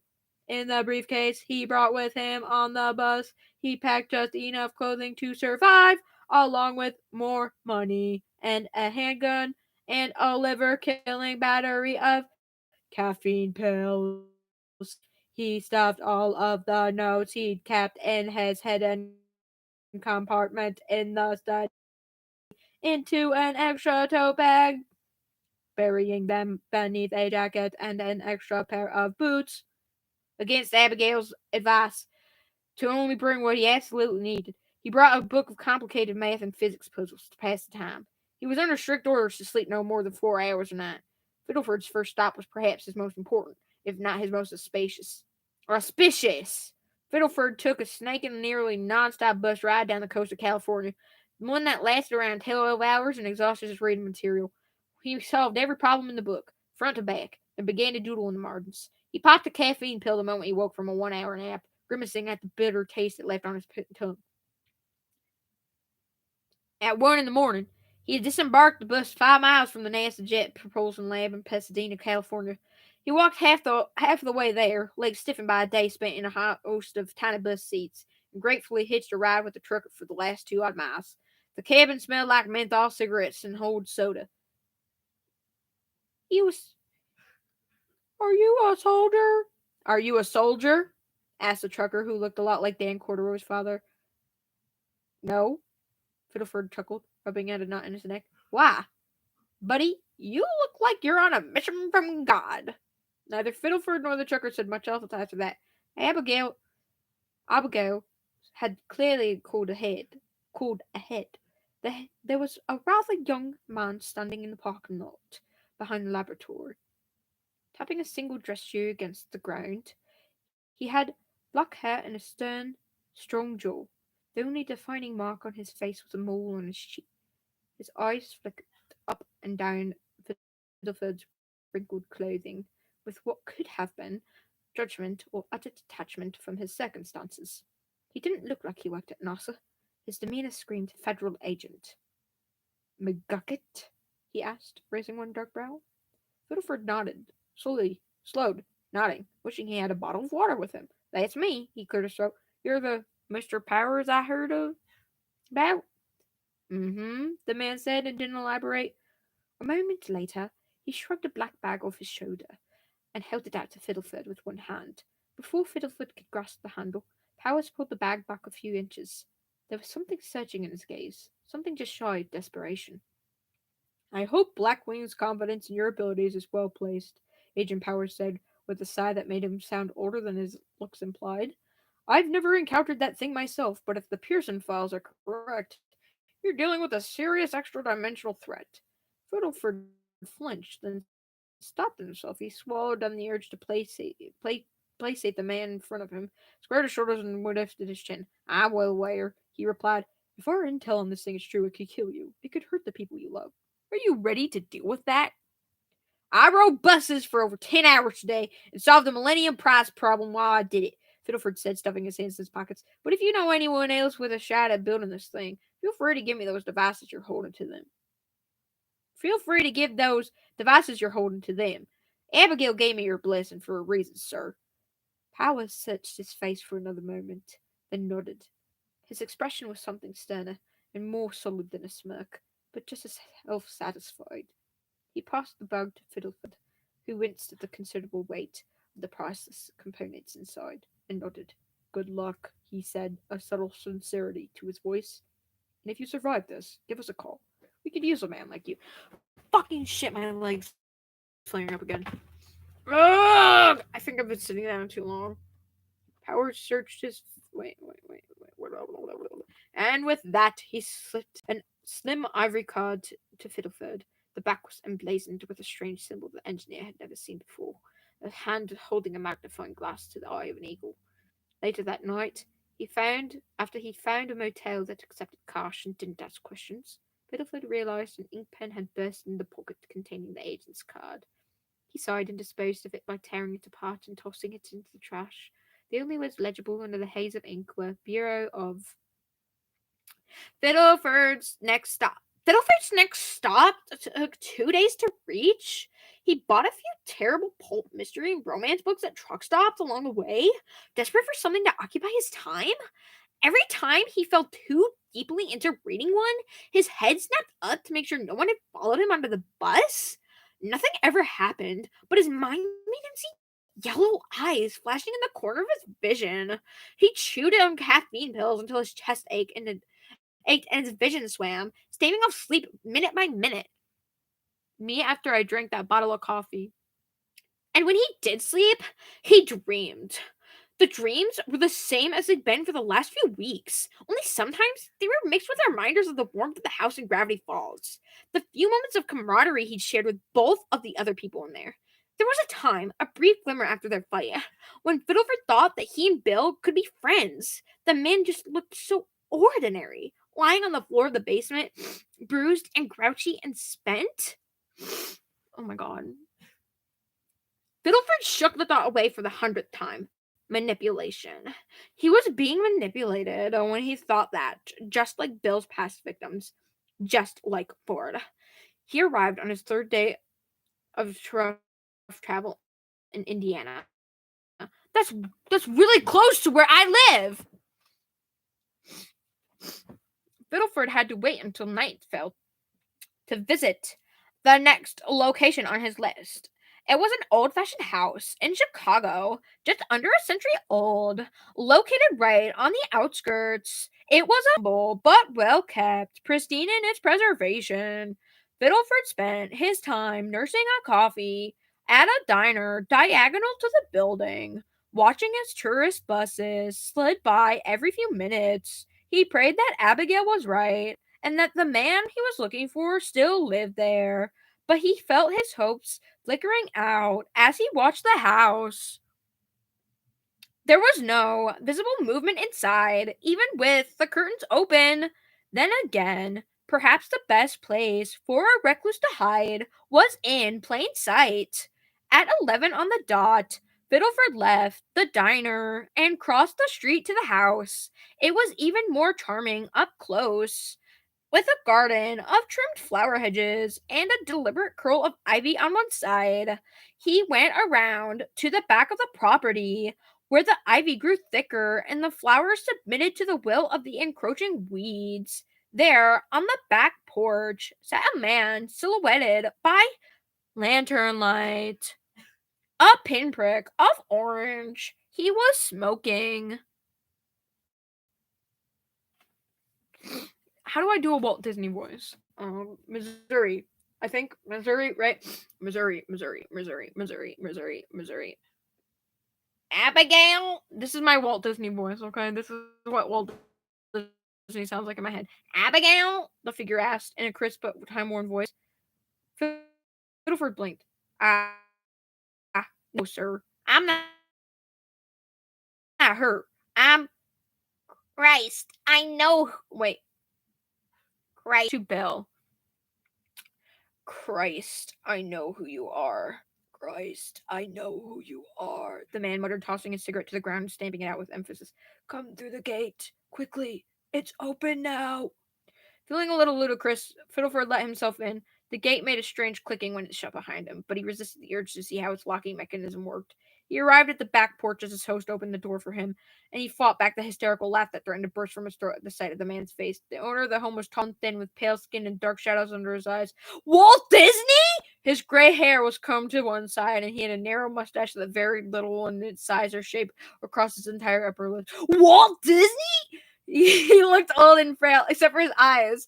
There was a spiteful vitality in them, sharper than it should have been. His face was printed on the backs of hundreds of thousands of VHS tapes, young and benevolent. Walt Disney?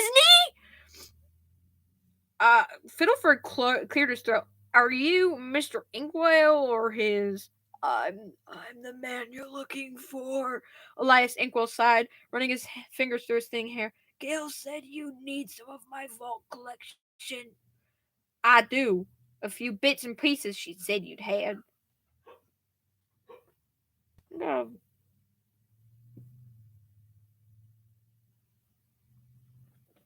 I got a notification, sorry.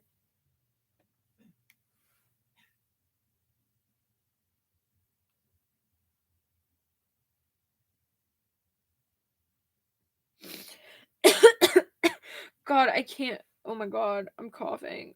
I'm dying. Guys, help me. I'm dying. My throat's so sore. I don't know if you can tell, but I'm like really hoarse right now. A horse? Okay, sorry. I do. A few bits and pieces she said you'd have, Fiddleford said, checking his mental list. She said you'd have a piece of rare 8-bound meteorite for the reticule of the... Shh, Elias hissed, putting a pen-calloused finger over Fiddleford's lips. Not so loud. Can't risk it. Give me a moment, boy. Fiddleford watched, confused, as Elias ushered him into the house, then darted around him to lock the door. There were 6 bolts and 2 built-in locks, one of which appeared to work with some kind of bizarre magnetic device. It looked like a home job, the work of a man who hadn't trusted anyone else to do it. The engineer took a moment to look around the room he'd entered while he waited for his host, marveling at the simplicity of its decoration. This was where Elias Inkwell and his brother grew up, this austere living room with angel statues on the mantel and a faded Persian rug on the floor. The curtains at every window were dark and heavy, and a scattering of dust particles hung suspended in what little moonlight could enter. It was a time capsule of a house, and it wore that age with dignity. Reminds me of my place growing up, Fiddleford murmured, watching as Elias started to a record player. My condolences, Elias replied, dropping the needle on a record with a flick of his wrist. As the song "The World Is Small Ever After for Always" blared through an old-fashioned wooden record player speaker, Fiddleford decided he didn't particularly like Elias Inkwell. They descended a set of iron stairs together to a basement to the size of Fiddleford's entire house in Palo Alto. Here, the pretense of bucolic charm melted away in the face of boyish opulence. Thousands of Mickey Mouse and Davy Duck figurines lined the shelves and walls, grinning at nothing, and a handful of princesses winked from the foreground of paintings on the wall. To Fiddleford's chagrin, Elias flipped another record to the player as they went by, and the song playing upstairs rang through the bright hallways. Are you a fan of the song? Or is it just something Bill hates? Fiddleford asked, wrinkling his nose. Elias snorted as he climbed a ladder to reach a high, dusty shelf, leaving Fiddleford alone in the middle of the room. You think I listened to this willingly? Well, your company made it, Fiddleford said, furrowing his brow. Maybe it's a favor to yours. A silence. There was a clicking near the ceiling of the basement, like a combination lock being picked. Elias fiddled with something, muttering a curse. After a moment, he seemed to find what he was looking for up there. I've almost been doing this for 4 hours! We made it to keep Bill out of my head, Elias said, standing still at the top of the ladder. It worked. An ordinary sound. Do you guys like my Elias? Do you like my Walt Disney voice? An ordinary song? Fiddleford has brow furrowed. That worked?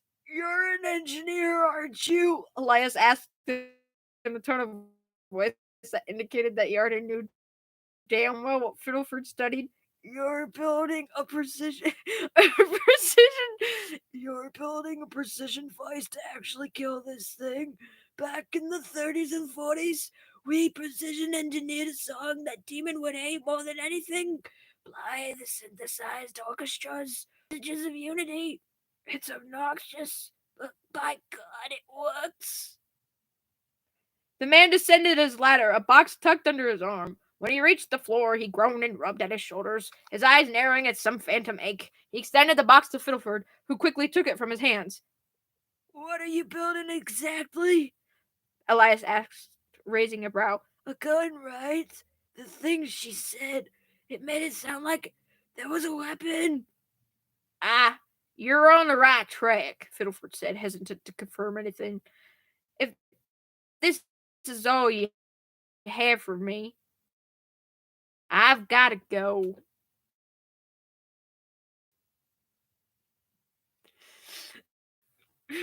Thank you, CJ. I appreciate your support. He turned back toward the basement stairs and jumped at a sudden pressure on his arm. Don't touch me, Walt Disney! He looked down to find Elias's hands locked around his bicep, long fingers pressing into the fabric of his shirt. When he turned back, he found the old man gaunt and bleary-eyed. Son, I haven't slept with that song. I've slept with that song playing every night for the past 44 years, Elias said, voice heavy with exhaustion. I don't want to die with the record player running. Kill that demon for good, and I will make you my heir. Fiddleford opened his mouth to refuse, then hesitated. There was no pretense in Elias's gaze, only pure and desperate earnestness. Fiddleford thought about the implications of what he was saying and tensed. Every night, thousands of them, just to keep Bill out for good. He nodded, and Elias sagged with relief. The promise of money made the possibility of victory more real for the man, more tangible. Well, that's real nice of you, Mr. Inkwell, Fiddleford said, detaching himself from the man's grip. You have a safe night now. I'll be moving on. Under Elias's watchful eye, he left the house. The man was kind or cautious enough to call one of his loyal, silent employees to drive Fiddleford to a nearby motel where he paid him more cash and holed up in a room with a small window. He looked at the items the man gave him in the milky lamplight. There were crystals there, meteorites so perfect and hard they could handle the concentrated heat and raw energy of the quantum destabilizer without melting or exploding into powder. Fiddleford turned them in his hands, marveling at how heavy they were despite their size and clarity. Then fell asleep with the box. They came and clutched into his chest. The song from Inkwell's house echoed in his head that night. It smothered whatever dreams he would have, and for that reason, he could almost tolerate it. I've become a Dalek from Doctor Who. The days bled into each other. Fiddleford's mind was an autoclave. My mind is also an autoclave.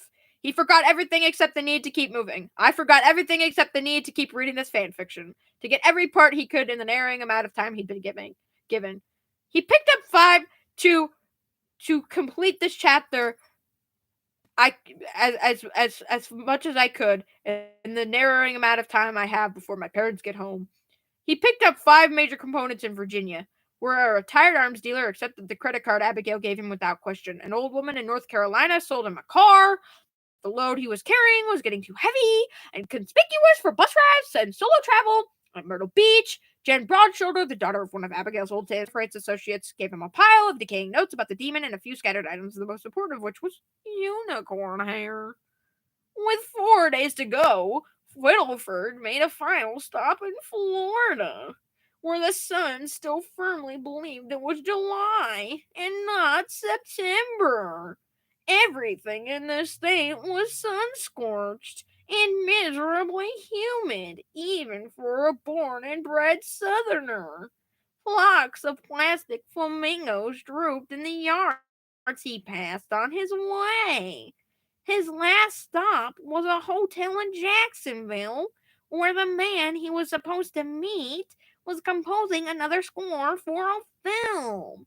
Some sci-fi film. Something with Blade or Blades in the title. Kelly, you called that. Kelly, are you still here? Kelly! Kelly, you said Blade Runner. Kelly, you predicted it. Kelly, is there something you know? Is there something you know, Kelly? I'm watching you, Kelly. Fiddleford checked himself in the rearview mirror of his cheap van when he found a place to park. There were deep shadows under his eyes, purple and speckled with his natural freckles. He had a bruise on his cheek where he'd run into a door frame the night before. I'm about to run into a door frame after reading 4 hours straight, guys. 4 hours straight. Let's make it 6. He fixed his appearance as best he could. This will not take me another 2 hours, I say. Raking his fingers through his hair at the side and stepped out of the car with as much confidence as he could muster. It was enough confidence to carry him through the lobby without incident. A woman at the counter raised an eyebrow but didn't stop him. He looked like a man on a mission, and she didn't care to get involved. The elevator ride to the top floor was smooth and seamless, and before he knew it, Fiddleford was knocking thrice on the door of the nervous language that was probably Greek or German. The man who answered the door had a round face and long, wild black hair to frame it. The room behind him was lined wall to wall with electronic pianos and strange devices. Fiddleford craned his neck to see more of them. Oh my god, I really hope I don't pronounce this. Zangelics? Fiddleford asked, cautious and hopeful. The internationally recognized film score to Abigail, the reason Bill loathed synthesized music altogether, looked him up and down and then smiled. You're the person Abigail mentioned? You're the person Abigail mentioned? Yes? I could read it on your face. I could read it on your face, he said with a shrug. You're confident, but you're terrified. You have every right to be. The remark stung, even with the compliment. I'm doing my best not to be. Come in, Zangelix said, opening the door wider. We shouldn't talk about these things in the hallway. Fiddleford entered the room, ducking under a hanging pennant and almost tripping on a dozen weird little petals. I want donuts, guys. Zangelix pointed toward a table where a coffee maker was plugged in next to a silver board covered in knobs. I want more coffee, guys. Fiddleford wondered how long all this took to set up and what kind of fire hazard the half dozen power strips on the ground posed at any given moment. Do you have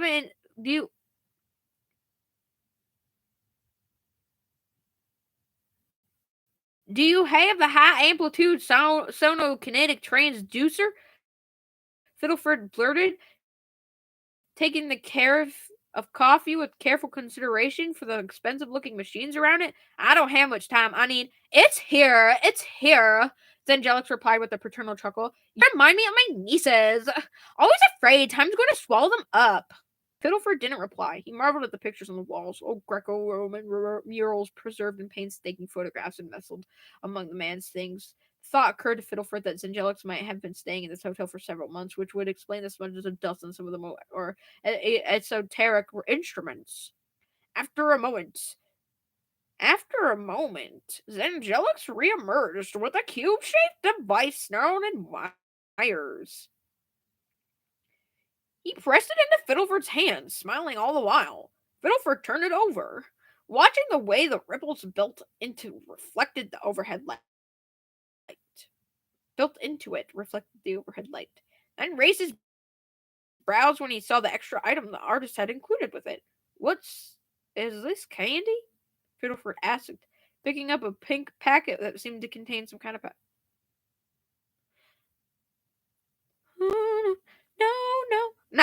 No. Well, yes, but no, Zangelix said, waving a hand. It's much more than that. Fiddleford blanched. Drugs? No! I've never touched a drug in my life, Zangelix said, one hand over his heart. It's the closest I got. I was desperate for help, and to find a way to get Bill out of my head. This just gave me what I needed. Right, Fiddleford said, eyeing it with a morbid curiosity. I ought to get going then. Thank you so much. What do I owe you? Send me a picture of the thing's corpse, Zangelix muttered, something cold entering his gaze, so I know it's dead. Fiddleford blinked. A moment later, Zangelix was smiling again, donning a pair of round sunglasses and gesturing to the door.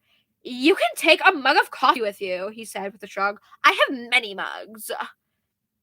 Fiddleford did, in fact, take a mug. Well, someone said they wanted a Valley Girl, so I'm giving them a Valley Girl, but the thing is, I think they left. Fiddleford didn't take a mug. He tucked the sonokinetic transducer into the pocket of his pants, one hand clasped around it in the pocket of whatever the hell the smile dip was. He made a promise to himself to flush the stuff down the sink at his motel that night. He was already dealing with enough extra-dimensional nonsense without it. Fiddleford, in a moment of scientific curiosity and personal weakness, ate the contents of the packet. He didn't remember doing so, but he knew he had, because he was neither awake nor dreaming at the moment. He did not remember there being a giant dog in his room when he fell asleep. A glittering waterfall poured from the heavens a few feet to his left, and the ground was a vibrant and oscillating pink. Looking anywhere for too long made his eyes throb, for lack of a better word. My eyes have been throbbing ever since I read the Book of Bill. Oh my god, I thought my parents came home and it was just the wind. Put me on the mic. I could give him a proper old man voice. No! He needs to sound like this. Everyone in my head sounds like this. CJ, when I read your texts, this is what it sounds like. This is a voice.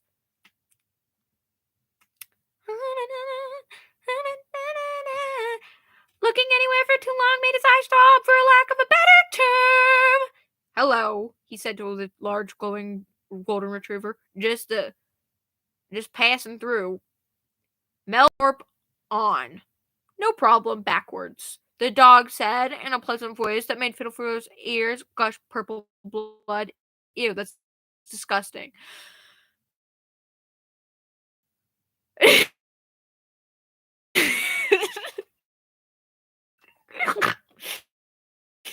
The engineer wasn't really. The engineer threw the glitter curtains of skirt and current vision into another. He wondered if the hippie types of backups more who talked about astral projection had a point under all their new age spiritual nonsense. His emotions felt distant, like they trailed a few feet behind him. Ew, that's disgusting. If he stopped moving, they'd catch up. Everything flickered by like film tape about to reach its burning point, and he narrowed his eyes against the overwhelming glare. Fiddleford didn't know he'd stopped falling through realities until he felt the phantom touch on his arm. His vision settled and stilled when the color stopped blurring, and suddenly he wasn't moving anymore. He blinked and inhaled a lungful of cool, humid air. He felt like he was floating, like his existence here was a suggestion. Nevertheless, it was nice to be in one place. Burger King foot lettuce. The last thing you'd want in your Burger King burger is somebody's foot fungus. It's all right, said a woman, voice low and smooth. You're all right, traveler. Breathe. There's a good human. Hello, I'm Jesselbrom, and I have 7 eyes, 'cause I am Jesselbrom. Fiddleford did as she asked, eyes fluttering shut, tension flowing from his shoulders. CJ, I know you don't sound like that. We've talked on the phone multiple times. I just mean, when I read people's messages, it sounds like this. It sounds like a valley girl. Fiddleford did as she asked, eyes fluttering shut, tension flowing from his shoulders. When his heart rate slowed, the invisible hold all around his arm loosened, and he was able to look around. He let out a small, incredulous laugh at the sight of the shrine in which he found himself. It's Frillium. It's him, he murmured, voice gentle. It's Frillium. It probably wasn't Ford's pet, but the room he found himself in was smothered by beautiful paintings and tapestries and carvings of axolotls. Me, I want axolotl baby. I need a little axolotl baby shrines. They're so cute. I love axolotls. Incense that smelled like salt and rain and sandalwood burned into sconces around the room, wreathing him in violet smoke. Fiddleford felt a lump rise in his throat at the sight of a flower chain hung over a fireplace. It reminded him of something MMA made when they were when they were in college, when things were so much simpler. Frillium, the woman laughed, the sound clear and pure. I like that name. I think Axe would like it too. Fiddleford turned to face the voice. He felt his reply die in his throat. The woman before him was tall, with blue skin and a heavy hooded cloak that shadowed her high cheekbones. I love everyone's interpretations of Jesselbrom, but I always imagined her as purple. Purple guy! And a heavy hooded cloak that shadowed her high cheekbones. She was regal in the way an angel was said to be regal. She was a wheel with lots of eyes? In that she was frightening. Her 7 eyes gazed down at him with raw curiosity. Who are you? Fiddleford asked, hoarse and wavering. I should be asking you the same question, she said with a smile and a concerned notch in her uppermost brow. It's not every day that a human manages to astral project here on their own. Fiddleford made a note to apologize to hippies he'd scoffed at in college. He realized. Yes, Kelly. Yes, Bill does die. There's a ship. Monkey Wrench by the Foo Fighters plays on the boombox. Ford wakes up, and then Bill hits the gritty. And then B shows up, and Monkey Wrench is all over the place. You don't understand Monkey Wrench, Matthew. I told you I was live streaming. Oh my gosh. No, what do you think I've been doing this whole time? I'm still reading. Matthew said, what the fuck are you talking about? He realized, cheeks growing warm, that he was sitting on the floor of this being's home. He stood and dusted himself off, unable to tear his eyes away from her face. She should have terrified him, but there was something beautiful in the alien contours of her face. He felt some strange, unromantic yearning in his chest, warm and melancholy.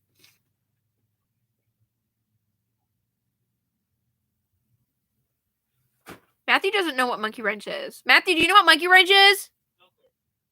It's... Oh, how do I explain this?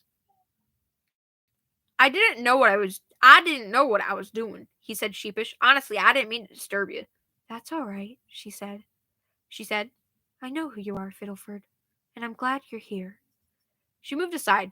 I like how I go from like these extreme voices. The monkey rangers say hi, Matthew. I like how I go from these extreme and crazy voices to just talking like this. She moved aside toward a carving on the western wall. Fiddleford jumped back, heart in his throat, at the sight of a triangle with the central eye carved into the wood. Oh my god, it's Bill Cipher! She raised her hand and smiled, looking sheepish. Don't worry. Bill can't see through this. It just helps me keep track of him, she said.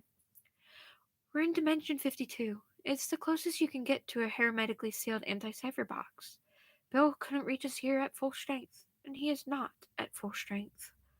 She snorted when she said this. Fiddleford, despite himself, felt a ridiculous smile grow on his face. How do you know who I am?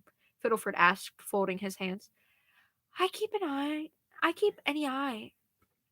any eye on Dimension 46. Apostrophe backslash. That's yours. And whatever Bill's planning in it. She explained, four of her eyes drifting to Fiddleford while three looked for something else. I've known him for eons, and I know he has to be destroyed. Above all else, in every timeline, I understand this. You're an oracle. The word came to Fiddleford unbidden. He trailed behind her, intangible and used to the feeling of hovering like a phantom. You know how to stop him. How to keep him out of Ford's mind and mine. I need you to tell me how to... Ugh, I'm dying. My head hurts. I'm tired. I want to go to sleep. I think I'm crashing from the caffeine. I need more caffeine. But I'm not getting up from the spot. Not until this is done. Then I will get myself more coffee.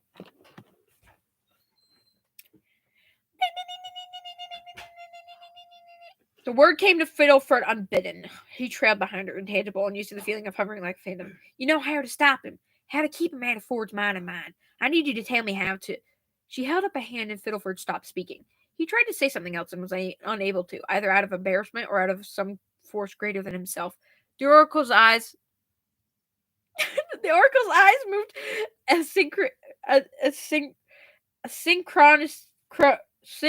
synchronously. Now, I don't fucking know how to say that word. I know what it means, I just don't know how to say it. Like she was reading a dozen books at once. After a moment, they snapped back to him, intent and aware. The future isn't set in stone, she said, a note of odd caution in her voice. Not even this future. There are more paths forward now than there ever were before.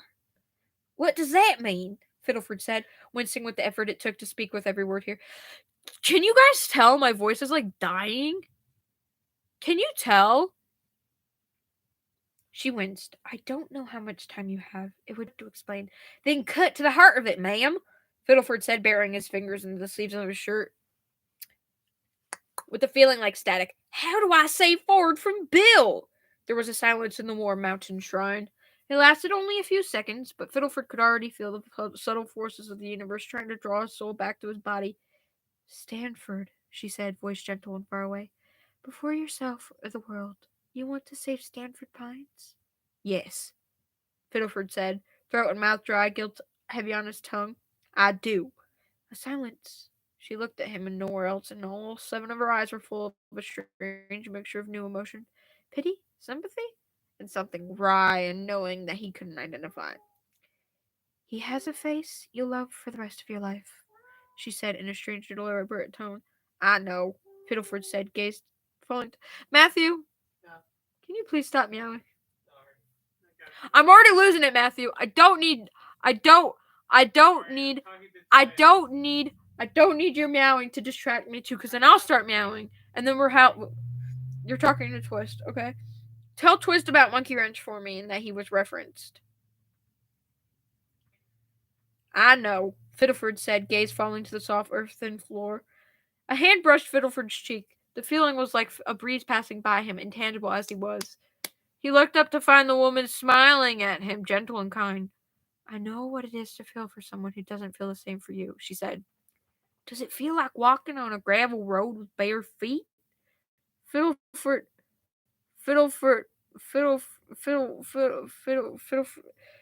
mumbled, a shred of misery knotting around his heart. Of course it does. the Oracle said, dropping all poise for a moment as 3 of her 7 eyes rolled. Fiddleford McGucket, it's the fucking worst. Meow, meow, meow, meow. See what you did to me, Matthew? Meow, meow, meow, meow, meow. Fiddleford laughed in surprise to hear the word fall from her lips. For the first time in weeks, he really laughed, and the sound was high and a little hysterical. He felt tears slip from his eyes and float in the air around his face. When he was calm again, he tested his connection to the dimension. He floated upward slow and steady, wondering if this detachment was Bill felt in his real form. The thought of the demon made his smile fade, and the Oracle's eyes marked the change in his demeanor. He felt scrutinized, but not judged. She pulled away from him and folded her hands, looking into the middle distance with a pensive expression. If you want to save forward from what Bill is planning now. Wait a second. Okay. So, my theory for this. If you want to say forward from what Bill's planning now, do what you've been doing. Okay, so Bill's planning is the portal shit, right? So this is like staging an intervention almost. This is almost like staging an intervention. So this is inadvertently, like, the way that this is being played out is like, oh yeah, stop Bill, but don't kill him. Don't kill him. Don't kill him. Think before you shoot. What does she know? What the fuck do you know, Jesselbrom? Fiddleford moved forward, reaching a hand toward the woman's velveteen robe. What do you mean? He asked with strained and plaintive. Please, I don't... You're waking up, said the Oracle, running her fingers through Fiddleford's incorporeal hair. If you guys meow, I swear... Meow, meow, meow, meow, meow. You'll make the right decision. I'm sure you'll make the right decision. Fiddleford opened his mouth to speak her, beg, or tell her he wasn't sure he'd been making the right decision for weeks now. Then he was falling through flashes of darkness and light, fast and heavy as stone. His sensation was returning to him, bright and painful. He wondered if this was how Bill felt in the process of incarnation. However, it worked. Oh, my leg hurts so bad. Oh my god, my fucking leg.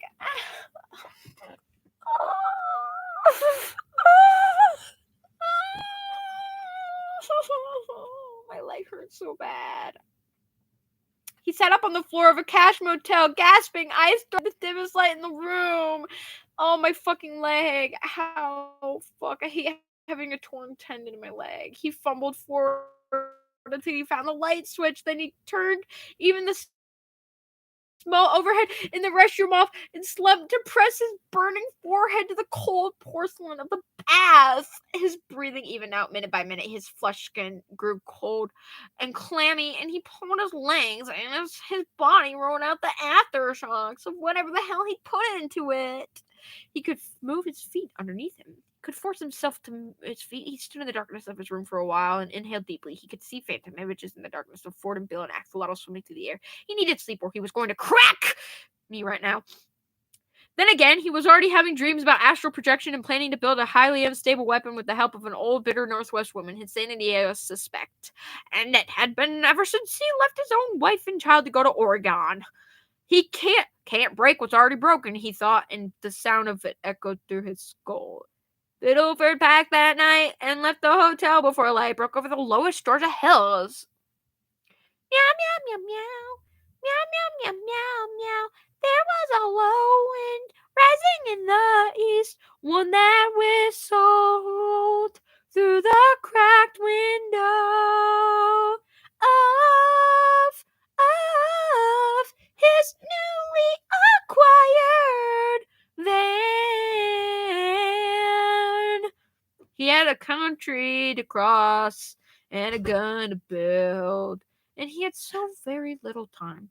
Fiddleford arrived in Gravity Falls by the bus, having crammed every single acquired item into a larger suitcase and one sizable tote bag. He left the van he'd purchased on an empty lot in the last Speedy Beaver bus stop before his destination. He'd already rehearsed what he'd say if Ford or Bill asked why he had more luggage than he'd left with. His wife had given him some clothing as an early birthday gift in case he couldn't make it home. He needed to look normal. Everything needed to look normal. Neither Ford nor Bill seemed to notice his luggage had changed, that his suitcase had to be dragged on its wheels for all the weight inside it. Ford was radiant when he greeted Fiddleford, brown eyes warm and gleaming in the morning light. They hugged, and Fiddleford caught a whiff of pine and of something like ambergris. Ambergris, the kind of soap Bill used. The thought made him want to whirl around and tackle Bill to the earth, to forsake all the work he'd done and bludgeon the incarnate demon until he cried uncle. Wah! He didn't, of course, but he did catch Bill staring at him in a way that made his throat feel dry. Does he know? Does he know? I'm a chameleon. Does he know? He knows something. You can see it in those mismatched golden pewter eyes. What does he know now? Where about where you've been? What does he know? What does he know? What does he know? What does he know? I don't know what he knows. Fiddleford ignored the nerves snarling and what not in his chest. He conducted himself as he always had, and he'd gotten much better at lying. On his first night back, he almost allowed himself to pretend that the last few months had been a dream, that he and Bill and Ford were just human men. He ate the pizza Ford ordered and watched the movie Ford rented, sat with his eyes locked on the film in front of him. He smiled when he heard Ford snoring and soft rolling waves at his... Wait, okay. Question, y'all. Was it ever detailed in this Fiddleford point of view chapter that he was writing that, like, little book? I don't think it was. On his wait, fucking shit. He smiled when he heard Ford snoring and soft rolling waves at his side, and he felt the smile fade as he registered Bill's stare on the side of his head. You've been looking at me a lot, Fiddleford said. Why's that? A silence, a long one. Fiddleford wondered if he'd turned to find Bill curled up at Ford's side, then was glad. He didn't when the demon finally spoke. Ho ho ho! I'm the demon that lives in your house. Where did you go this last week and a half? Bill asked. Fiddleford felt his chest still. His heart rate began to increase. Bill hadn't asked that question with any genuine curiosity. He knew something was wrong, that Fiddleford wasn't his usual self. Perhaps he'd even found some trace of what Fiddleford had been doing. But then, if he knew what Fiddleford was doing, he'd have turned his house to ashes. If the archives about Bill made one thing clear, it was that he was not the type to refuse his darker impulses. To see my son and my wife, Fiddleford replied, voice even. When did you get there? The night of the day I left, Fiddleford said, perhaps too quickly. When did you leave? Early this morning. Another silence. Fiddleford fought the urge to turn and look at Bill. He succeeded by a narrow margin. That's just swell. My voice is dying. I hope you had a nice trip to Palo Alto. Fiddleford turned toward Bill. The man was grinning, teeth long and pearl white in the glow of the television. I saw the TV glow. Used to be one other and one that I liked you for that. The rolling credits cast silver lines down his face, dribbling down the surface of his cheekbones in a way that made his face look eerie and hollow. Not quite right, not quite human. Oh my god, that's so hot. Then, just as Fiddleford thought, the tape ran out. No, the VHS tape. You gotta rewind it. You gotta rewind the VHS tape. If you don't, Fiddleford, you gotta rewind the VHS tape. Please, tell me you rewound. Tell me you rewound the VHS tape. If you don't rewind it, the film's gonna get damaged, and then you're gonna try to put the tape back in the tape player, and it's gonna be fucked up. And you're gonna go, why is it all staticky? Oh, I forgot to rewind it. Now I have to go back and rewind it. And then, just as Fiddleford thought that, the tape ran out. The sound of the static startled Bill, and the man's eyes widened as he pulled his knees to his chest. He looked like a child all of a sudden, like a little boy afraid of the dark. It was a baffling turn from the demon, one that made no sense and made something in Fiddleford's chest twinge. It made it twinge. The engineer forced the feeling down and went on. A deep breath, make sure his breath was steady. I miss my family more than you can know. Bill didn't reply. He stared into the static with a stricken, angry expression, one that poorly disguised a youthful fear. Bill, can I ask you something? Fiddleford added, when the silence and the sight of Bill like that became too much to bear. Bill nodded. Fiddleford dug his nails into the fabric of his jeans. What is Stanford Pines to you? He's my husband. For a moment, Bill's eyes darted to Fiddleford's. They were flitting back and forth, reflecting the static, and the man's mouth opened and closed a few times as he tried to respond. He was thinking about it, really thinking about it, the fresh realization that Bill might actually feel something about Ford. Something more than an owner felt for its pet, or chess master felt for its pawn, made Fiddleford's stomach lurch. It lurched. Bill looked afraid, then wistful, then angry, and all without directing the emotions anywhere outside of himself. Finally, he looked at Fiddleford with the full weight of his mismatched gaze. He took a long breath, only for a second. And for only a second, Fiddleford wondered if he was about to say something that would render the trip he'd just taken useless. If Bill would, for the first time in human knowledge, be honest about something. "Wouldn't you like to know?" Bill said with a grin that bared his teeth. Fiddleford felt something calcify in his chest, like a hard scab closing a wound. He waited for Bill to say anything else, and when the man didn't, he turned off the television and headed for the stairs. Do what you've been doing," he thought in a voice that sounded as much like his as it did the oracle's. "I can't do..."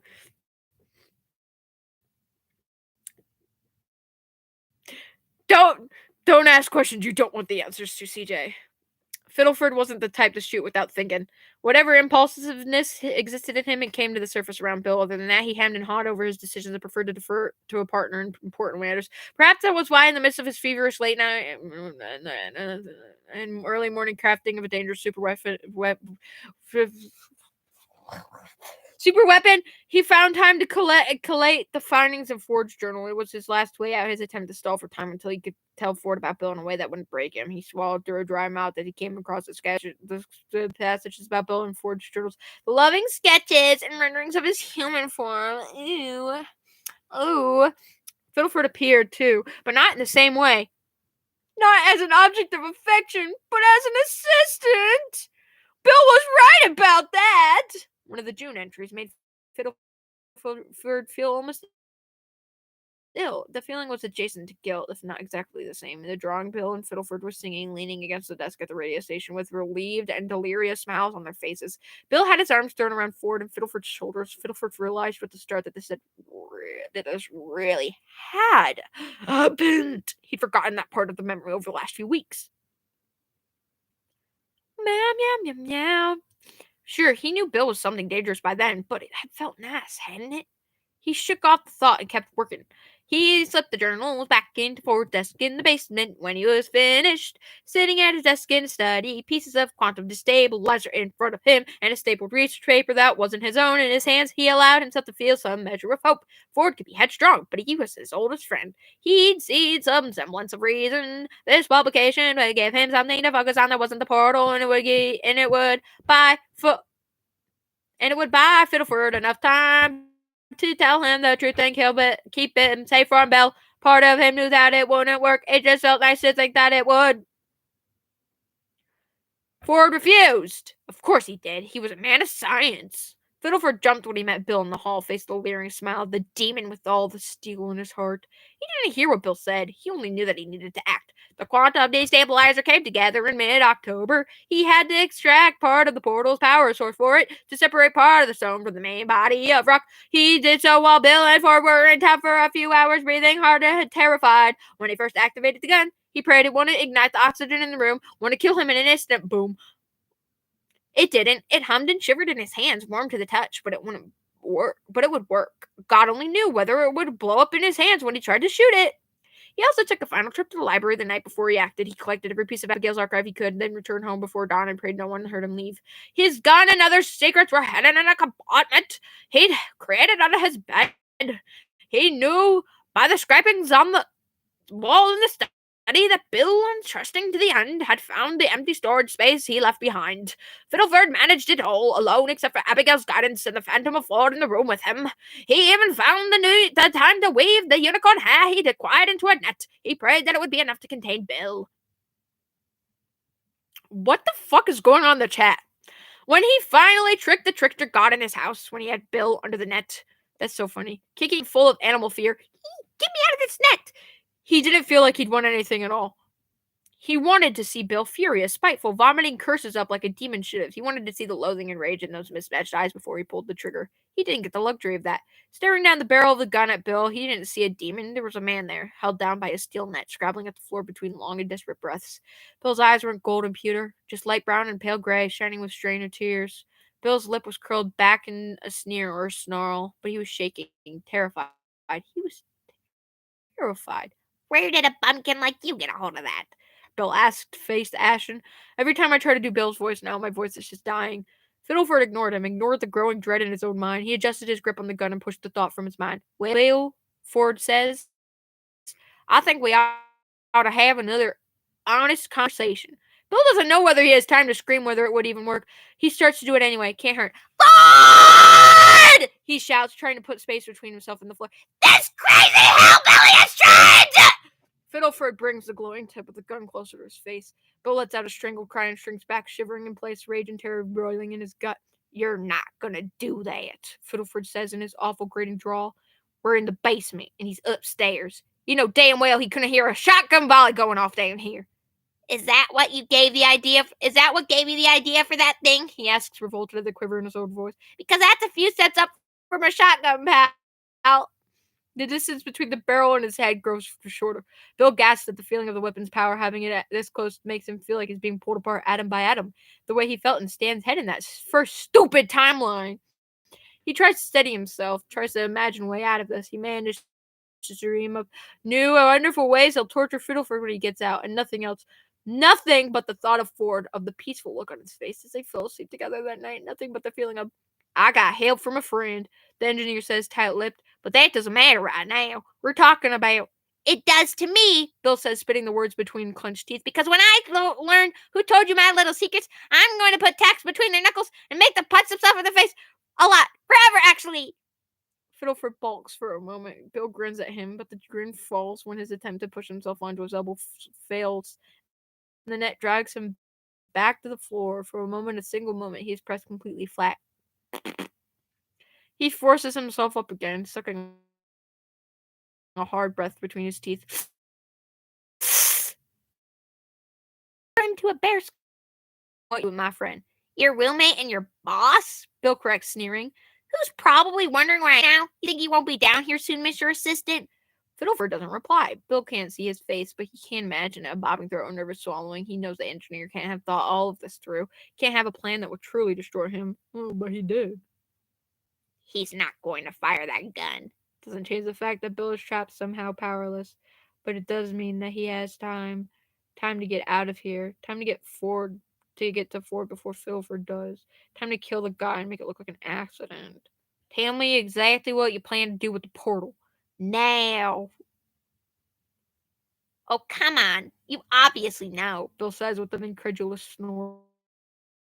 What? You did all of this on a hunch?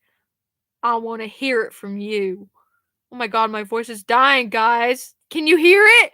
Can you hear my voice dying? Bill shakes his chest down and starts to feel a separated net material between his two fingers, back and forth, to and fro, rubbing at the cord.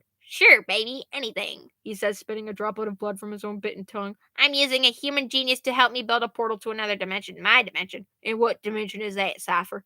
Aw, come on, isn't that a little personal? Bill asks, choking back a cry as the material of the net sees the pad of his thumb open. Fiddleford presses the barrel forward until the tip touches Bill's shoulder. White light. Bill's vision explodes into blue and white fireworks. He coughs hard, and acid rises in the back of his throat. It's the pain he felt as an inhuman multiplied along a series of neurons and nerves. He retches and cries out like an animal, and he despises himself for it. Look what you became. Playing by their rules, his own voice admonishes. Did you like it? Was it fun? You are going to miss this. When his vision clears, he sees Fiddleford standing a step back. The man looks exhausted, and the light cast by the barrel of the gun locked in place by a horrified indecision. Best of all, he looks guilty, like he didn't know what bringing the active gun that close to Bill would do. He's not ready for this. Use that.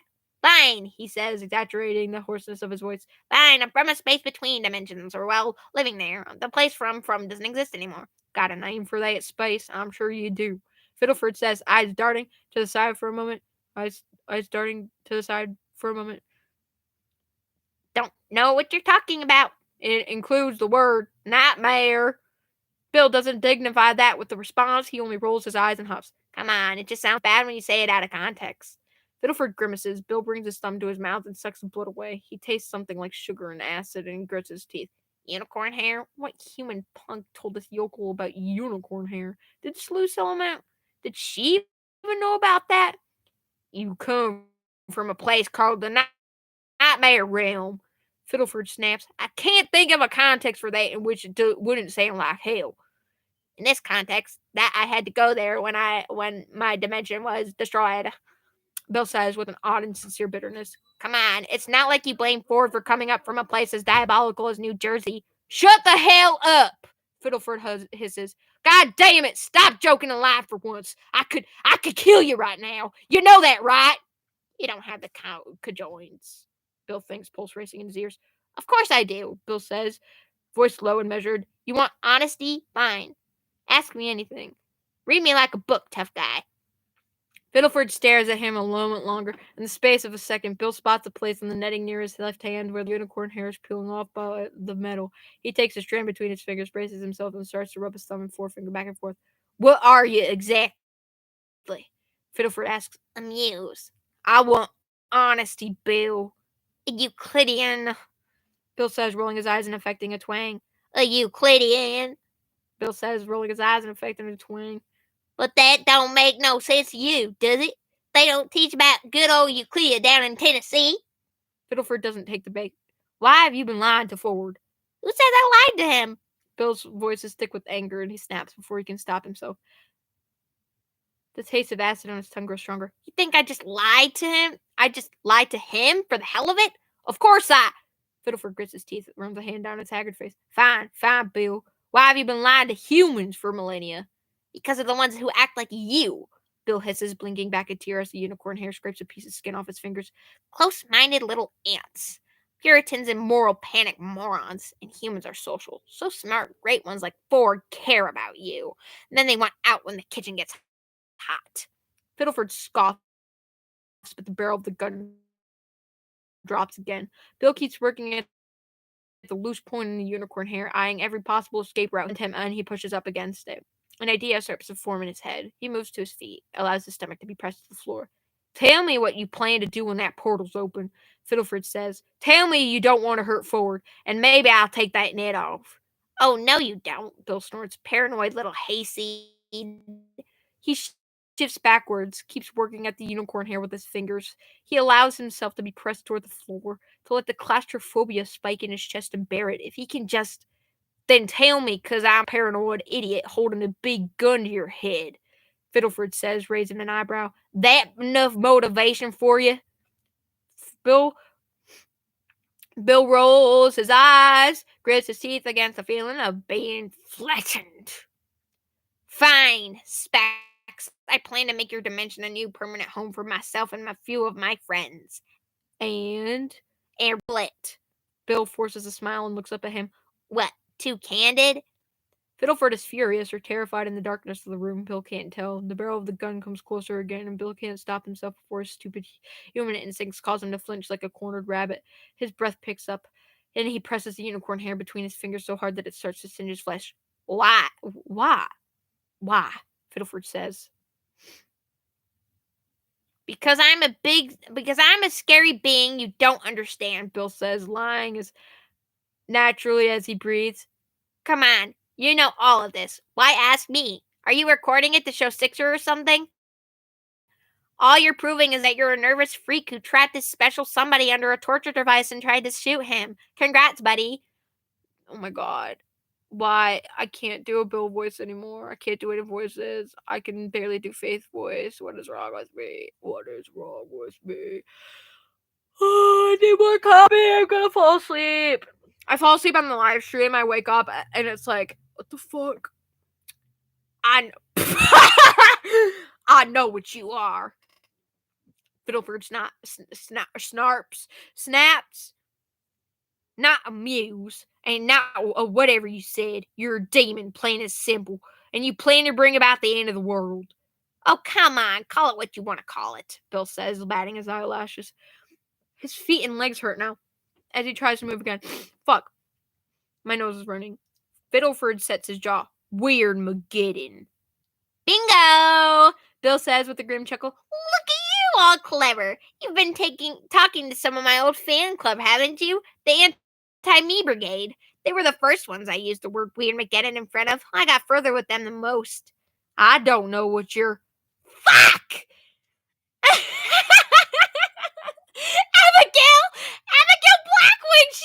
isn't she? That old crow. When I get out of here, I'm gonna send her into the stratosphere.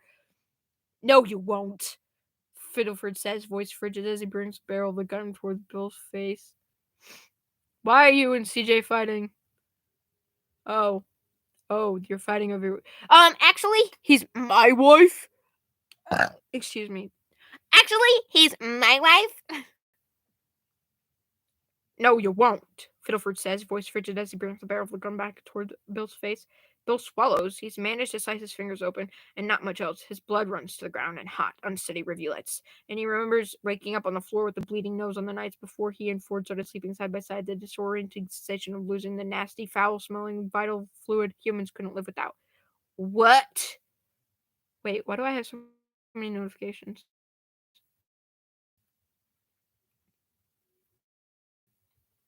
Oh. Fuck. What? Fiddleford says, real fury in his face. Do you plan to do with Ford if you succeed? What are you gonna do to him? Bill stops moving. His mouth is dry, his vision is blurry. He sees blue and red triangles in the dark, some desperate, begging things inside him. There's a phantom port and you couldn't escape. He realizes with the choking, furious feeling that he wants to wake up like this is a nightmare, like he's a human having a bad dream. Wouldn't you like to know? More pain, white light, blue light. When he recovers from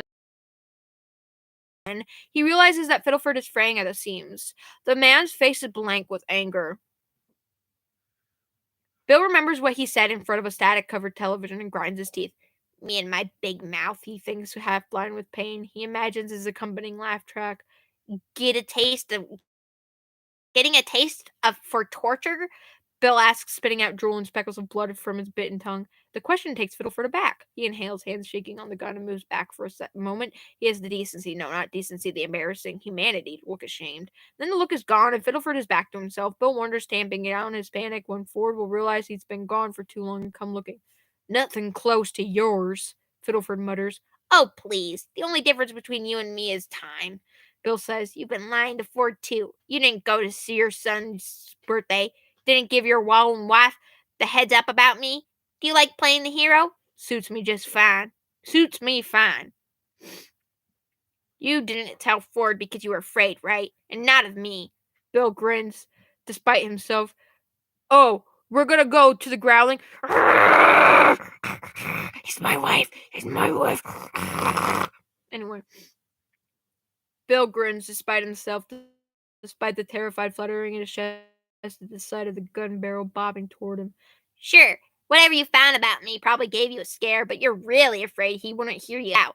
He'd call you insane, refuse to look at your material if I told him anything. That's not true, Fiddleford says, voice low and teeth clench. Oh, yes, it is, because you...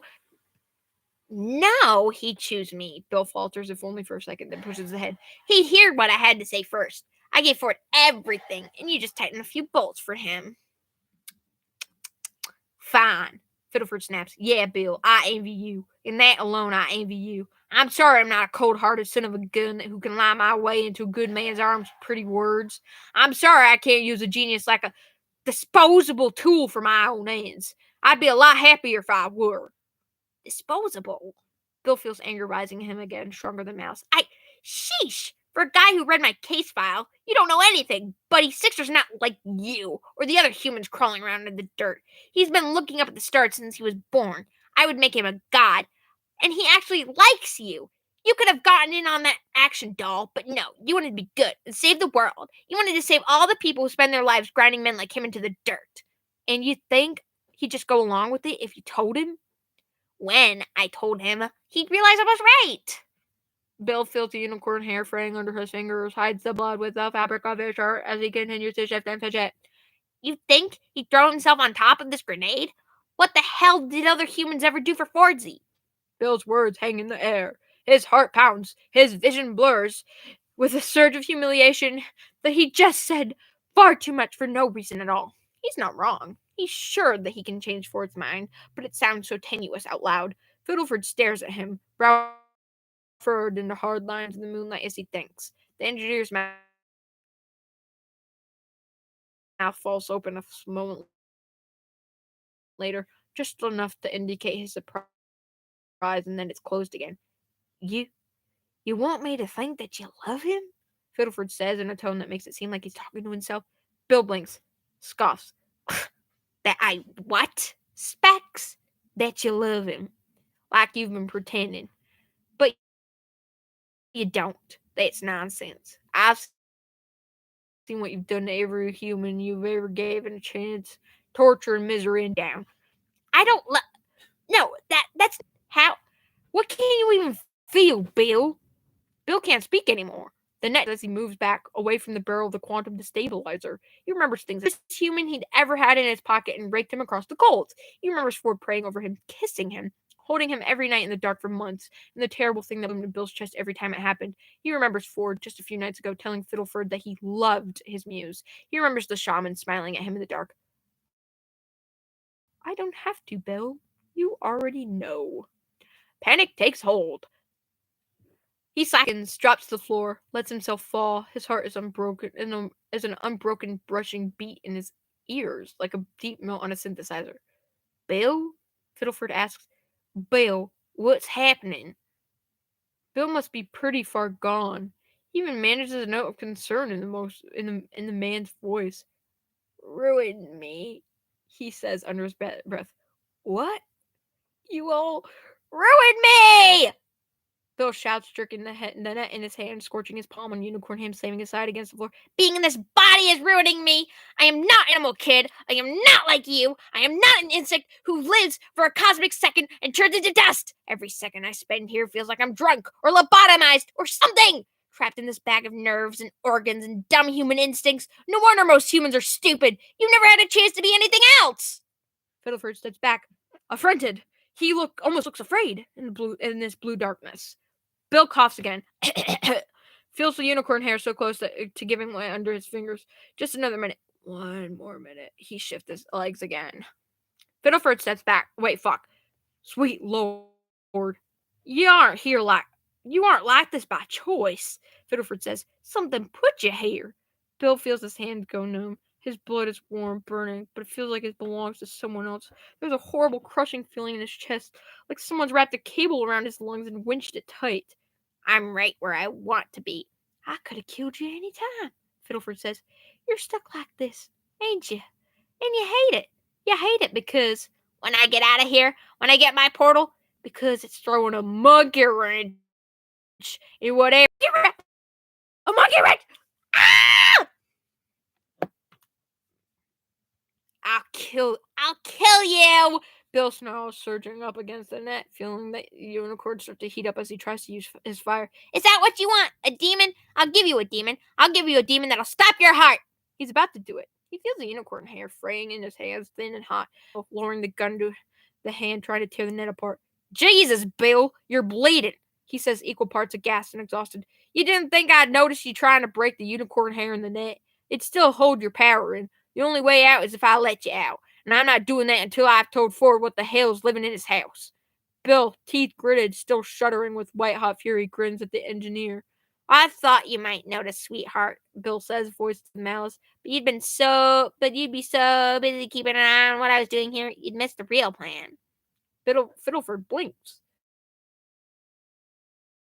His attention snaps to what Bill means a moment too late. It's all Bill needs. In all his flailing and fidgeting, his provocations, pathetic little truths, he's been moving toward the pride. They're flinched away from the barrel of the quantum destabilizer. He got one of his toes a little further under the edge of the net that had lain on small stack calculations. He shoves himself back, lets himself be totally flat for a second, 2 dimensions to and fro, and forces himself under the edge of the net as Fiddleford raises the gun. He gets one arm free, even with his head still trapped. He fires. A clattering. When he frees himself entirely, hands bloody or blackened, he reels back in time to see the scorch mark on the wall where he missed. Fiddleford, still falling back, loses his grip on the gun. The thing sparks like a surging power breaker as it bumps against the ground as the shock knocks it from Fiddleford's hands. It falls to the floor, rattles over the net, stops dead. Fortunately or unfortunately, depending on who you're asking, the unstable redneck rigged death machine doesn't explode. Bill and Fiddleford look at each other. One brief moment. They are both too stunned to act. Then, of course, they both reach for the gun. Oh, yes. Oh, yes. They both reach for. Oh, yes. They both reach for the gun. The gun. Oh, yes. they both reach for the gun. For the gun. Oh yes, they both reach for. Oh yes, they both reach for the gun. The gun, the gun, the gun, the gun. Oh yes, they both reach for the gun. Go for the gun. The fight that follows is nasty, brutal, and short.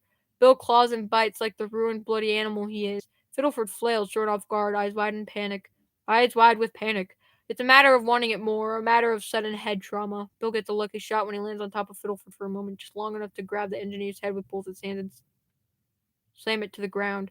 Fiddleford cries out, coughs at the knee that hits his back in Bill's clumsy desperation. Bill gets the quantum destabilizer. He turns, holding it, grinning as he lifts it to the engineer's head.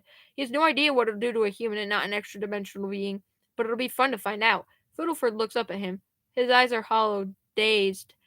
Thought that you could take him from me without a fight? Bill asks, grinning.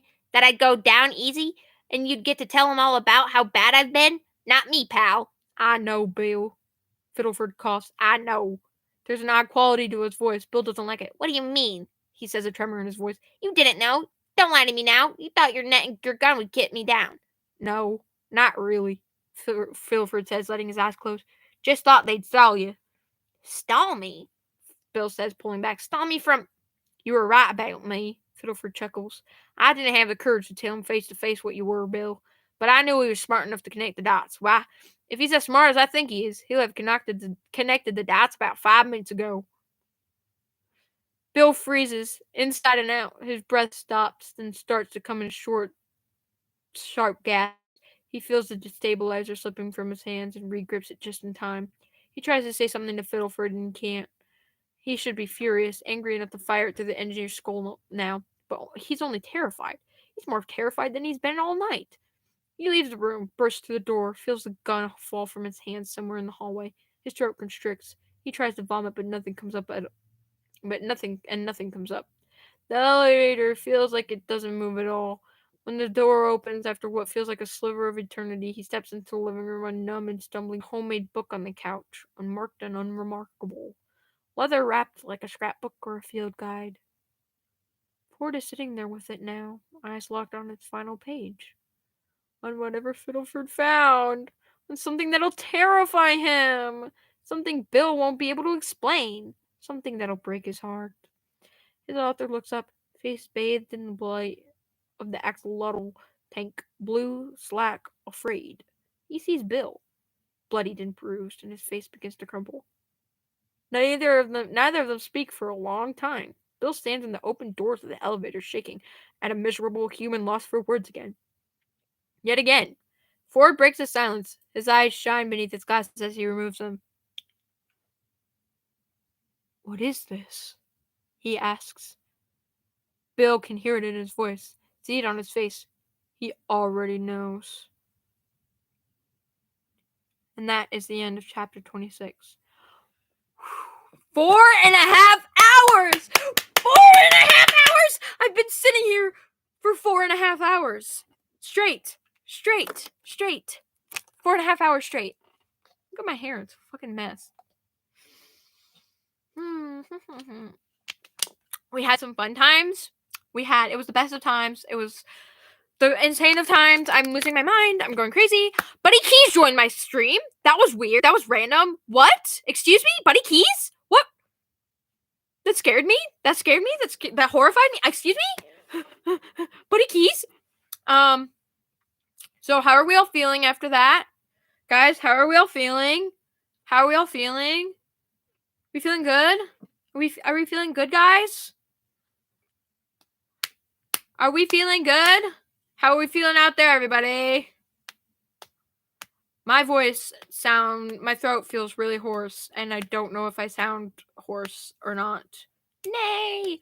But, yay me. I finished both chapters. Wow. 4.5 hours to get through 2 chapters. Holy fucking shit. I should have timed myself from when I first started reading chapter 26 to now because, okay, I was at, what? Like an hour and a half? That took 3 hours to read! Something like that.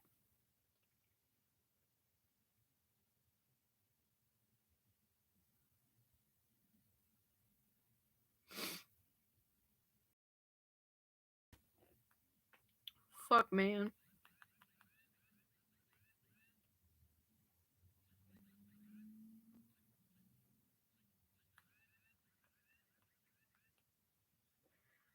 I'm still live. I'm typing in the Monkey Wrench chat. I'm dying. Oh my god, my throat hurts so bad. Guys, do you hear this? Do you hear my voice? Oh my god. Oh my god.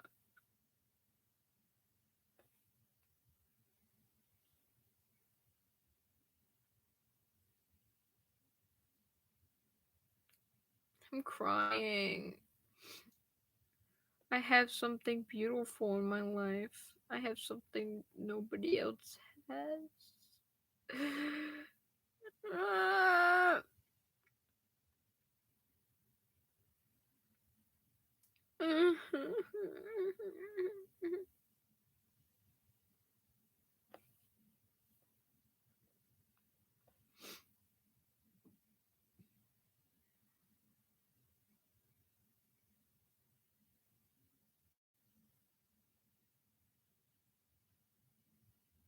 Okay, guys.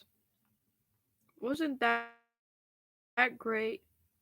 Wasn't that great, guys?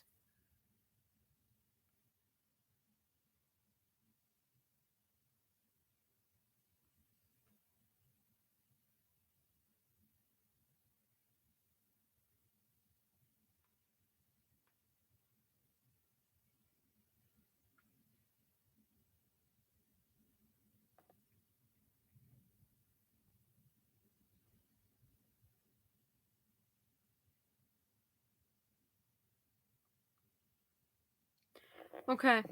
Well, this is Faith signing off. I hope you're ready to monkey wrench. I know I was. I feel dead inside. I can't. Oh my god. I'm so tired. Okay, guys. Bye, guys. I love you all. Thank you for joining me for these 4.5 hours. And now I'm going to end the stream. Bye. Adios. Farewell. End the stream. End the stream. End the stream. End the stream. Come on. It won't let me end it.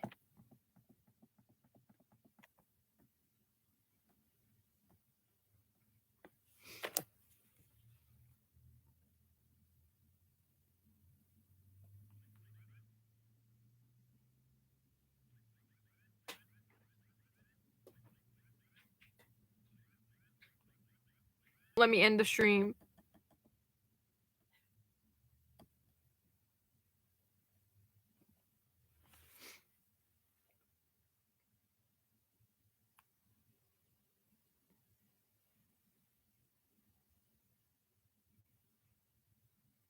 What?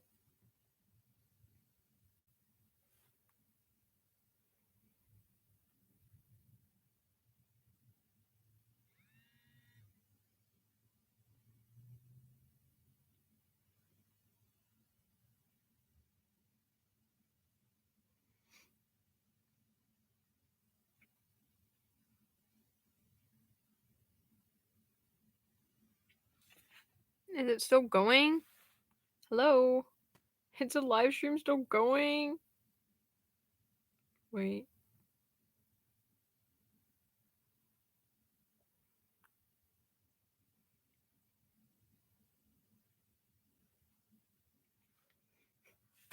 Hello?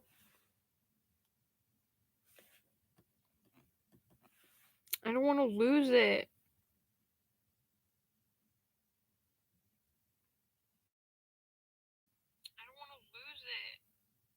I'm still live!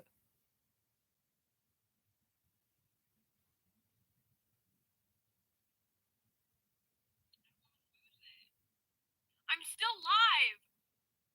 What the fuck? It won't stop live streaming! My screen is black! My screen is black!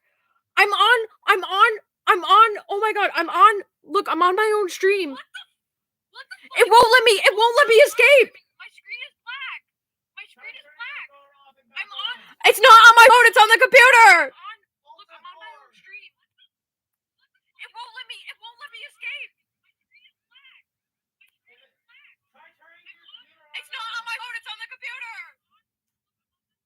I'm scared. I'm scared. Scared. Oh my god. Wait, it's still going. Babe, try turning your computer on and off. I have to go look through all these comments again. Do I have to like reload? Okay, I'm trying to reload the page. I don't want to lose my live stream.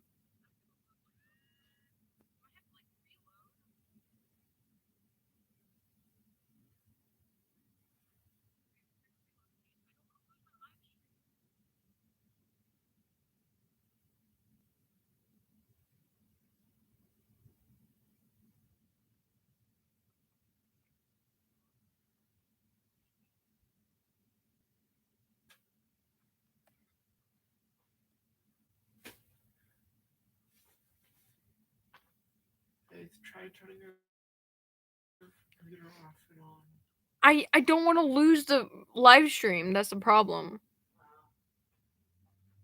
Will that lose the live stream? I don't know.